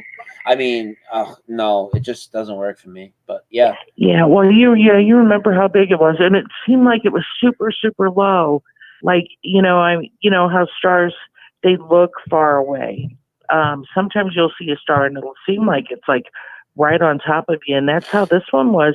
Not only was it huge, but it looked super, super low. It was to the point where that it looked three-dimensional and it felt like it was vibrating and felt like it was right in the atmosphere back. I'm talking about the 2016 one. And that one that I saw last night kind of had that same feeling, like it was way closer than it was supposed to be, like 8.6 light years away or something. I don't know what that equates to, and how many millions of miles, probably 66.6 million miles according to NASA or something. Oh no, you'd definitely be in you'd be in at least the trillions with these ridiculous. Yeah. Oh yeah, because trillion, gazillion. Yeah.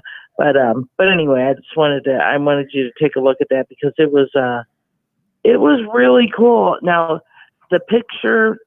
The second video, there's like a video where it's small and then I cropped it out and then he cropped it out and made it much bigger. The second video where it's much bigger before he shifts it over to the electromagnetic field, that's what it looked like to the naked eye. And that's exactly how I remember the other one. It was bigger. No, I don't see any videos. I don't have any videos I don't have any videos from you in my inbox. It should be in your messenger. No, Karen, do you have them? Yeah, she sent me her stuff. I don't have it. Can you screen share, Karen, or send it to me? Yeah, do the second one, Karen. I think you can see the one that's got there's one with a tiny little dot, and then there's the next one that is the one that looks like it's underwater. It's got that in the firmament kind of look where it's just glittery and sparkly. That's the one that he blew up from my smaller version for me. And then after he did that, that's when he ran through the EMF field. You can show the EMF field one if you want, but I'm going to put you guys on. So let's see. Can you guys hear me? Yeah, we're putting it up right now. Hang on, let me just get the comment out of the way. Do you have it up? Yeah, it's up. It's up. All right. Yeah, I guess I'm lagging or something. I don't see it. Oh, you're always going to be behind, Carla. There's a huge delay. Yeah. Dude, I'm on my phone. I don't have my laptop up. I'll go back and check out the replay though. So yeah. So anyway, I don't want to not go, but yeah, I just be watching for it. Like, I don't know, it might be a little bit too late for it now, but maybe like between 10 and midnight or something is when I saw it last night. So I just want to see how long it hangs around. It's that bright. So anyway, that's it. Me and Tim are just sitting around. He's on the computer, and we have live PD on.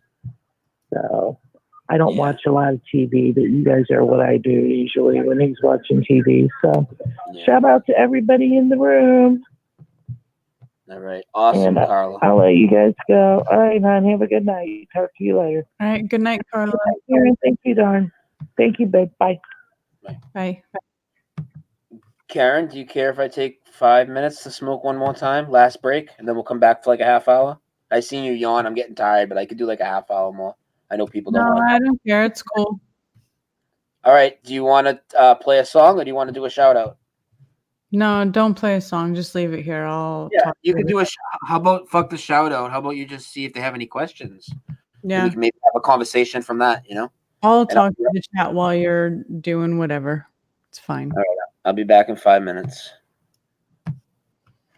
Is fine. Se bueno. Oops, Evan, I accidentally hid your comment and I meant to show it with all your little emojis for Carla. I'm sorry. Carla will, however, be able to see it because she has a wrench. Right. Oh my goodness, what is going on? Hold on.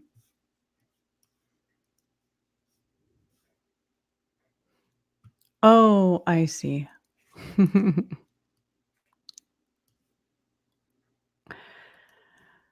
getting messages from a very special someone.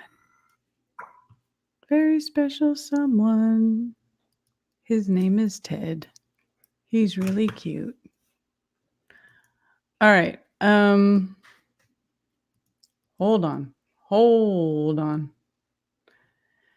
Shout out. Let's do shout outs.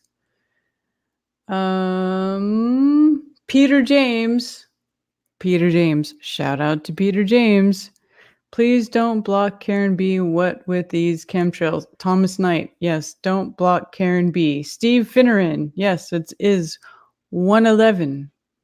Now 1:12 Eastern Time. Tommy, tell the truth. Carla, you didn't plug our show. Does Tommy and Carla have a show thing going on now? That happened on Carla Red Pill's show? Bohemian Grove. Want to hear about... You want to hear about Bohemian Grove? Good Lord.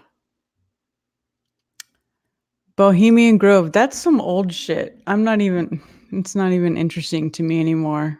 Those old crotchety bastards going to Bohemian Grove, fantasizing about effing little boys. Screw them all. Screw everyone that goes to Bohemian Grove. Swee's Music, Light World, Michelangelo, David Wolf, True Detective, Emissary 35, Brian is smoking his joint. Yeah, he might be. Steve Finneran, Michael J. Smith, The Truth Seeker 69, Carla Redpill, Ryan Etherton, Don Seymour, Tommy Tell the Truth, Outcast, Ike Diaz, Evan 5935, Telling me tell the truth again. Doc Michael again. Dennis Branham. Hello, sir. Spirit Sealed. Peter James, Bigfoot. Yeah, we are gonna do a Bigfoot stream. I've got so many requests for doing a Bigfoot show. We are definitely gonna do a Bigfoot stream, and it's definitely gonna be on my channel, and it's definitely gonna be fire, and it will definitely only be Bigfoot. Because Bigfoot, aka forest people, they deserve their own show. 100%. It's gonna be definitely interesting, and it will definitely tie into flat earth, and it will definitely make you question reality, because that's what Bigfoot does. It makes you question reality. Michael J. Smith. Fucked audio. DITRH found globe truth friction. What are you saying, fucked audio? Do I need to ban you? Hi, Michelangelo, True Seeker, Don Seymour, DJ Noriega, Secret Asian Man, Carla Red Pill, Ted Summer. Hello, Ted Summer. Ted's my favorite, FYI.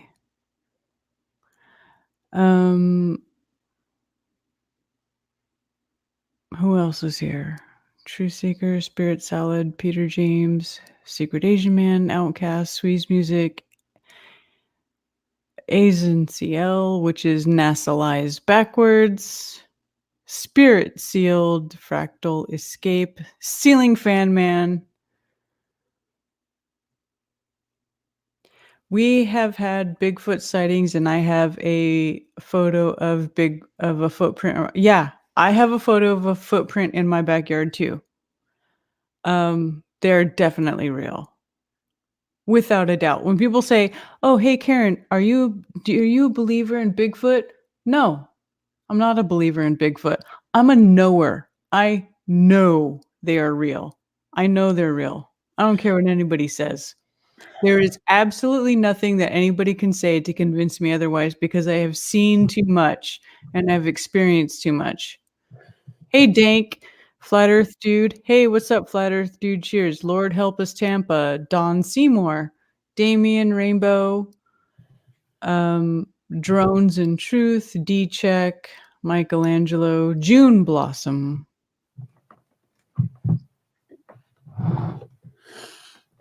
So, yeah.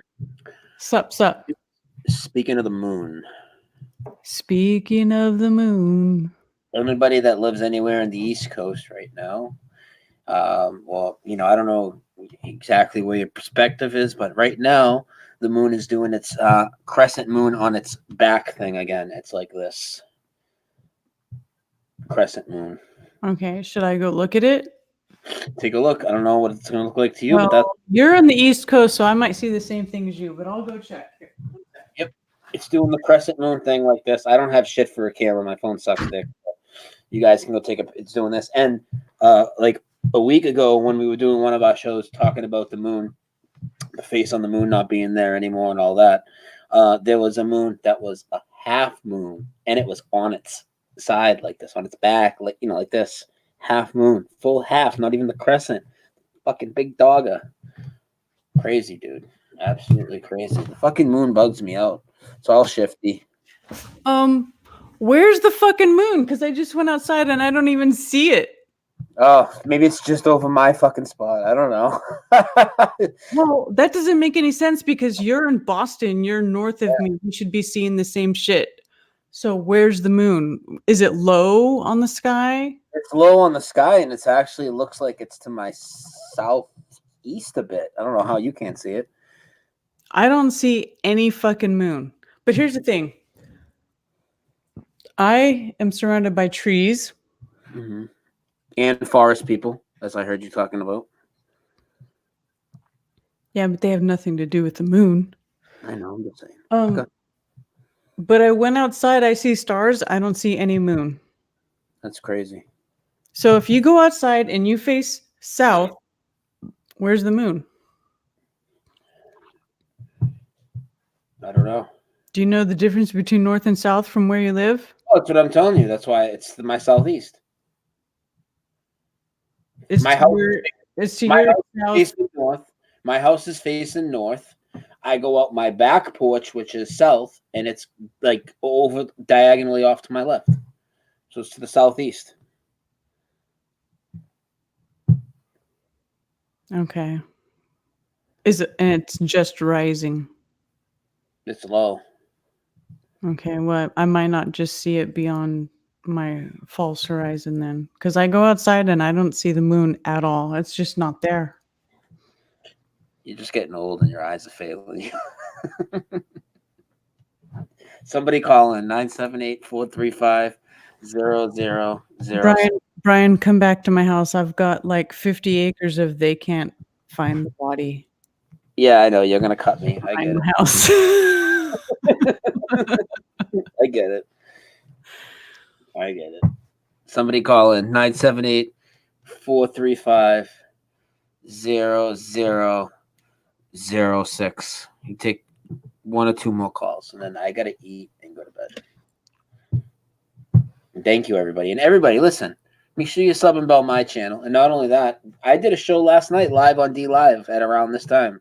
So a lot of you probably missed that. Even if you sub to my channel, you're not subbed to our Dlives. We've all set up shop over there as a backup plan. So let's get some plugs out there, mods, for our channel. I just want to thank again once in Atkinson for the artwork for our new background. Yeah, that shit's sweet. Don't unveiling this realm, Brian and Karen. Who's this? Hey, Staveley and Karen B, how you guys doing? Hey, who's this? It's Ideas. Hey, what's up, man? Hey, good, man. Good talking to you. I haven't talked to you for a while. Yeah, what's up? I got a question for you and Karen B, man. I'm going through a Mandela thing, and everybody I talked to about this remembers the same thing. It's the Tom Petty Strawberry Fields Forever. I wrote that in your chat a couple times. I don't know. Do you guys remember that or no? It's nowhere to be found. I remember the Beatles Strawberry Fields Forever. Did you say Tom Petty? Yeah, Tom Petty redid the song back in like the 80s or early 90s or late 80s or something. Okay. I remember I used to listen to it at night before I went to bed because we had like, 3 channels like everybody else. And now I can't find the song anywhere. Yeah, I don't remember it, so, honestly. When you put it in the chat, did a lot of people resonate with it when you put it in the chat? Hey. I put it in the chat a few times before, but I'll put it in the chat right now. But it's been bugging me for a while. I even did a live stream on it. I talked about it in a live stream. Yeah, I don't know. I don't remember it, but I just don't. I don't remember him remaking the song. But I'm not saying he didn't. I don't know. There's also a lot of songs too that, besides just the changes in the song, there's a lot of songs that people remember. And I know this is a different case because you do remember the old one and it's a remake. But there's a lot of songs now that people remember being done by certain people. Now they're attributed to other artists. It's fucking crazy. Yeah, it's a trip, man, on these songs that are changing, man. I don't listen to music anymore. Like all of us, we gave up a lot of stuff coming to FE, but that's really bugging me, man, because I remember it. I remember the whole thing, and he was even in that movie Waterworld. Because I know you talked about Waterworld with there's some Mandela effects in there, right?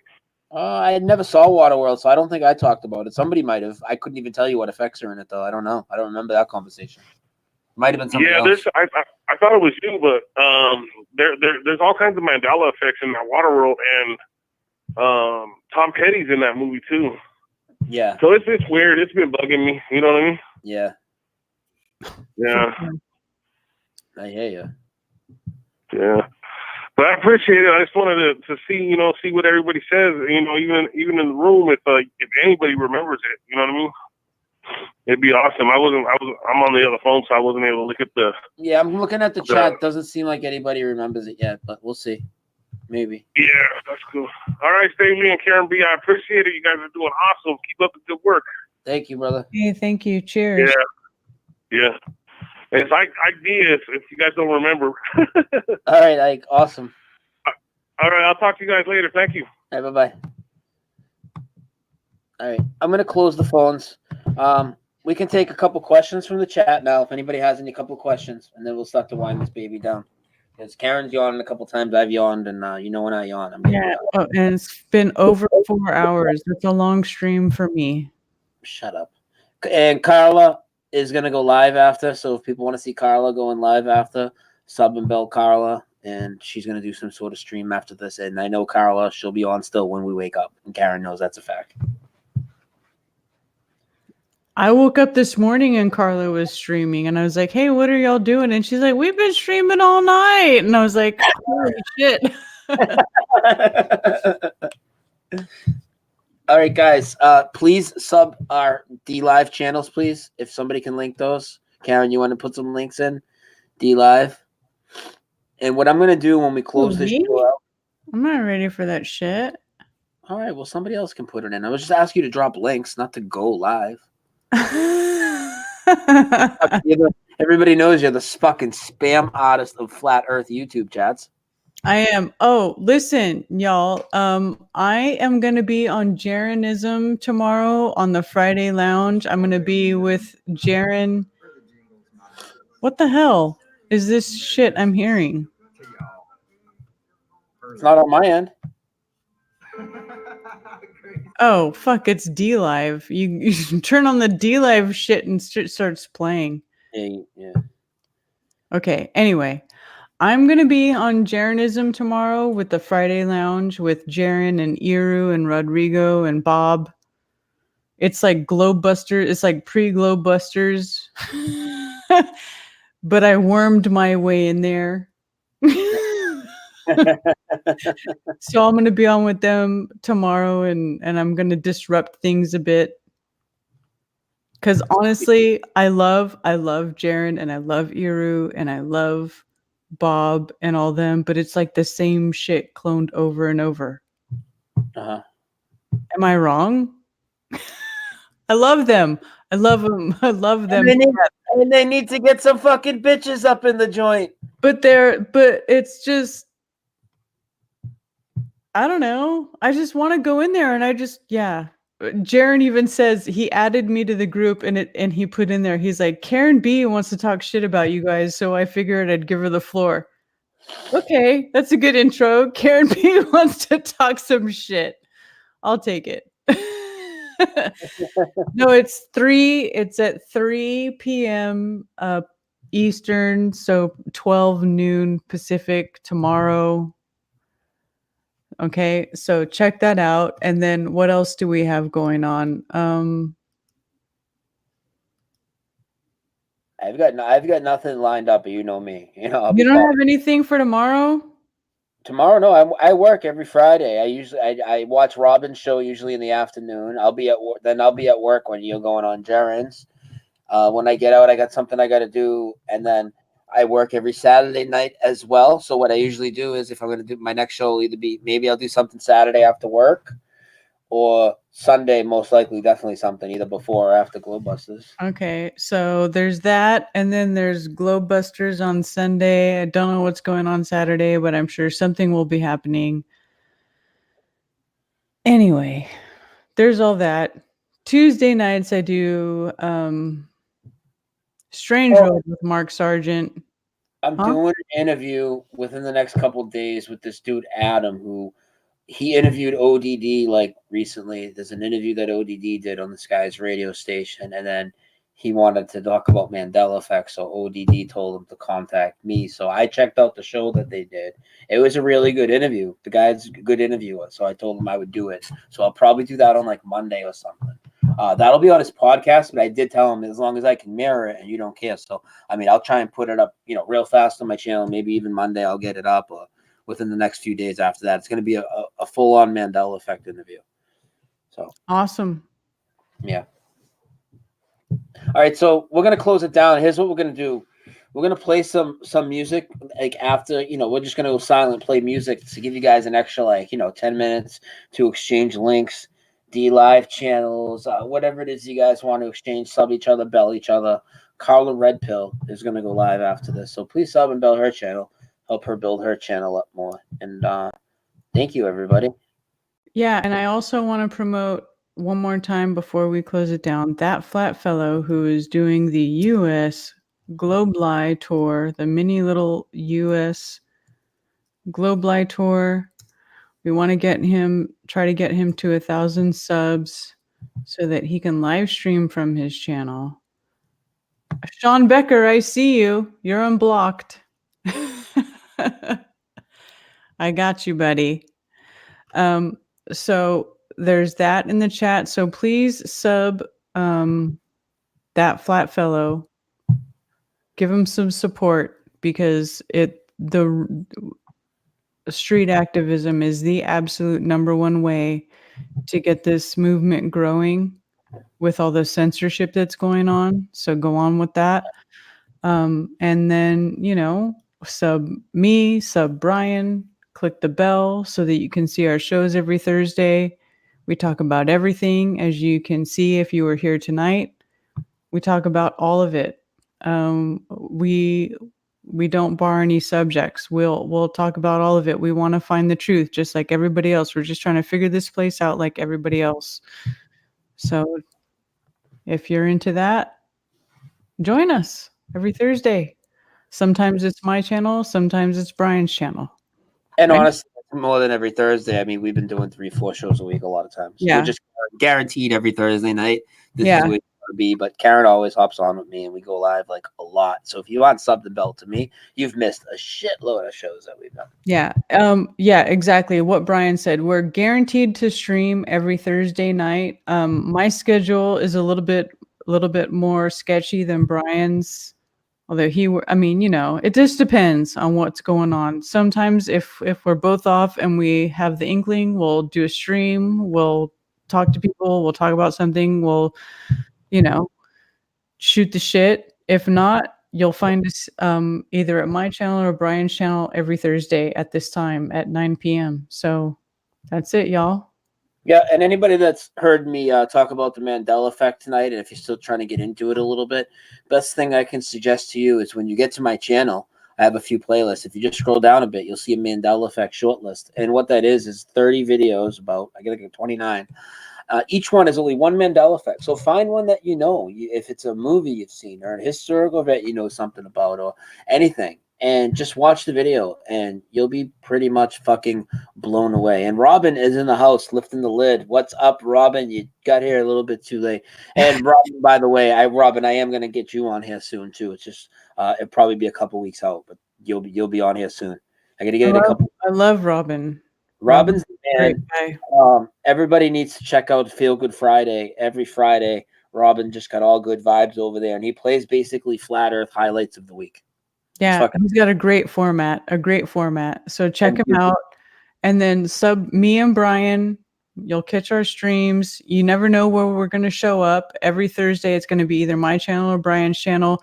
Brian's more Mandela based or whatever. I'm more flat Earth based, but we both talk about both of them. We both talk about this reality. We both talk about everything that's going on, consciousness, whatever it is. It's all connected. It's all connected. So, exactly. And on that note, we're out of here. I'll play some music as promised. I'm going to shut my camera off and we'll take you out with Flat Hood music and Musicians for Truth. And then the stream will end and I will see you guys later. Much love, everybody.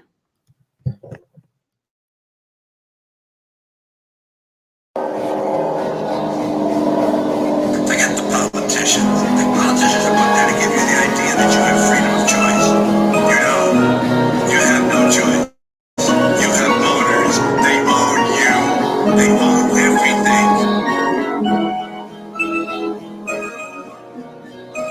They don't give a fuck about you. They don't give a fuck about you. They don't care about you.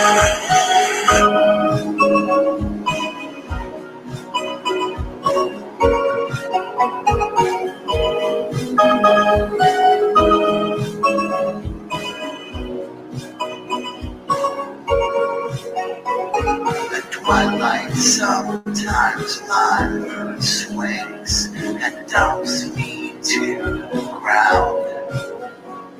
The weight of them bone, a heavy tension pressing down.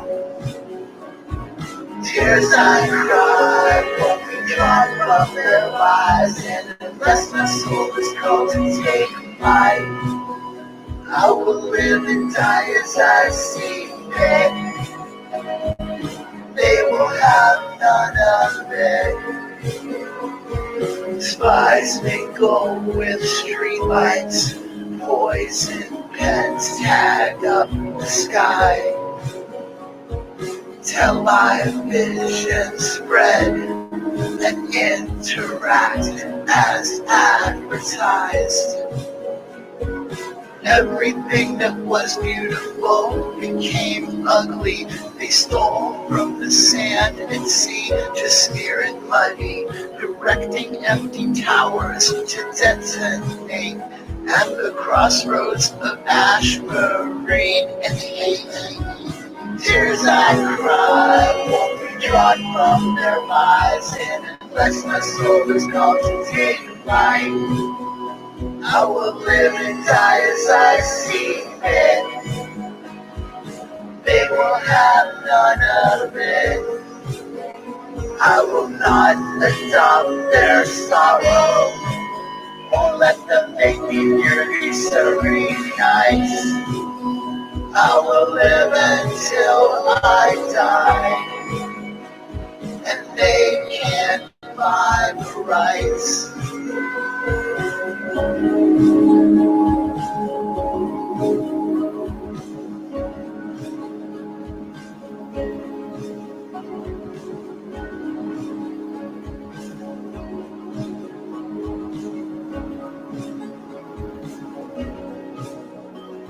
At twilights I feel down sometimes, as fear vibrations linger, like the refrain of a dark nursery rhyme sung by the ghost of a stolen singer.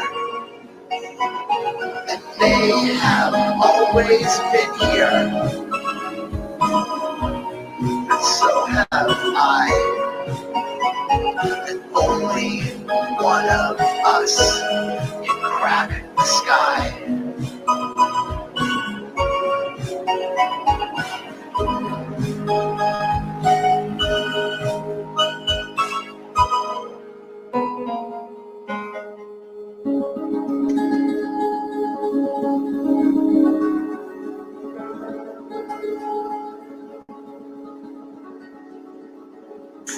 It's called the American Dream because you have to be asleep to believe it.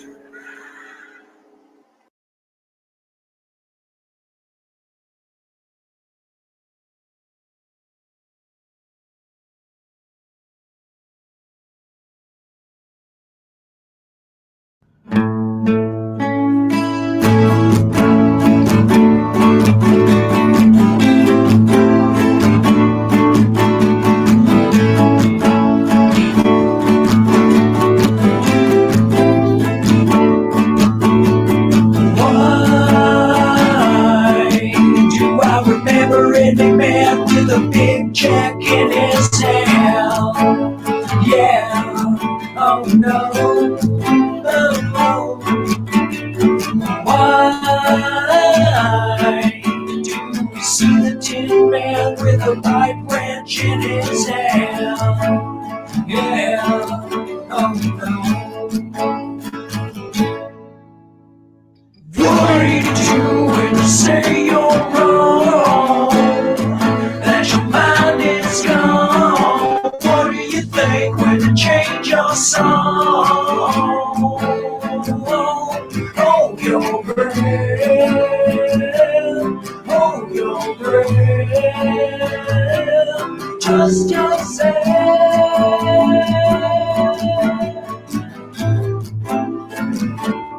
trust yourself.